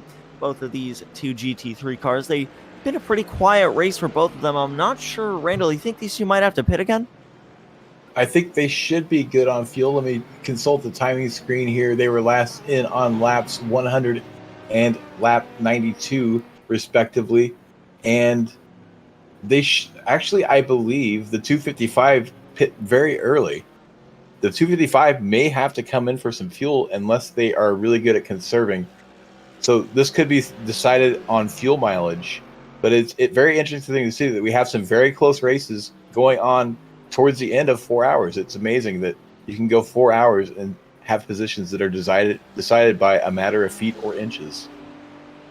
And well, here they go side by side towards Maggots and Beckett's. It looks like Kevin Medina is going to take over that spot, but this could be an advantage for Marco there in the DS Racing Mercedes. Is now, like you mentioned, Randall, he pit a lot earlier, and Medina didn't, and pretty much a lot earlier than all the other GT3 cars did, save for the Shut Up and Drive It G1 Porsche, which pit on lap 89. But Marco came into the pits on lap 92 of this race. We're currently on lap 122, and so I'm not sure what he'll have to do in terms of making it to the end of this race on fuel. But the Muradness Sapphire and Muradness Green cars are both into the pits for the final time today, as it looks like the Muradness Green car going to exit the pits now, as the Muradness Sapphire car still entering the pits. And so here's Bree Widner now still pulling away just a little bit from Justin Barrera. Looks like they had to just sacrifice their corner speed there through cops, trying to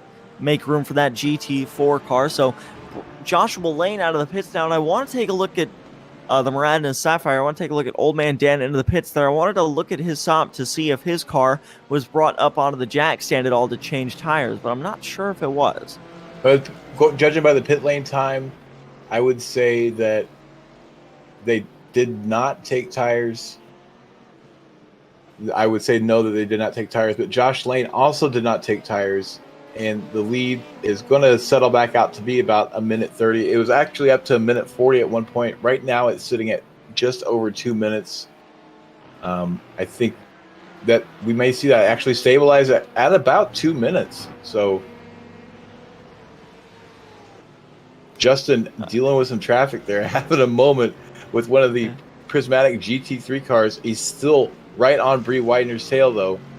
Going to try to get a move done, possibly at the end of Wellington. Going to have the better run out of the tight village corner here. Actually gets pushed to the outside a little bit by some lap traffic, and is going to have to wait and fight another day. Yeah, it's just Barrera still trying to close this gap to Bree. We saw Bree make the move earlier, and it looked like they were in the clear of Justin Barrera after that move, but Justin has gotten this gap back down now. Ooh, very close to wrecking that car almost, was Bree Widner there on the exit of Luffield there. Very, very impressive driving, very good show or very good display of skill from Bree there as these guys, or as these two drivers head through comps now and towards Maggots and Beckett's and about to head down the hangar straight. I think down the hangar straight, if Justin can keep this gap down, is probably going to be the best opportunity for him to get around Bree. They see that both of these drivers are on the button. They're both pushing. They both know what's at stake here. We're seeing a cheeky flash to the lights from Justin here, trying to get into Bree's head. I'm not sure that it's going to work. Possibly that was just to let Matthew O'Leary know that he was going to be passing, but by the position of that car, it really seems like he's trying to send a message to Bree. Bree, having none of it, seems to be pulling a little bit of a gap here as we see the Moradnis GT3 in the background dive into the pit lane. Yeah, and I'm not sure if these two drivers are going to have to come back into the pits again. I don't think they will, as it looks like the gap between the Moradnis Green and Sapphire cars has stayed relatively the same after those pit stops, so it's pretty much, the battle on track is pretty much for the LMP2 class all up to these two drivers, as it looks like, I want to say that Bree is better through the turns 3 and 4 complex of those two hairpins. I want to say Bree is a bit better than Justin theirs. They've really just been able to get the nice line, you know, they keep it on the inside through turn 3, and then they get a nice switchback to get a good line through turn 4 there to head down the Wellington straight. But here's Dominic Angelicio in the Tabula Rasa Esports Mercedes there. And he's just had a pretty quiet race to himself, you know, as he is going to be the next lap GT3 car that Bree and Justin are going to have to get around. So we'll have to see. I mean, especially with where these two drivers are probably going to end up catching up to Dominic. It looks like it's going to be through Mac. Ooh, yeah. That's very sketchy. That was a very sketchy move. And that was almost Justin's opportunity, but he was not able to telegraph where that GT3 was going to be and ends up losing time as well. But he definitely had a shot there to close that gap to Bree. And we've seen Dominic has fallen off from Kevin, who had passed him a few laps ago. So you have to wonder if he's really in fuel conservation mode, or if he's going to be able to bring that car home without having to stop again or not.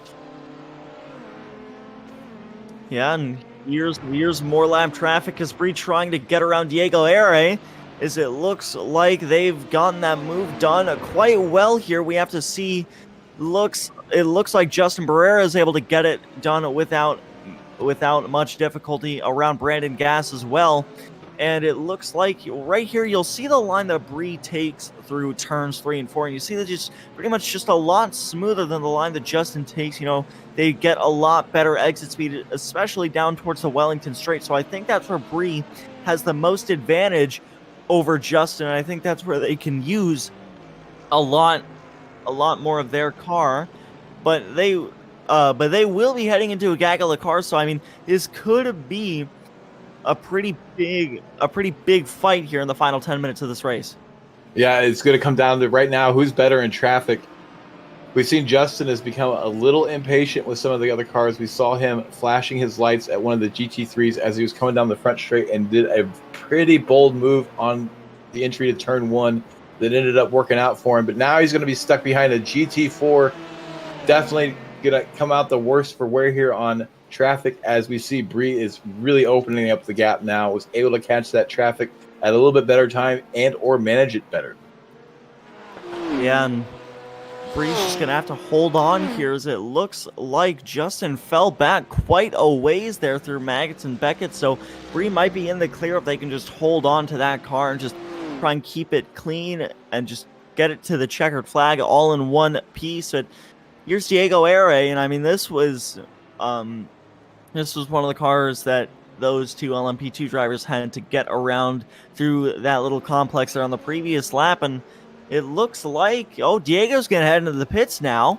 So Diego into the pit lane, and that could cause the Natural Sir Portfolio Racing team to catch up and cause a battle between those two drivers. But Bree Widner is starting to just ever so slightly pull away. I mean, Justin might be able to knock this gap down. Oh, but he misses that corner, and that is going to affect him a lot, really pushing that car.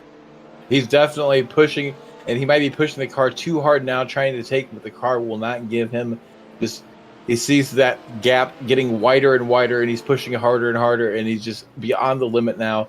He needs to take a couple deep breaths, let the car drive where it wants to go, just kind of guide it, don't steer it. And if you have the pace, that gap can still close. Yes, it looks like we might have another battle in the GT3 class between the Serlaporfia Racing teams. These two BMWs, as they're going to have to deal with, I believe, Robin Summer coming around them there, driving the Prismatic Motorsports Minerva entry down the Wellington Straight. So this will be a battle. It looks like Diego came into the pits there on that lap in that green BMW. So now Patricio is going to have a shot to get around him here.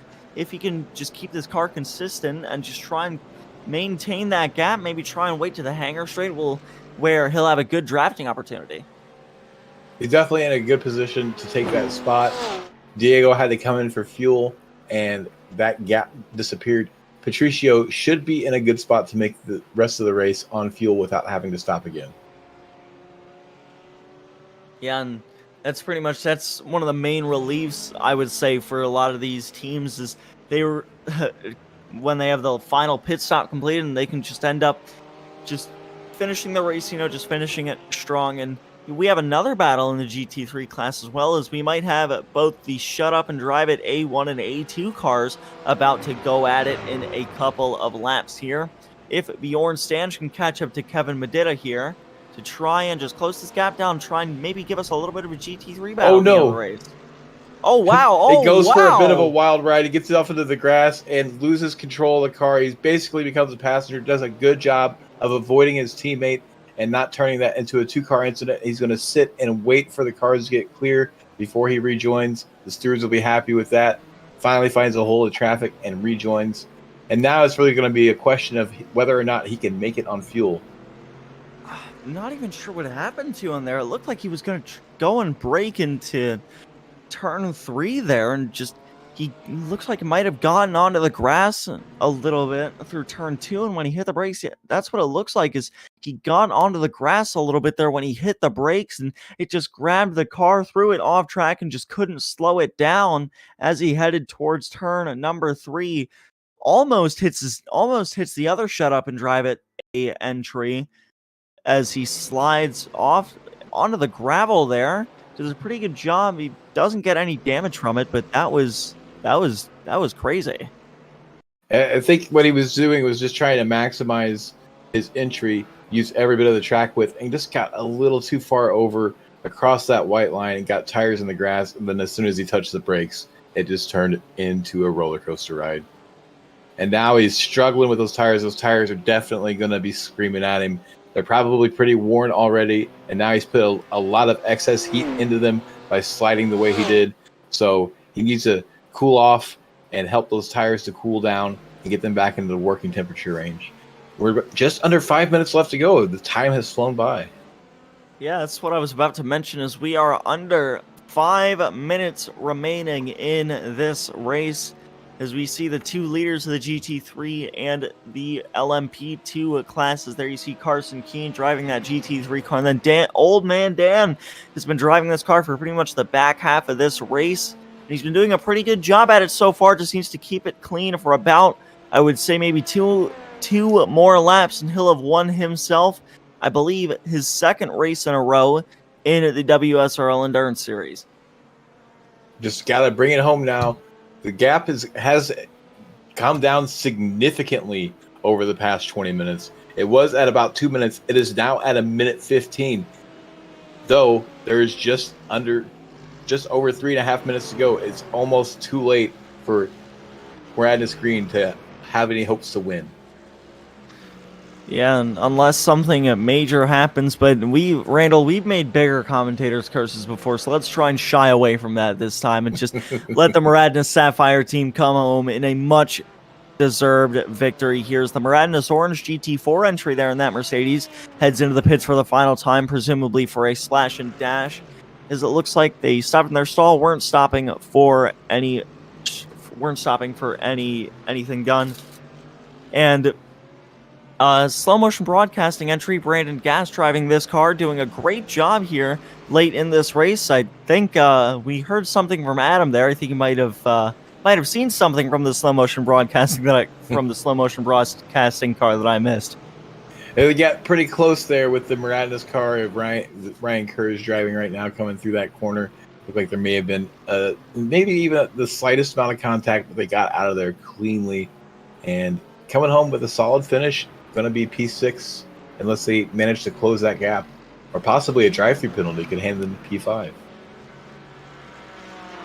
Yeah, and that's one thing in endurance racing, especially, or well, really just endurance racing in general, races that are several hours long, is just never give up. Literally anything could happen in an endurance race. Here's Mariano Donzelli in that BMW, currently sitting in the pit lane, sitting in his pit stall right now. I'm not sure if he's getting serviced onto that car, but here's Joshua Lane heading across the line, and it looks like, if I'm not mistaken, the 70 car, the Miradnas Sapphire team, could be taking the final lap this time by.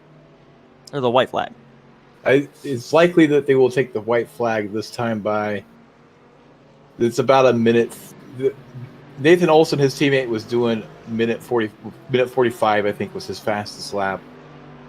So we could see a second lap. No, we're definitely going to be seeing the white flag this time. My fault.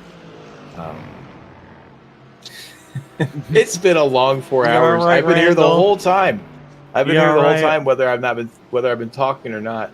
We should be on the white flag now.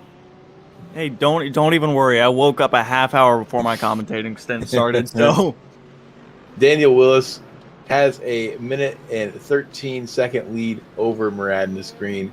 Should be able to bring it home here. Just, don't get cursed by the commentators and run into anybody crashing, and you'll be good. Yeah, Randall, we've had a bad streak of commentators curses recently. I'm not gonna lie to you. So I'm gonna hope that Daniel Willis, old man Dan, can bring this car home in one piece. On the final lap of this race, he's just gonna be extra conservative now, and it looks like Justin Hall gonna have to pit on the white flag for some fuel. But it looked like that might actually be a drive-through penalty. I think I see that he may have had an incident this lap that caused him to go over one of the incident limits. Yeah, is just about 10 seconds away from the 4-hour mark. Randall, if you want to do a New Year's Eve style countdown, 5, 4, 3, 2, 1, the 4-hour mark now. So the race is official. The white flag is out, and our good old flagman is going to be waving the checkered as he waits for Daniel Willis to come down the hangar straight and into the final couple of corners. They kept this car up front the entire race. No mistakes for this team. They've done an absolute incredible job behind the wheel of the 70 car. Daniel Willis and Nathan Olson, as there's a LMP2 car off track, and it looks like Daniel going to slow down, make sure he doesn't hit anybody, bring this car home clean and in one piece. Daniel Willis is your winner at Silverstone for the second WSRL endurance race, and now we have to wait pretty much a whole minute for everybody else to cross the line. So fantastic performance from the Miradnas Sapphire team. We're seeing some people having some issues here on the closing lap. Some of these tires are very worn. People are right at their limit and what they're able to accomplish with these cars. The tires are hurting and screaming. I think that was Q Nin that had the issue in front of the leader. So we're on board now with Eric Rodriguez. Very close now to the cars ahead of him. 4th position, Patricio. And then we have another battle right in front of them, Matthew O'Leary and Julio Contreras on a slower lap. So this could be really interesting. Presumably these 2 cars in front are slower than the 2 cars behind, and we could see some positions change here in the final stages of this race. Yes, Matthew O'Leary trying to get around the PPA Racing Team at BMW for the final time. His best shot is going to be down the hangar straight here. As they head through Maggots and Beckett's, we'll see what Matthew was able to do. As now, out of the final corner through that series of S's, we have to see it looked like a pretty good exit for Matthew O'Leary now as they head down the hangar straight for the final time. A 4-hour race. It's going to lead to the last couple of corners for these two. They're going to go side by side at the end of the hangar straight as two more GT3 cars watch on in the background, side by side. Oh, bit of contact. No, he saves it. Wow. Saves it using the GPVA PBA Racing Team's BMW's front bumper now. And it looks like side by side. Is that BMW? More contact. Here comes Matthew back around the outside through the final corner. Who's going to get it? I think it's going to be the GPVA car by 0.03 of a second. What a finish. That was quite a scrap to come home to the checkered flag. I imagine that will be reviewed by the stewards after the race to see who actually gets that position. There was a bit of elbows out there. We've seen mixing of cars on two different laps. Matthew O'Leary on the outside at the end of the hangar straight. They make contact and then is able to help get pointed back in the correct direction off the nose of his competitor. And then it goes crazy from here. There's cars everywhere. There's contact. There's backing up, checking up. They're side by side coming to the final corner. And the BMW has the inside line, is going to push out Matthew O'Leary here at the exit as if he doesn't even exist. Runs all the way out beyond the track limit even to take the position away from Matthew O'Leary. So I imagine that will most likely be overturned by the stewards. All right, so just what a race from everybody. I mean, that was just absolutely incredible if we can just take a look at our results for tonight. But Daniel Willis, your winner overall. Fantastic drive from him.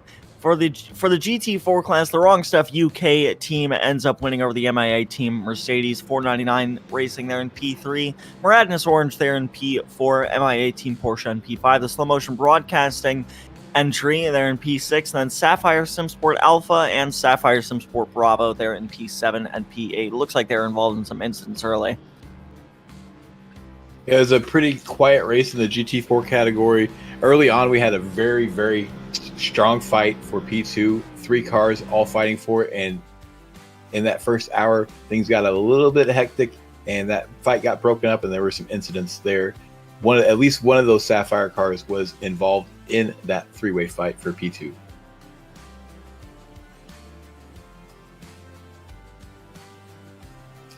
I apologize. I was eating some. Give me one moment. There we go. I'll go through the GT3s here. We have MIA WSRL Endurance, not BMWs. Actually, a Porsche brings home the victory, 9 seconds over Prismatic Motorsports Athena. The league admin Will Coffey in the Wrong Stuff Black manages to come home P3. Shut Up and Drive It G2 bests their teammate Shut Up and Drive It G1 for 4th and 5th respectively. GPVA Natural Sir Porfia Racing Team comes home P6. DS Racing MV Skin Lab, your winners from Road America, come home P7. Natural Sir Porfia Racing Team comes home P8. Prosciutto Punch Racing Team P9. Muradness Yellow P10. DS Racing P11. Shut Up and Drive It A1 P12.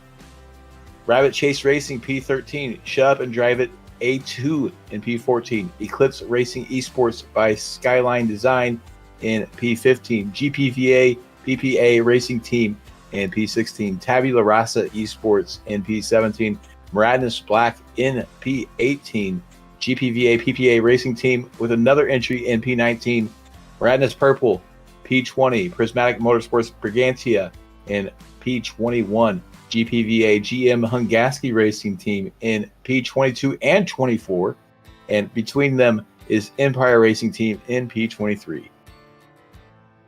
I do apologize for that, Randall. As I'm sitting here for 2 hours yelling at fake race cars. I gotta eat something, and so for the LMP2 results, the Muradness Sapphire team, absolutely fantastic win from them. I would probably go out and say they led close to every single lap tonight, over 130 laps at this track, which is absolutely insane. So congrats to them, fantastic drive. Muradness Green, late race charge, they couldn't bear any meaningful fruit from it though. Great drive from them. They finished P2. Prismatic Motorsports Freya Bree Widner bests Justin Barrera there in P3 and P4. Prismatic Motorsports Minerva ends up P5. Vaporworks Motorsports Racing Team ends up P6. And Sapphire Simsport Charlie, it looks like they were involved in an incident early, ends up P7 in the LMP2 class. But Randall, what do you say we get to some interviews now as we're going to drag in the winning team, Muradness, Sapphire, Dan Willis, and Nathan Olson. How was it out there? I'm really glad Nathan talk first.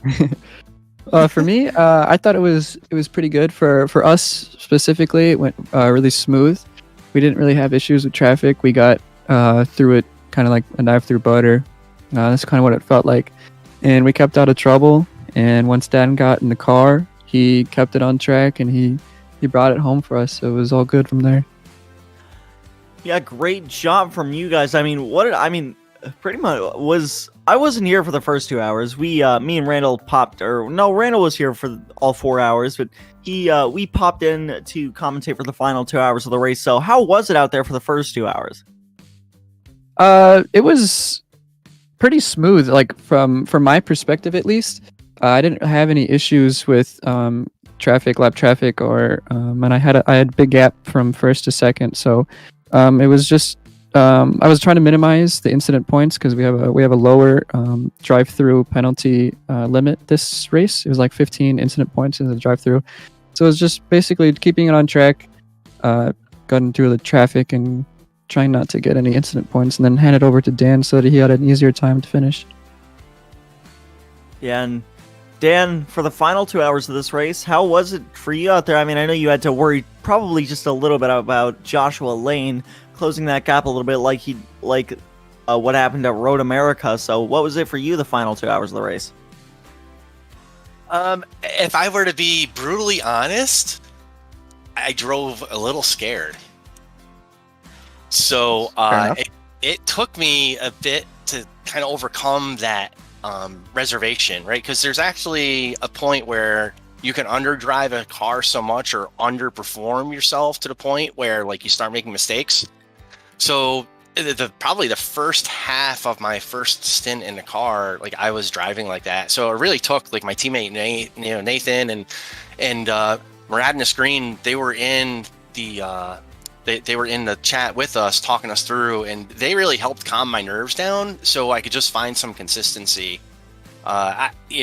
Due to where we were on the track compared to the rest of our competition, I really had a luxury of not having to really push the car and just keeping it safe, and that allowed me to navigate traffic, pretty safely. There was really only one, I'm going to say, close call that we had with a couple of GT4 cars, but outside of that, I was really able to mind my manners, so to speak, and give everyone else an opportunity to be successful out there. So I'm certainly happy where we ended up, but in terms of my personal performance, I'm satisfied with what I did. Yeah, you were doing a great job out there in the number 70 car. So before we let go, anybody you want to thank up here? Oceana Coffee, Dan Morad. We have some new sponsors that are going to be dropping with the Muradness team pretty soon here that you all see. Looking forward to working with them. Just thanks for the opportunity, everyone. Thanks for coaching. Thanks for Stu and Nathan and the whole team. Just thank you for giving us all the opportunity. And I have to say thanks to my wife, because sitting here in a chair with our kids running around, I'm not able to do this without my wife's support. So thank you to her. All right. Well, unless Randall has anything for you, I believe that is all I have. I have one quick question for Nathan. Okay. Nathan, there was some bemoaning of the disappearance of your high school photo on your driver profile. Will we see that returning next race? Yeah, well, I mean, I gotta please the people if they want to see it. I could definitely put it back. Next time you see me in what is it, Nordschleife? I believe so. Yes. Maybe I'll have that picture. Maybe I'll have a different picture. I guess we'll have to find out. That's excellent to hear. Thank you guys, and congratulations on the win. Thanks for the broadcast. Really appreciate the broadcast. You guys do a very good job. Well, we all appreciate that over on our side, but that's all we have for you. So we'll drag you guys both back. Congrats on the win. And Randall, who have you managed to find for an interview next? We have Jamie Southwell, the winner in the GT4 category. Jamie, I believe you were in the LMP2 at Road America, made the switch over to GT4 and brought home the trophy. Tell us about your race. Yeah, where to start? That's my first race ever in a GT4 car, so I'm pretty happy with that. I was just cruising around, minding my own business, giving everyone loads of room, and saw the other team, so I think it was MIA Team Merc, box towards the end of it, and I came out ahead of them, and that was it. As the panic starts setting in, and managed to keep it together for the last sort of 20 minutes. So I will say that you did not make it onto the broadcast very often, and that in an endurance race is typically a good sign. It seems like you had a pretty clean race. I know the incident limit was very low. Did you end up with any drive-through penalties, and how did you manage that incident limit? No, so I didn't get any penalties. I think I was at 12. I had one little spin from myself, a touch of grass, and it just lost it just from the inexperience of the car. But the rest of them were sort of little mistakes trying to avoid overtaking cars, just giving them as much room as possible. I'd rather take the 1X and see how it goes later down the line than get caught up in an incident with someone and with the 15 limit, it's pretty low. A couple 4Xs and you're done. So your first race in a GT4 is a 4-hour endurance race, which you win. Is it fair to say we have a new GT4 fan? I'm not sure yet. I'm not made up. I don't think I won on pace. There's definitely a lot more pace I've got in that car. I was just trying to learn it and notice little sort of differences between the car having no aero, no downforce. So it's a big change to what I'm used to being in the LMP2 car. I just felt like a change, and I thought I'd see how it go, and also it's, I guess, a learning experience, dropping over to a different car in these multi-class things, because I can take that forward, and if I'm in a faster car, I know exactly a bit more how these cars handle and where they can and can't turn as much as the other cars. So that is valuable experience indeed. And while we have you in the booth, is there anybody you'd like to thank or shout out? I want to thank Will and Dre, obviously, for those two. The amount of time they put into this to get these races out there and get the amount of people we do turning up to them is incredible, especially for only the second endurance race that TWS has done. And we still had a really good turnout, and it was good fun. I want to thank all the other drivers as well. I mean, there's some really clean driving. There was no one trying to force their way through. From my perspective, anyway, I gave them lots of respect, and I felt everyone was doing the same to me. So it's a fantastic race. Well, congratulations again on your win, Jamie, and we will let you get out of here and go celebrate. Thank you. Have a good one. Cheers. Thank you for the broadcast. I'll watch it in a bit. And that was your GT4 winner, Jamie Southwell. And it does not look like we're being joined by the GT3 winner for an interview. So, Alex, I'll hand it back to you. Well, I mean, I wasn't here. I was having PC issues for the first WSRL endurance race, and I am quite upset I missed that, because this race was absolutely incredible to watch. All the strategy that goes into it, all the time that all these drivers put in for all the practice. So, I mean, for some final thoughts from me, I just thought it was a fantastic race. Randall, what about you? It was definitely a fantastic race. Silverstone isn't the first track that comes to mind when you think of a multi-class endurance race, but it turned out to be a pretty good show. And I think a lot of drivers learned a lot about multi-class racing in this particular race. And actually, we are going to be joined by the GT3 class winner. He just popped in. So Carson Keene, the winner of the GT3 class, and it looked like a pretty tough race for you, but how'd you manage it? You did really well. Hey, thanks. Yeah, it was a really tough race, but it was a lot of fun. I think we started P3, and my teammate just put in a really good, really strong couple stints to start us off, and then coming into my stints, made up a bit of a gap to the guys. I think they were the Prismatic team.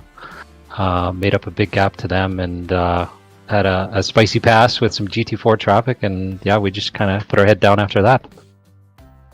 So I have a question about the strategy about this race. Like, did you guys have a planned strategy? Like, you were going to pit at this mark and then this mark, or were you guys just going to the end of the fuel tank and then filling it back up? We were going to the end of the fuel tank, and honestly, the tires actually lasted a little bit better than what we had anticipated from practice. I mean, the track got a little bit hotter than we had anticipated, but the car felt really good, and we just kind of played it by ear a little bit, and managed to save a couple laps of fuel, which I think helped us overall make up some time on the Prismatic team. Yeah, and you guys did a really good job just holding on, battling that Prismatic team. You're able to hold on throughout the pit stops and on track too. So before we let you go, anybody you want to thank, give a shout out to here? I just want to thank the MIA team. We had a couple cars in GT4 that had a really good race as well. I want to thank thank you guys, Slow Motion Broadcasting, as well as the Wrong Stuff Racing League, and just everybody. I know there's a heck of a lot of work that goes into putting this thing on, and I think everyone did a really good job, as well as the other drivers. They did. It was a heck of a lot of fun out there. So yeah, thanks to everyone involved. All right, well, unless Randall or Adam has anything to ask you, I believe that's all we have for you, so congrats on the win. Hope you have some fun celebrating it with your team. You did a great job out there in that Porsche, so I'm going to drag you back. Congrats on the win, and hope to see you up here again during the next one. Awesome. Thanks a lot, guys. Really appreciate it. No problem. And that was Carson Keene, your winner of the GT3 class, and once again, a fantastic race from these guys, but for some upcoming broadcasts, actually, we're going to stall a little bit because I need to pull that up for myself. So, just once again, a fantastic race from the WSRL Endurance Series. I'm a little disappointed that I missed a Road America, but I am excited, I would say, for the next one. But for some upcoming broadcasts this Tuesday, WSL returns from Phillip Island with the LMP2 cars GT3 Pro Am and GT3 Amateur class. No GT4s, it's just the normal series, not the Endurance Series. And then next Tuesday as well, the American Muscle Series, or the SBO Network's American Muscle Series Season 3 finale is at Road America with their Ford Mustang FR500S. Is not going to want to miss that, especially with how Road America is. We know how Road America is.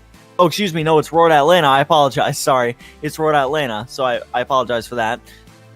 So, WSRL Indy Road on Thursday at Watkins Glen. The graphic, a little bit of a note here says the graphic might be incorrect about that, but they do go to Watkins Glen with the Dallara IR18 Indy cars, and then it's not on the graphic, but the next WSRL endurance races November 6th at the Nürburgring Combined, and it looks like that,